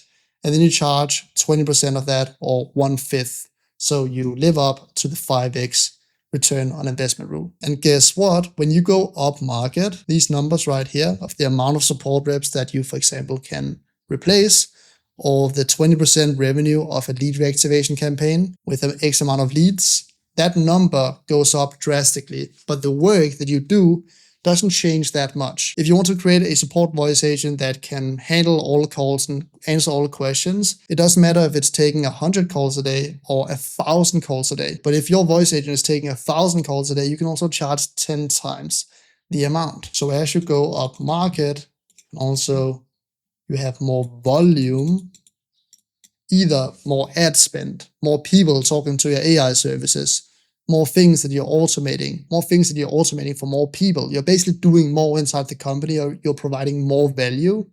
And when you do that, you can also charge way more. And this is when AI agency becomes extremely fun to run. It is when you work with the bigger clients that are not a pain in the ass like the smaller clients are. The only problem is that you have to go through all of the irritating partnerships with the smaller clients in order to get the experience that allows you to work with the larger clients. I hope that makes sense. What you can do is that you can explain this 5x rule to Claude. You can say, I'm building this out, how much should we charge? And Claude will definitely give you a good answer. When in doubt, ask Claude. Cool. This is the website where we are going to be sending all of the interest. Every time someone says that they are ready to book, we're going to send them to this page right here. But when we built this out, I saw there was some domain issues. Right now it says like page not found on the actual domain. So we need to fix that. And I actually got access to their Cloudflare. I just hit them up on WhatsApp, said, hey guys, I need access to you guys' domain. And they could add me as a team member on their Cloudflare. What I want to do now is that I want to go to the domain designdetailing.com. That's the one we're setting up. And I'm going to go to the DNS records. Then we're going to click publish right here. Then we're going to go back. We're going to go into settings on our Go High level. We're going to go into domains and domain forwarding, I think. Domains and URL redirects. And we can click connect the domain in the top right corner. We're going to click funnel website right here, click connect. Instead of using the design detailing domain like they usually use, I'm going to create a subdomain, which basically means I want my page to be at book.designdetailing.com. So if I just write in the domain book.designdetailing.com like this, it'll create a subdomain. So now we can click continue. Now it's going to find the provider that we are using for our domain, and this will find the DNS records managed by Cloudflare. You can see your domain provider is Cloudflare. So we can now click authorize domain. And this is the easiest way to do it. It's just going to add this DNS record right here. Authorizing. There we go. And now we just need to link it with our funnel. That's the car services funnel right here. The home page, click proceed to finish. And there we go. Now the domain is connected. And if we hit refresh right here, we should see the domain. If we go back to our sites, back to our car services funnel right here, and go into settings, we should now be able to, you can see the domain that is selected is book.designdetailing.com. And if we test it, book.designdetailing.com like this, then there we have it, our funnel. And we can also just check, I forgot if we did it nice for mobile as well. There we go, pretty nice for mobile too, where when they click claim deal, it takes them to the next funnel step. Cool, so now our funnel is deployed on the right domain. The next thing we want to do is that we want to allow people to book on our website. So I'm going to create another funnel step just by copying this one. So I'm going to click on this one right here, clone funnel step, to the same location we're in right now. into the same funnel and click add step to selected funnel. Usually for the names of these, I like to just call them 1 and 2, just so I know, okay, this is the sequence. And what we can do now is that we can go in and create the actual booking page here on step 2. So I can click edit right here. I think we can keep this get $100 off your first detail up in the top, just to remind them. Maybe we can make it a little bit smaller, like 48. And then we actually don't need these pages. We can use this down in the bottom, and this valid for is actually also okay. But we can then remove this page right here. And then we can click add, calendar, this. And then we don't have any calendar yet because we're going to create our own calendar for our individual tracking. But now we have a nice booking page. What I want to do as well is that if they click claim $100 off, then it's going to scroll to element, and then we can choose the calendar, should be here somewhere. This looks pretty nice. Let's see how it looks on mobile as well. On mobile, we probably don't want to show this. So I can just go into styles and say, well, on mobile, don't show this. We can make this a little smaller as well on mobile. So now it just shows design detailing, get $100 off, and then it shows the calendar right here when they go to it. Maybe we need to make this a little smaller on mobile too. Mobile size, let's do 100 instead. Just so this is more visible. And we can even remove some of the padding right here on mobile as well, 0. And some of the padding top right here as well, 0. Just to move everything up a tiny bit. Cool. Design detailing, get $100 off your first detail. Book it right here. Valid for, if they scroll down, they see, okay, it's only valid for 5 days. They click here, it takes them back up. And then we have the side, design detailing, copyrights. Nice. Let's save this and also click publish. And the next thing we want to do is to go in and actually find the calendar. So I'm going to go to the calendar tab right here, go into the calendar settings. And I think they had a lot of calendars that's how I remember that they had set it up. Yeah, right here. Let me go in and see what they actually have inside of their calendar. They have the city name, then they have the location, then they have the availability, which is 6 a.m. to 6 p.m. So we're going to copy that availability. Meeting interval every 30 minutes, meeting duration 120 minutes to 2 hours. Advanced step, book. They have a book now form that they're using. So I'm going to see what's in that form. Have notifications on inside the app. This, which appearance, this color. Sick. Because what we can do is that we can literally just take this calendar right here, click duplicate this calendar. $100 off first detail. That's what I'm going to call this calendar. Meeting location. It's going to be custom. 6 a.m. to 6 p.m. That's the same thing they had. Exact same settings that they had. Maximum bookings per day. We can do unlimited. Date range. Let's do it way less date range. Like, let's do it 7 days into the future. We use the book now form. I'm going to see what is in that book now form and what does this designdetailing.com/thank you. Okay, this page doesn't exist, so we need to create our own custom thank you page, I think. So I'll remember to do that. For now, let's just have it default. I probably don't want to link to an external calendar, so I'm just going to delete this.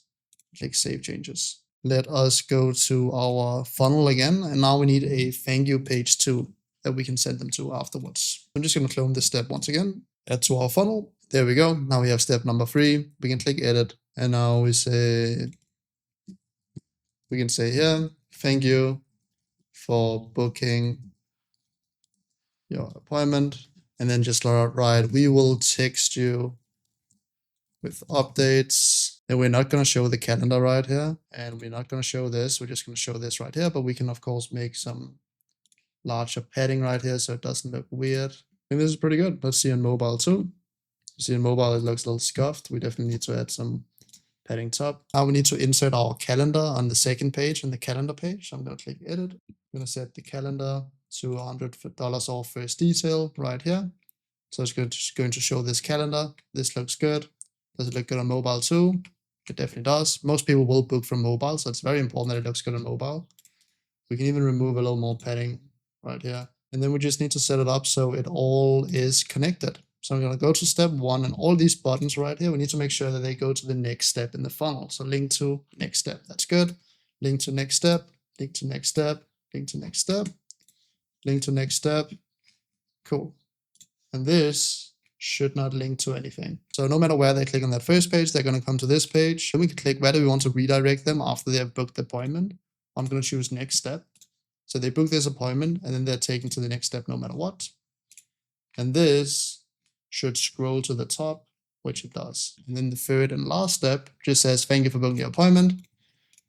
We will text you with updates. When you come into a sub account that you have not really worked in before, it's very important that you check all of the flows that they already have. Sometimes automations might mess with each other.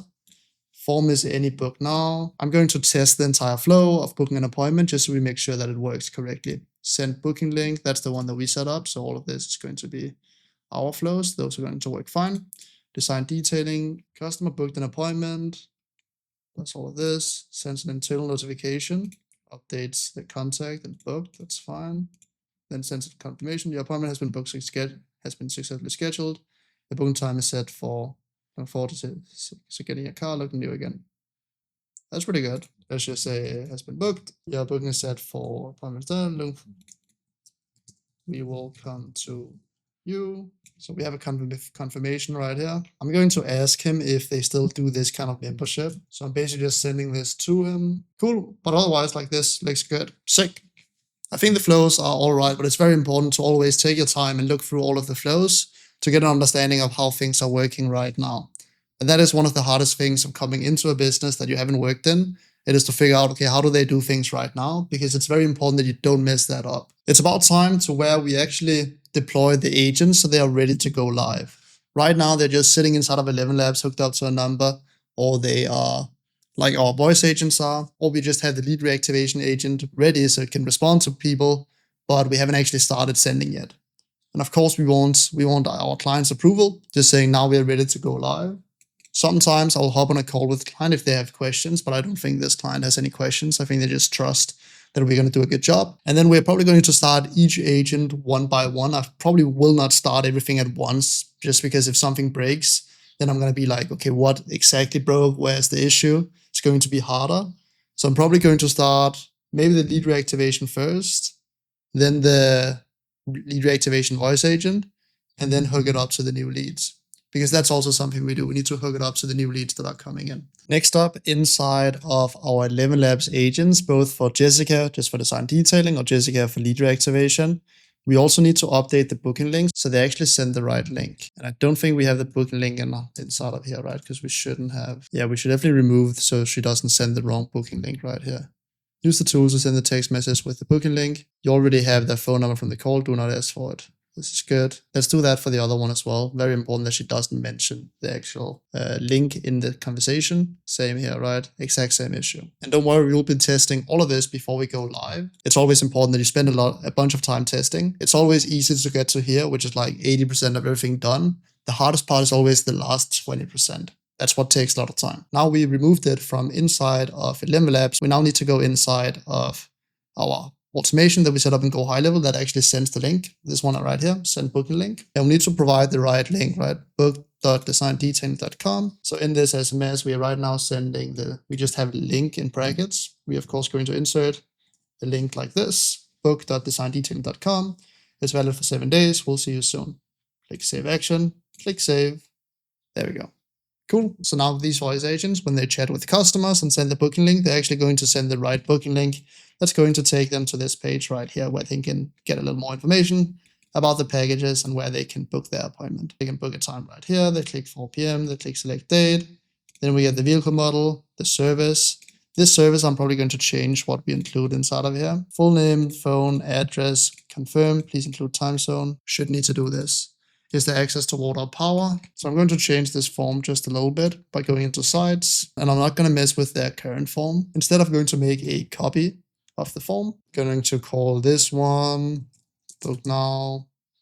Off. Let's open this form. And then for this field right here, I'm going to remove the cheap ones because we didn't want to push that. It was either 189 or 159 we want to push. I guess we can keep the 279 just so the other ones seem cheaper. So I'm going to remove the 139 right here. I'm going to remove the 79. I'm going to write $100 off here in the title as well, just so it becomes even more clear that they're getting $100 off. 159, 189, 279, It's the expensive one. I don't think we need this because I can just take the time that they choose in the calendar. So let's remove this. For the address, we're not going to want a field. We're going to want the actual full address. So I can remove this. And here they can search for the address instead. That's going to be better. Full name, phone, address is the order to. This seems good. And then we just need to go in and use this actual form inside of the calendar. So go to calendar, the one that we just created. A lot of calendars in here. So I'm just going to search for it. Forms. Choose the book now, $100 off that we just created. Click save changes, go inside of automations. And what I'm going to do is that I'm going to send Ethan a text message every time someone books, because that's how he said he wanted the appointments. Then he's going to manage them from there. The way we do that is that we basically go to detailed booking on a website. So when an appointment is booked right here, I am actually going to make a new flow just so we have everything separate. Inside of the Shiny AI agents, I'm going to create a new workflow, start from scratch. I'm going to call it appointment booked. The trigger will be the calendar, and then it's only going to be in the calendar that we created, which is the $100 off first detail. When they book, I'm going to send a text message, and I'm going to write new appointment booked. Then I'm going to find the formatting that he wanted it in. So this might be a question we need to ask for as well. The house, is it a house or is it an apartment? Address, date, time. I think this is what he wanted it in. Before I can continue, we need to go back and also ask if it's a house or an apartment. So we're going to add one right here. Do you live in a house or apartment? And then we should probably also write this in as the access to water and power. I'm going to zoom out here a bit. Then I'm going to take a picture of this just so I have it. Go back to the automation that we were creating. Cool. So now we have all of the information. I need to make sure that this will actually work and that it will actually save all of the information and send it correctly. But yeah, so when an appointment is booked now, our client says that he wanted a text message when someone booked, and then he's basically going to manage that text message and getting the jobs done from there. So when a client is booked, we're going to send all of this information in a text message to him, and then he can get the job done. So let's actually try it. Let me go to book.designdetailing.com, click claim deal. Let's change this to actual be the time zone that it's going to be in, which is probably like Arizona. Let's do one that's called 1 p.m. Click select date. What car do you have? Toyota Corolla. Select service. We're going to do the gold detail. Albert Testing is my name. Just going to write a phone number. I'm going to take my shiny US phone number just as a test. Address is going to be test. What street is there? Haven Avenue. Is that a street? This one just says 2 for some reason. Let me just write yes here. Actually, before we test it, probably want to refresh this just to we make sure it's a good test, and need to make sure to add this in the text message. Send SMS, no, address, house, apartment. I'm going to call this power, electricity, water, power. Going to add a new field. Right. Is there access to water plus power? Delete this instead, just because I want to make sure. Instead of this, actually, we're just going to open up a new tab so I don't have to switch back and forth. It's a little faster. I call this water, power. And we're going to take this exact thing because this should now be fine. Should be able to find this custom field. All right. Now we test if it works. So I'm going to refresh this one right here. Start from the start. So customers are going to be sent this link by the AI agents. They're going to click claim deal. They're going to choose a time. They're going to set the time zone that's already going to be set by norm, like by standard. They're going to choose 1 p.m., select date, Toyota Corolla.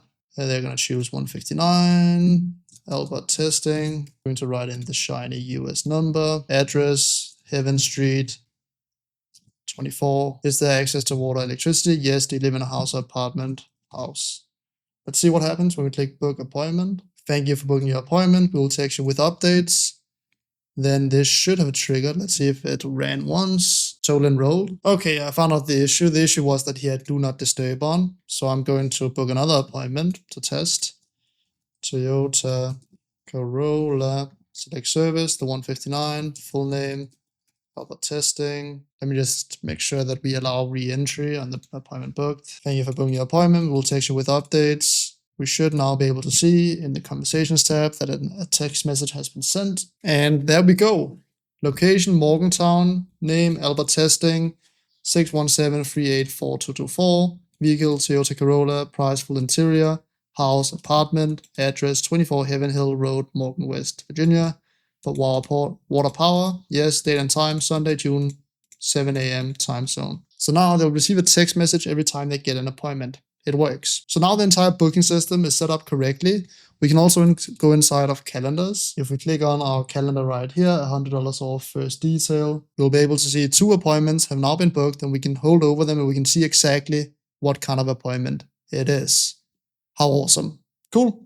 The system is now set up. We've integrated directly into their calendars and their system. So without further ado, we can start the testing phase and then we can go live. All right, it's time to deploy the agents. The last piece of the puzzle is literally just how do we trigger the agents? We have the agent style. They can now book. We have the agent style. We can now book appointments. How do we trigger them? I had a brief conversation with Claude, and I think this is the best solution. What we're going to do is that I want to trigger it all from inside of Go High Level, right? That's what they're currently using, and throughout this entire process, we've connected everything into this.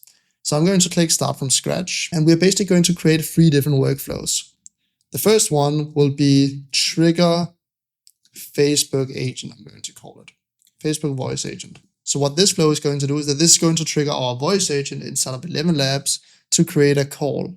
And that is this one right here, right? Jessica DD. That is one that's going to call the leads when they come in from Facebook and book them in. I'm not going to build out the workflow yet. I'm just going to build the structure before we fully deploy it. And the second workflow that we are going to create is the lead reactivation workflow. I'm going to call it Trigger Lead Reactivation Agents. And I think the way I want this to work is that first we're going to send out a text message.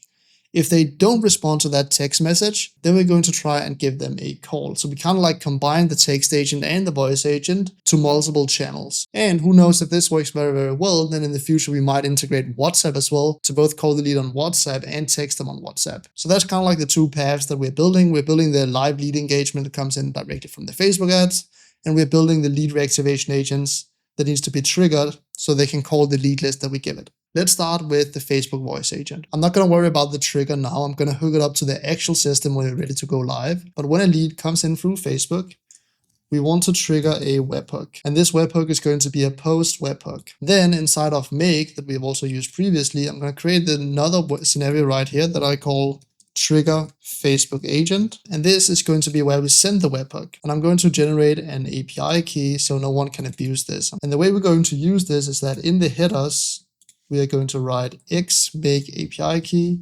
x make API key, and then we're going to insert the API key. We can then click save. We can copy this webhook, click run once. Now it's running. And then test the workflow to see, okay, do we receive a signal? We do receive a signal, and we get all of this information right here, which is the test appointment that we created previously. So that is all we really do from this. As soon as someone comes in through Facebook, we want to send them directly to 11 Labs. But I actually want to add something in front of that, because if someone signs up, let's say at the middle of the night, I don't think we want to call them at the middle of the night. So what I'll do instead is that I'm going to set a specific wait limit. Let's say that we wait 1 minute after the client signs up through Facebook. That's probably good. 1 minute, yeah. And then we set an advanced window. So I'm going to set it from Monday to Friday. I don't think we want to call people in the weekend. If they just sign up for an ad, we probably want to call them on the weekend. And then we set it from 9 a.m. to, let's do 9 p.m. So from 9 a.m. to 9 p.m., if they sign up for our Facebook ad, we're going to give them a call. And we click save action. And I'm just going to call this opening hours. You don't want to call someone if they signed up for a Facebook ad in the middle of the night. When they come in through Facebook, we make sure that it's actually an opening hours, and then we send the webhook that's going to go directly to him. Then I wonder if there's an 11 Labs action, if we need to use the API. It's probably this one right here, outbound call via Twilio. But let me copy all of these and basically just ask Claude, which one should we use? Outbound call via Twilio. So we're going to choose this one right here, outbound call via Twilio, and we can click create a connection. I'm going to call this design detailing 11 Labs connection. I'm going to use the global region, and then we can find an API key. I'm probably going to find that under settings or something. Create an API key, give it access to the 11 agents, copy this, and let's see if this connection actually works. It's going to verify the API key, and it seems like the API key did work. We can then find our AI agent ID. So this is going to be the regular one, the one that comes in through Facebook ads. The to number is then going to be the client's phone number. So I can insert that already. Conversation config override. I don't think we want to do any override. We do, however, want to add a dynamic variable. So we're going to do that in just a second. I wonder what the agent phone number ID is. Maybe it's just the phone number of the agent that it's using. So I'm going to ask, what is this? And then in the meantime, I'll go in and actually find the phone number. Okay, so not the phone number itself, but the ID. Can we somehow, I think it's this, yeah, phone number ID. So it's this one right here. So we can copy this, insert it where it says phone number ID to this number. And then the dynamic variable will be the contact ID, I believe. If you go to our agent and go to our tools, so this phone number right here is actually going to be a dynamic variable. So we then also need to pass this variable right here. That's the phone number, and the value is going to be the phone number as well. We don't need to set a user ID. We can keep everything else like this, and then we click save. So hopefully this works. I haven't actually used this action with 11 Labs before, but we'll test that in just a second. While I remembered this setup that we have right here, I'm going to take a picture of it just so I remember how we did it. And then I'm going to go, just going to click save. We're going to go to our other agent as well and do the exact same thing just so we remember it. This is going to be very similar with the other agent as well. So this is going to be a dynamic variable. Okay, so it's actually the same tool that it's using. I think it is time to test it. All right, we can now test it. If we go into the scenario that we just created, trigger the Facebook voice agent, and we then go grab my test number right here, click run this module, and then paste in only this number like this. And I'm receiving a phone call. Let's see how it sounds like. Hey, this is Jessica from Design Scaling. You reached out on Facebook about the $100 off voucher for your first car detail? Yeah, that's me. Awesome. So are you looking for an interior only or a full detail? Full detail, like in and outside, right? So basically, the full detail includes a deep clean inside the car, taking care of any stains, dirt, and grime. It also adds a pressure wash, hand wash, and dry on the outside, including the rim. It's normally $289, but with your voucher, it comes down to $189, and it takes about 2 to 3 hours. What kind of vehicle is it? It's a Toyota Corolla. Okay, Toyota Corolla. The full deep clean takes care of any stains, dirt, and grime inside the car, and a full pressure wash, hand wash, and dry on the outside and on the rim. The $100 off voucher is available for the next 7 days.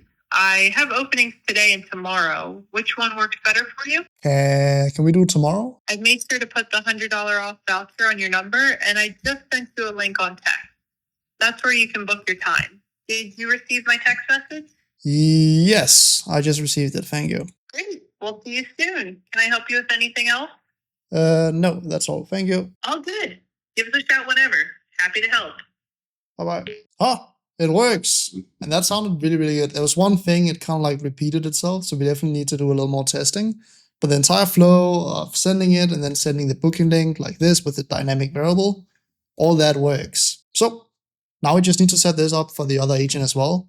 And that's going to be pretty simple. We're just going to do the exact same thing again. I'm going to clone this trigger Facebook agent, and we're going to call it voice lead reactivation agent. And then we're going to add a new webhook that we are going to call voice reactivation agent webhook. We are again going to add an API key, call it lead react. This, click create and click save. We can now go back into our agents and create a new one. Well, we already have the trigger lead reactivation agents, but it might be easier low-key just to copy the other one. So I'm going to do that. So let's delete this one for now and instead just copy the other workflow, duplicate, trigger lead reactivation voice. There we go. Now, of course, we're going to change the webhook to be this webhook instead. And we also change the API. Now it's again going to check opening hours. This is going to be a little different. We're going to make some changes to this flow. We're going to do that when we set up the text agent. But for now, I just want to make sure that the logic where it actually calls the lead, that all this works. So we can also publish this workflow. And we click save. This made the duplication. So this is the exact same, just with a new webhook. And we of course need to change it so it's a different agent. Instead of Jessica DD, we're going to do Jessica DD lead reactivation. The phone number is also going to be different. We want to use 2 separate phone numbers. So we're going to go to channels outbound, and we're going to use the outbound number. That's going to be a different number. Copy the ID right here, paste this in. Gonna do 2 and then the phone number. It's the exact same setup, just with a different agent and a different phone number ID. Click save, turn on immediately. And now we need to test that too. So I'm gonna go in, reset the Albert testing contact, remove this tag right here, booking link sent, and the same with this field right here. Search for booking link. If we test this voice lead reactivation agent workflow as well, take the same number, run this module only, paste in this phone number, click right, and run that. It says success again. Do I receive a phone call? There we go, receiving a phone call. Slide to answer. Hey, this is Jessica from Design Detailing. You reached out on Facebook about the $100 off voucher for your first car detail? Gonna hang up on that. It should say, hey, is this Albert? Maybe it's not saved or something. Jessica, DD, lead reactivation. Let me try and change this again. And then let's try and run it again. Maybe it's just a bug. Receiving the phone call once again. Hey, this is Jessica from Design Detailing. You reached out on... Hey, this is Jessica from Design Detailing. Yeah, it's still, like, it should use this first message, right? This is the other agent that we're using. Which is weird that it doesn't do that. Let's try and change to Jeremy and then test it again. So that works. Let's try and change it back to Jessica again. Jessica. Let's also try to basically just change this. Is this Albert? Basically just maybe to trigger a save or something. Maybe we need to publish it as well. Ah, I can see it's because we haven't published this one. So let's just publish this. There we go. Now it should work. This makes sense. Receiving the phone call.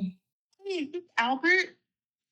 Yeah, who's this? Oh, hey, it's Jessica from Design Detailing. So you reached out a couple of months back about getting your car detailed, and I'm going through my list here, and I don't think I ever called you back. Did you ever end up getting that done? Sorry, getting what done? Oh, you filled out a form on Facebook a couple months back about getting your car detailed. It just never got followed up on, so I'm calling now. No pressure at all. Car detailed, you mean? Like car cleaning? Yeah, exactly. Like a full car cleaning. Did you ever get around to getting that done? No, I didn't. Okay, so I'm not crazy. That one's on me. Let me make it up to you, though. We're running a summer special right now. $100 off, and I can get you in this week. $100, so what is the price? Are you looking for an interior only or full detail? Probably a interior only as a start. For the interior detail, we come to you to do a full deep clean. It's normally $259, but with the summer special, it comes down to $159, and it takes 1 to 2 hours. What kind of vehicle is it? It's a Corolla. The deep clean takes care of any stains, dirt, and grime inside the car. The summer special is good for the next 7 days. I have openings today and tomorrow. Which one works better for you? Let's do tomorrow. I've locked $100 off to your number, and I just sent you a link on text. That's where you can book your time. Did you receive my text message? Let me see. Okay. Yes. You received my... Yes, I did. Great. We'll see you soon. Is there anything else I can help you with today? No, that's all for now. Thank you. All good. Give us a shout whenever. Happy to help. All right. Not sure why it didn't send the text message again. We have the booking link, send booking link. It didn't trigger again. I think it's because the field wasn't correctly updated. Let me actually reset field link sent. Let me just reset this. That way there's no issues when they try and book 2 times. Cool. I think that was it. Like that should definitely work. I'll test it once more. But now we've tested both flows and we can basically trigger them from inside of Go High Level now using the webhooks, using these make flows that we have just created right here. We can basically trigger the 11 Labs voice agents to do an outbound call now, which is really, really cool. We are basically ready to go live now. The only thing we have to be ready to deploy is the text agent. So I'll set this up so the text agent also works. Cool. So this is the flow right here, trigger lead reactivation voice. Well, it's both triggering the voice and the text, right? So we can call this voice plus text. And they already have phone numbers set up inside of Go High Level. So I can basically just click, okay, inside of opening hours when we trigger it. The first thing I'm going to do is that I'm going to trigger a drip mode. Basically what drip does is that it allows me to, instead of just sending all contacts through the workflow first, I can drip them in, and this becomes very, very useful. So I'll say I maximum want to do 5 every minute. This means that we don't like blast our phone numbers, which can hurt deliverability. So we want to drip it in. Next thing we want to do is that we want to wait until opening hours, of course, and then we want to send an SMS. And it's just going to be, hey, first name, we are running a start summer special for $100 off.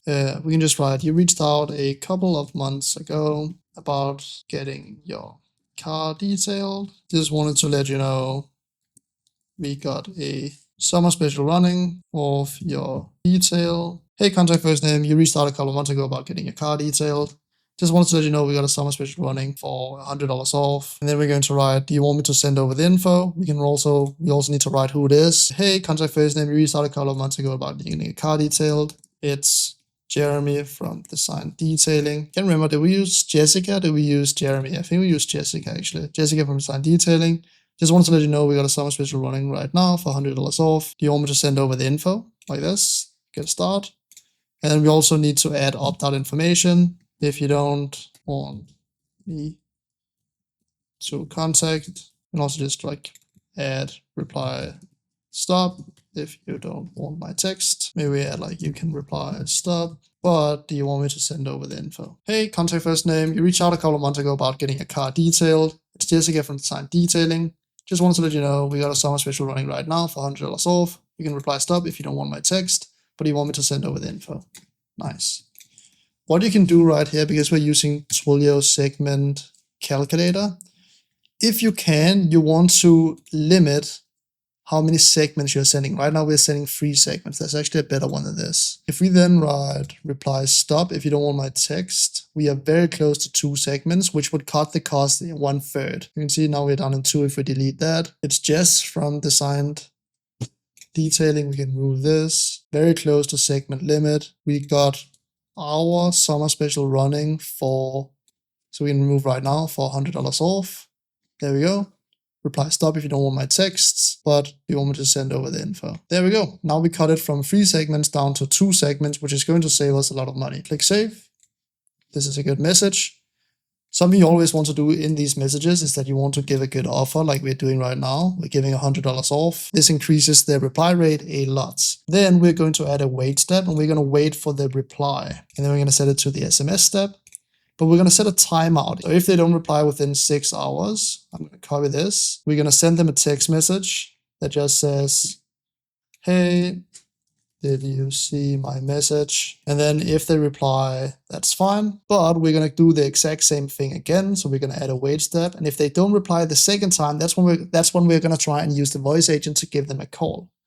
So if they don't reply until the contact replies to, this is going to be SMS 2, bottom one. I can call it SMS 2, SMS 1. If they don't reply to the second one, we can create a timeout and let's give it 1 day. And then we can try and copy this action, and then we can move this action down here like this. We also want to add this drip mode actually. We also want to copy this action and paste one here as well, just so we make sure we don't bombard our phone numbers. And then we actually also want to add an opening hours before this text message too, and also before this call. And don't worry, I'll walk you through what the workflow then does. So what now happens is that we are going to feed a bunch of leads into this workflow. It's going to send out this text message, basically just asking if anyone is interested in $100 off their car detail. And this is going to be their old leads that they have already gotten consent. So they have consent texting these leads. If they respond, our other agent is going to pick up the conversation. If they don't respond, then we're going to wait 3 hours. We're going to make sure that we are in opening hours.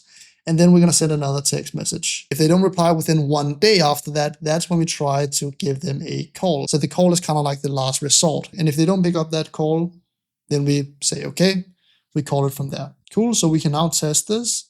I can use my Albert testing account right here, and I can run us through. And it's probably going to get stuck in the opening hours because I'm not in the US right now, so it's in the middle of the night in the US.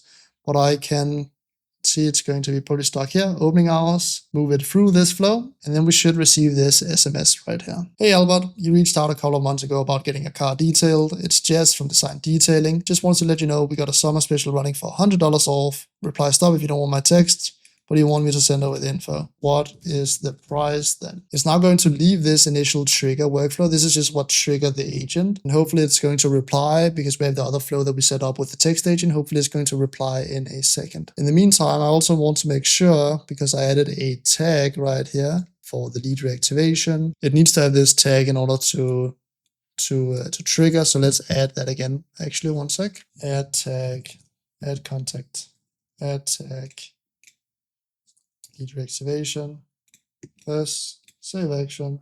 So now if I send this again, yeah, why not? What is the price then? It should trigger now, the agent. It just needs to have this tag. I added this for that one reason, so it only responds to the leads that we actually reply. So let's see if we get a response.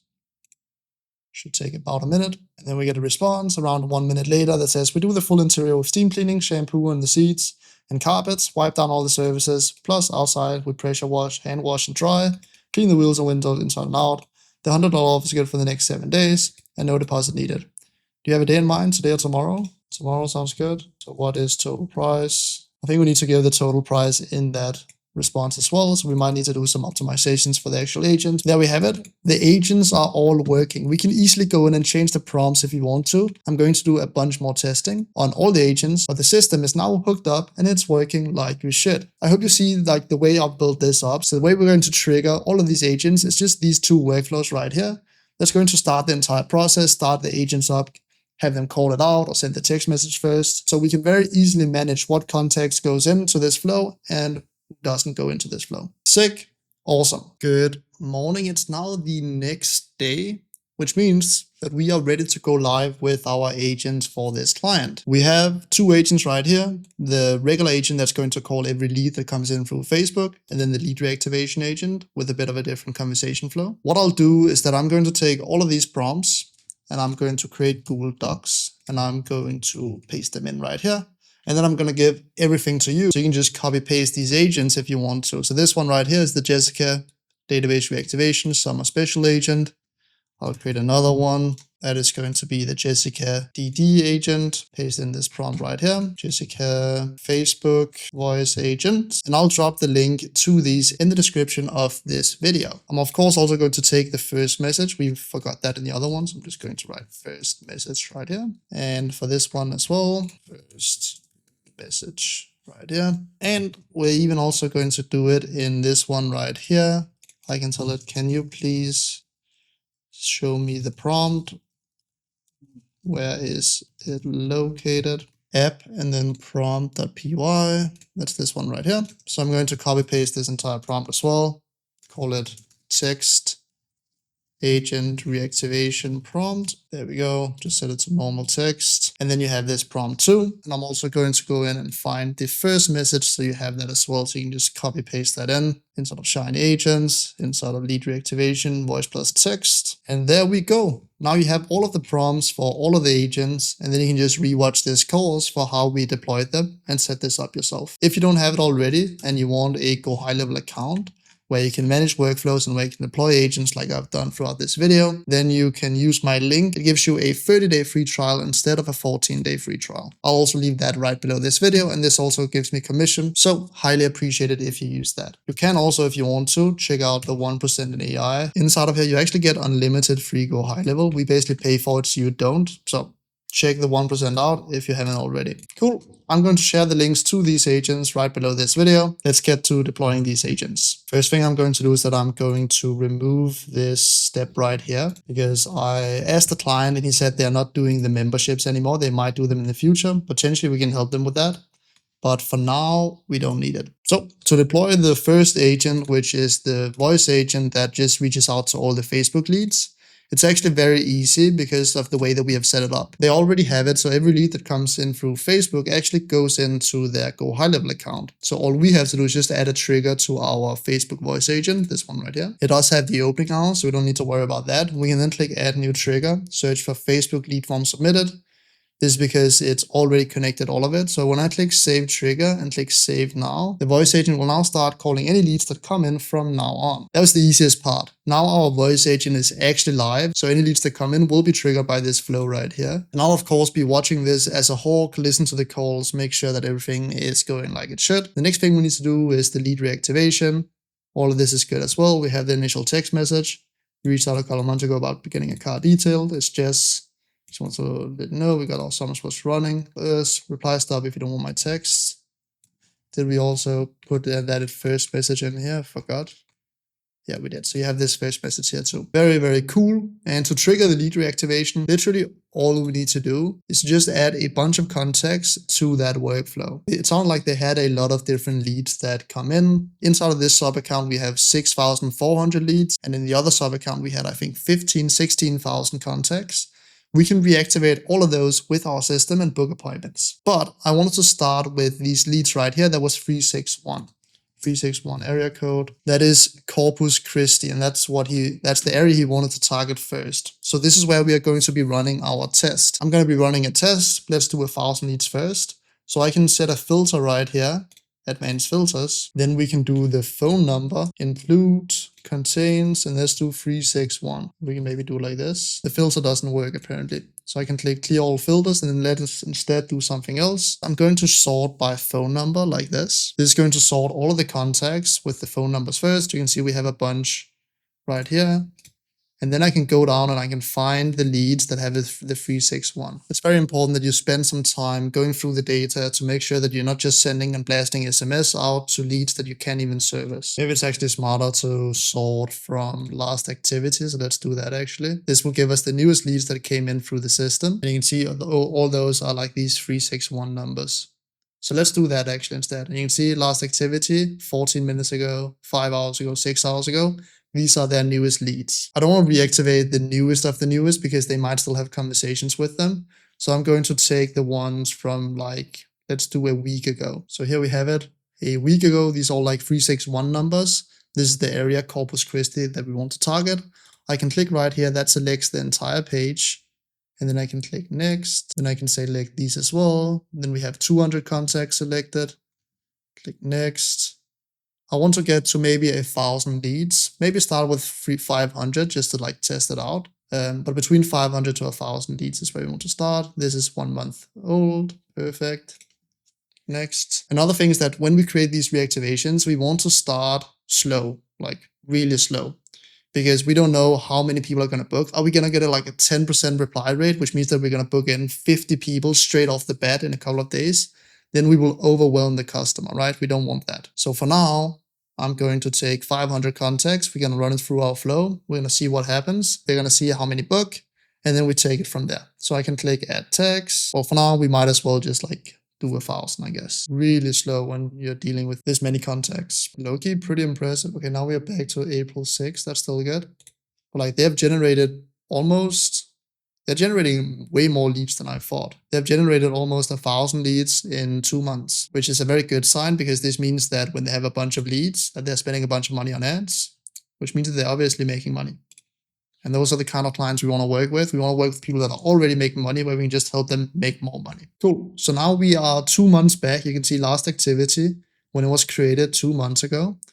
I can now click add tag right here, and then I can give it a name. I'm going to call it reactivation batch 1, select the tag, and then I'm going to create a new tag that I call reactivation batch 1, create this tag, and then click add tag. I basically use tags to keep track of where everyone is in the flow. So now we have 1,000 leads that are selected. It's adding all of the tags now, which is nice. What I might do in the meantime is that I might create a new pipeline. Pipelines are used to keep track of how many are we actually booking. So if I go inside of pipeline, create a new pipeline, I'm going to call this one reactivation, and I'm going to have 3 stages. First, text sent, replied, and booked. I'm basically just creating this pipeline in order to keep track of everything. Because now we can go inside of our automation step. We can go inside of Shine AI agents. We can go inside of the lead reactivation. So the first thing that happens when we add someone to this flow, we can do it so they get added right here. Update opportunity it's called. Then I can add them to the pipeline reactivation and just to like the first step and just like insert the contact's first name like that. opportunity source, we can just call that reactivation. Opportunity source, we just leave that blank. Click save action. So now when we add someone to this workflow, we move them to the first stage in the pipeline, and I'll show you how this works later when we actually run the campaign later today. Then when they reply to this text, I want to make sure that we actually get them right here so that they update opportunity. We are going to move them to reactivation, but then the second replied step right here. That way we can track reply rate, which is very important. And then we do the third step, which is when they actually book, appointment booked. We can also update our opportunity, activation, but now they are booked like this. In our workflows, we can keep track inside of our pipelines what actually happens when we start the flow. And if we go inside of context now the filter should work. We can go inside of advanced filter. Then we can do tag is and then choose the lead reactivation batch 1, this one, click apply. That should show us 1,000 leads. Exactly. There we go. 1,000 contacts exactly. We can now add all of these contacts by clicking select all 1,000. Then we can click trigger automation right here, which basically adds them to an automation. I can call it batch 1 reactivation. And then we select the workflow, which is the trigger lead reactivation voice plus text. And then I can choose if I want to send all at once, send at a scheduled time, or send in drip mode. And we are going to select a specific time. We're going to select today, and then the time is going to be, let's send it out at 10 a.m. Sounds good. And then click add to automation. So basically what will happen now is that all of these contacts that are from the last 2 to 3 months, we will add those all into the lead reactivation workflow at the same time. We will not text all at the same time because remember we had the drip mode inside of the workflow that drips them through. That way we don't mess up the phone numbers, which is very important. And then we can click add to automation. Add to automation, 1,000 contacts is in progress, scheduled. Cool. And we can click check progress, and then we'll be able to see that it's now scheduled for later today. Perfect. So now we are basically live, and I'm going to watch this as a hawk and give you guys updates throughout us running these campaigns. Something I want to do as well inside of the automations tab is that I want to start at a very low volume with the text messages.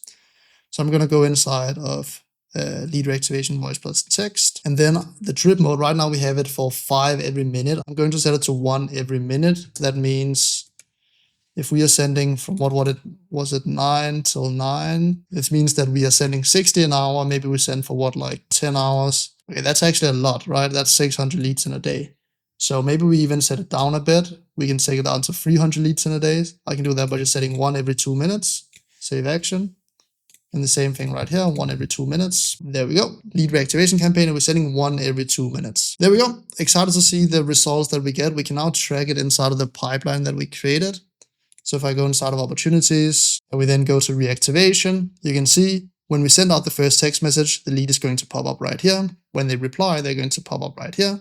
And when we get bookings, they're going to pop up right here. This makes it very easy to show reply rate, show booking percentage, and kind of keep track and an overview over, okay, how's the campaign performing so far. What I'm going to do next is that I'm going to sit back, relax, let this campaign running. I'll watch it as a whole. I'll make sure every conversation sounds good. We are starting with low volume, so it allows me to keep track of everything. I'm going to let the client know that we are going live today as well. Let me do that right now, actually. Cool. I just texted the client that we are planning to go live later today at 10 a.m. and that I also told him that he's going to get a lot of conversations inside of the conversations tab and that he should be ready for handling the appointments. Let's see how it goes and see how many we can book in. Before we continue, it's very important that when we run these kind of campaigns that we do it in a compliant way. So let's talk a bit about the compliance. And again, nothing in this video is legal advice. Definitely ask your own attorney, but these are just guidelines that can help you in running campaigns like this in a compliant way. The most important thing is that you get the right consent from these leads that you are reaching out to. They need to have checked a checkbox that says that they agree to receive marketing messages. This checkbox cannot be pre-checked, and they need to agree to receive text messages, and even better if they agree to receive AI text messages and AI calling. The worst thing you can do is take a completely cold scrape list off of someone, just blasting them with SMS,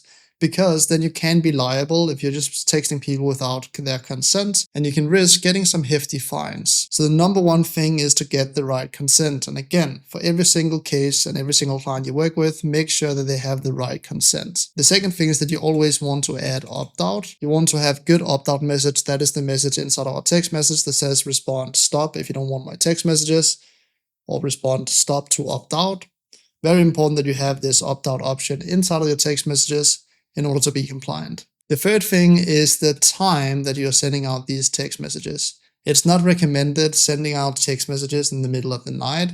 You want to run it from something like maybe 10 to 6 p.m. in that acceptable time. If you send messages outside of that, there could be compliance problems as well. The fourth thing you want to make sure that you do is always check the rules for your specific country or state. The rules for these kind of things, SMS campaigns, AI texting, AI calling, will vary a lot depending on where you are. There are a lot stricter rules in things like Europe, for example, for what you can do and what you need to have in your terms and privacy policy in order to do this. So for every single client, check that specific state that they're in, check that specific country they're in to make sure that it's actually compliant doing what you're doing. Always, always, always double check this. And the fifth thing that I would say is that the client should be the one that's liable. We cannot control how they got this consent from the leads, for example. And consent is the most important thing. We cannot control how they got that consent. We cannot go in and double check all the leads that they actually got this consent. So what you want to do is that you want to write up a contract, and in that contract you want to make sure that it's the client that's liable for having this consent. We never go into partnerships if we don't have a contract like this that says that the client is the one that is liable in getting the consent. And you also want to say in that contract as well that you have not double checked that every lead that they have inside of that database is actually compliant. You haven't double checked that.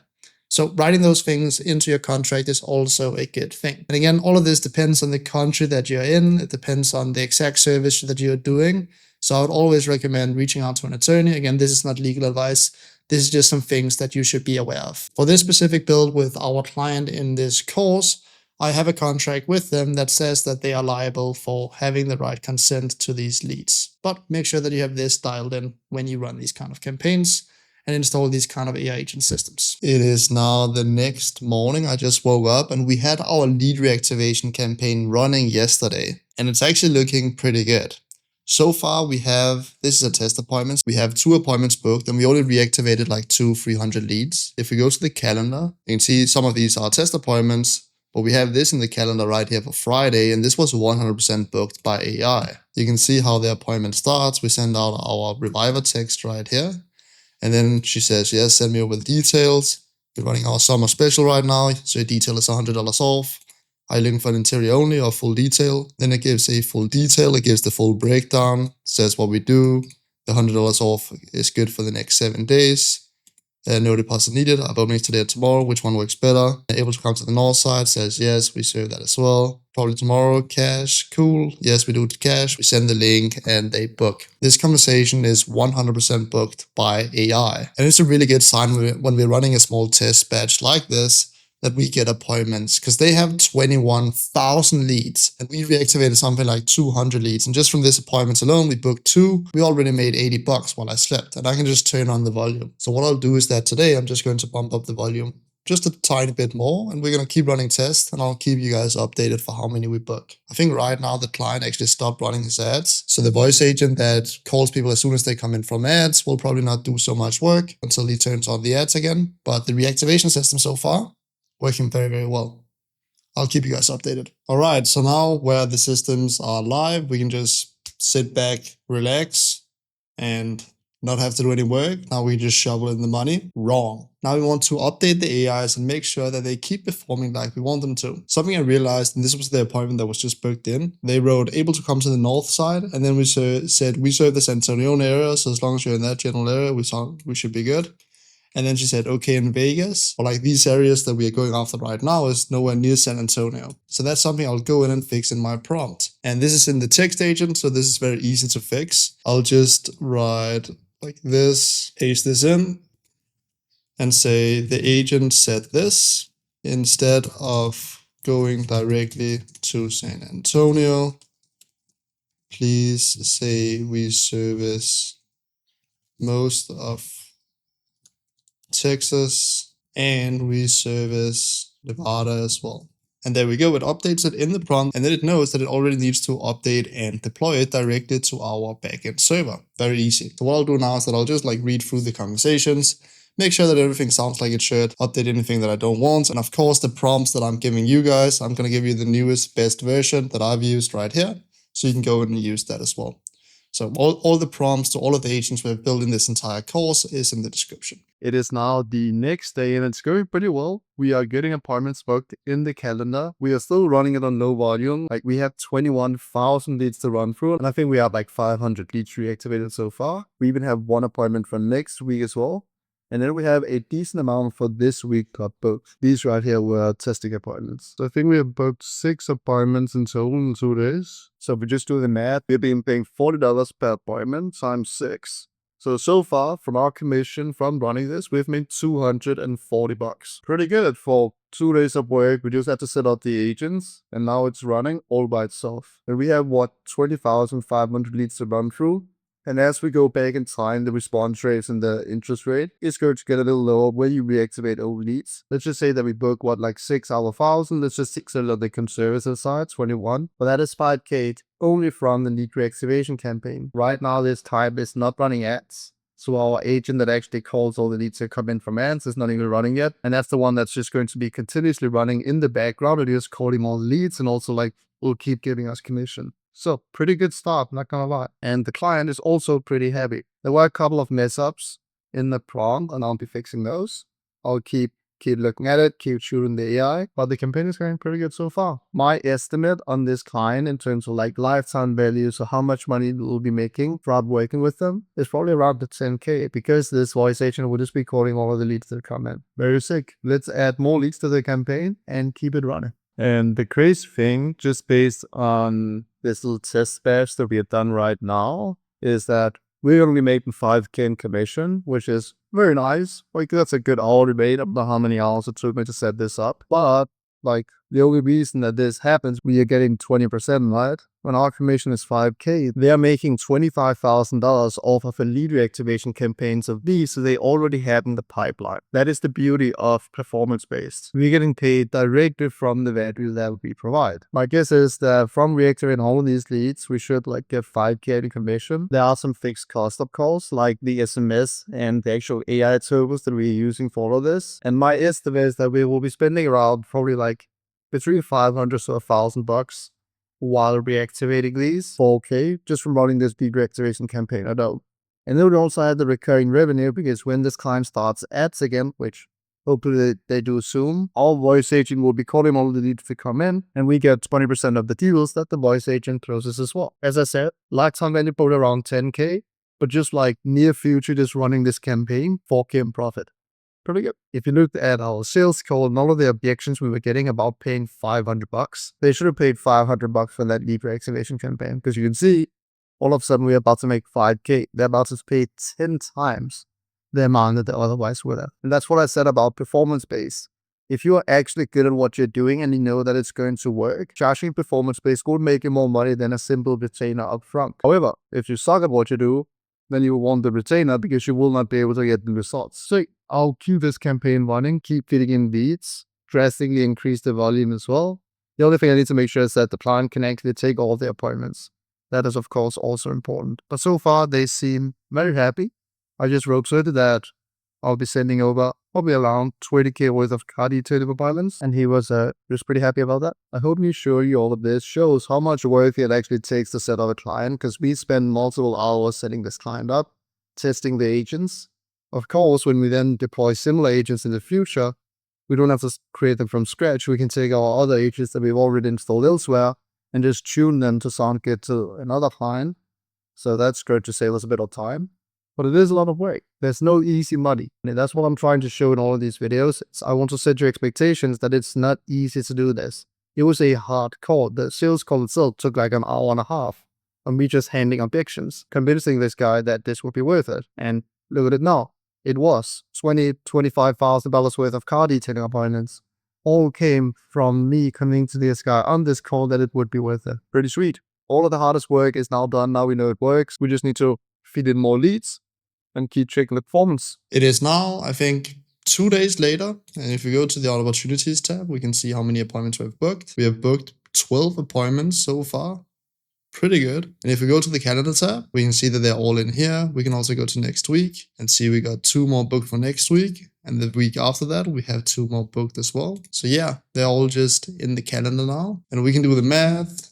We earn $40 per appointment times 12. So far, we've made $480 passively the past couple of days. I'm still looking in the conversations just to make sure that the AI agent responds like it should. And I'm also making sure that the client actually gets these jobs done. And the funny thing is, the client is now trying to go back on his offer. You remember the $500 upfront offer? But like, we are already making way more than that. So of course we make sure that we get the 20% instead of just the $500 upfront. And then he also says, hey, can we do 25% for the platinum detail, 20% for the gold? Percentage should be different because the price is different. And here we are, of course, just making sure that we stick to the contract. All right, not sure why we want to change the contract, but no, percentage shouldn't be different. A percentage is based on the main price. He's trying to change the contract, but he actually already paid the first job to us, which was $68. So we've already made money. There's a whole lot more of that to come. $480 when these jobs are done. And we are only around, what, 1/20th of the way? They had 21,000 views, and I think we've reactivated 1,500 so far. So you can do the math, 480 times 20. Like, we're going to be making quite a lot from this client over the next couple of months. And it is extremely fair because we're literally just charging 20% of what he makes. That being said though, like, these are the newest leads. So as we go back in time, the leads are probably going to be a bit worse. That's why I estimate around like 8 to 9K is probably what we'll be making from this client over the next couple of months. And hopefully he's going to start taking this money, invest it back into ads, get even more leads, so we have even more leads to reactivate. I really hope that you found this full course valuable. I've spent a lot of time setting it up. If you want my help, then check out the 1% in AI. Right now we have the 30-day challenge going on, where when you finish it, you actually get a full refund. And then after that, you can start the 90-day challenge, where when you finish that, you get another refund of a month. So you actually get to try this entire community, all the modules, completely for free if you just stay consistent for 30 days. And this is also the best place to get help from me. Thank you so much for watching. I really hope that you go out and actually use the information that you've learned in this full course. Don't let this just be another video that you've watched online where you never actually take action. As I mentioned earlier in the video, none of this is easy, and it takes years to learn and perfect. And I'm not even the best at it yet. But if you just stick with something long enough, at one point you will succeed. I am rooting for you for the sidelines. Albert out.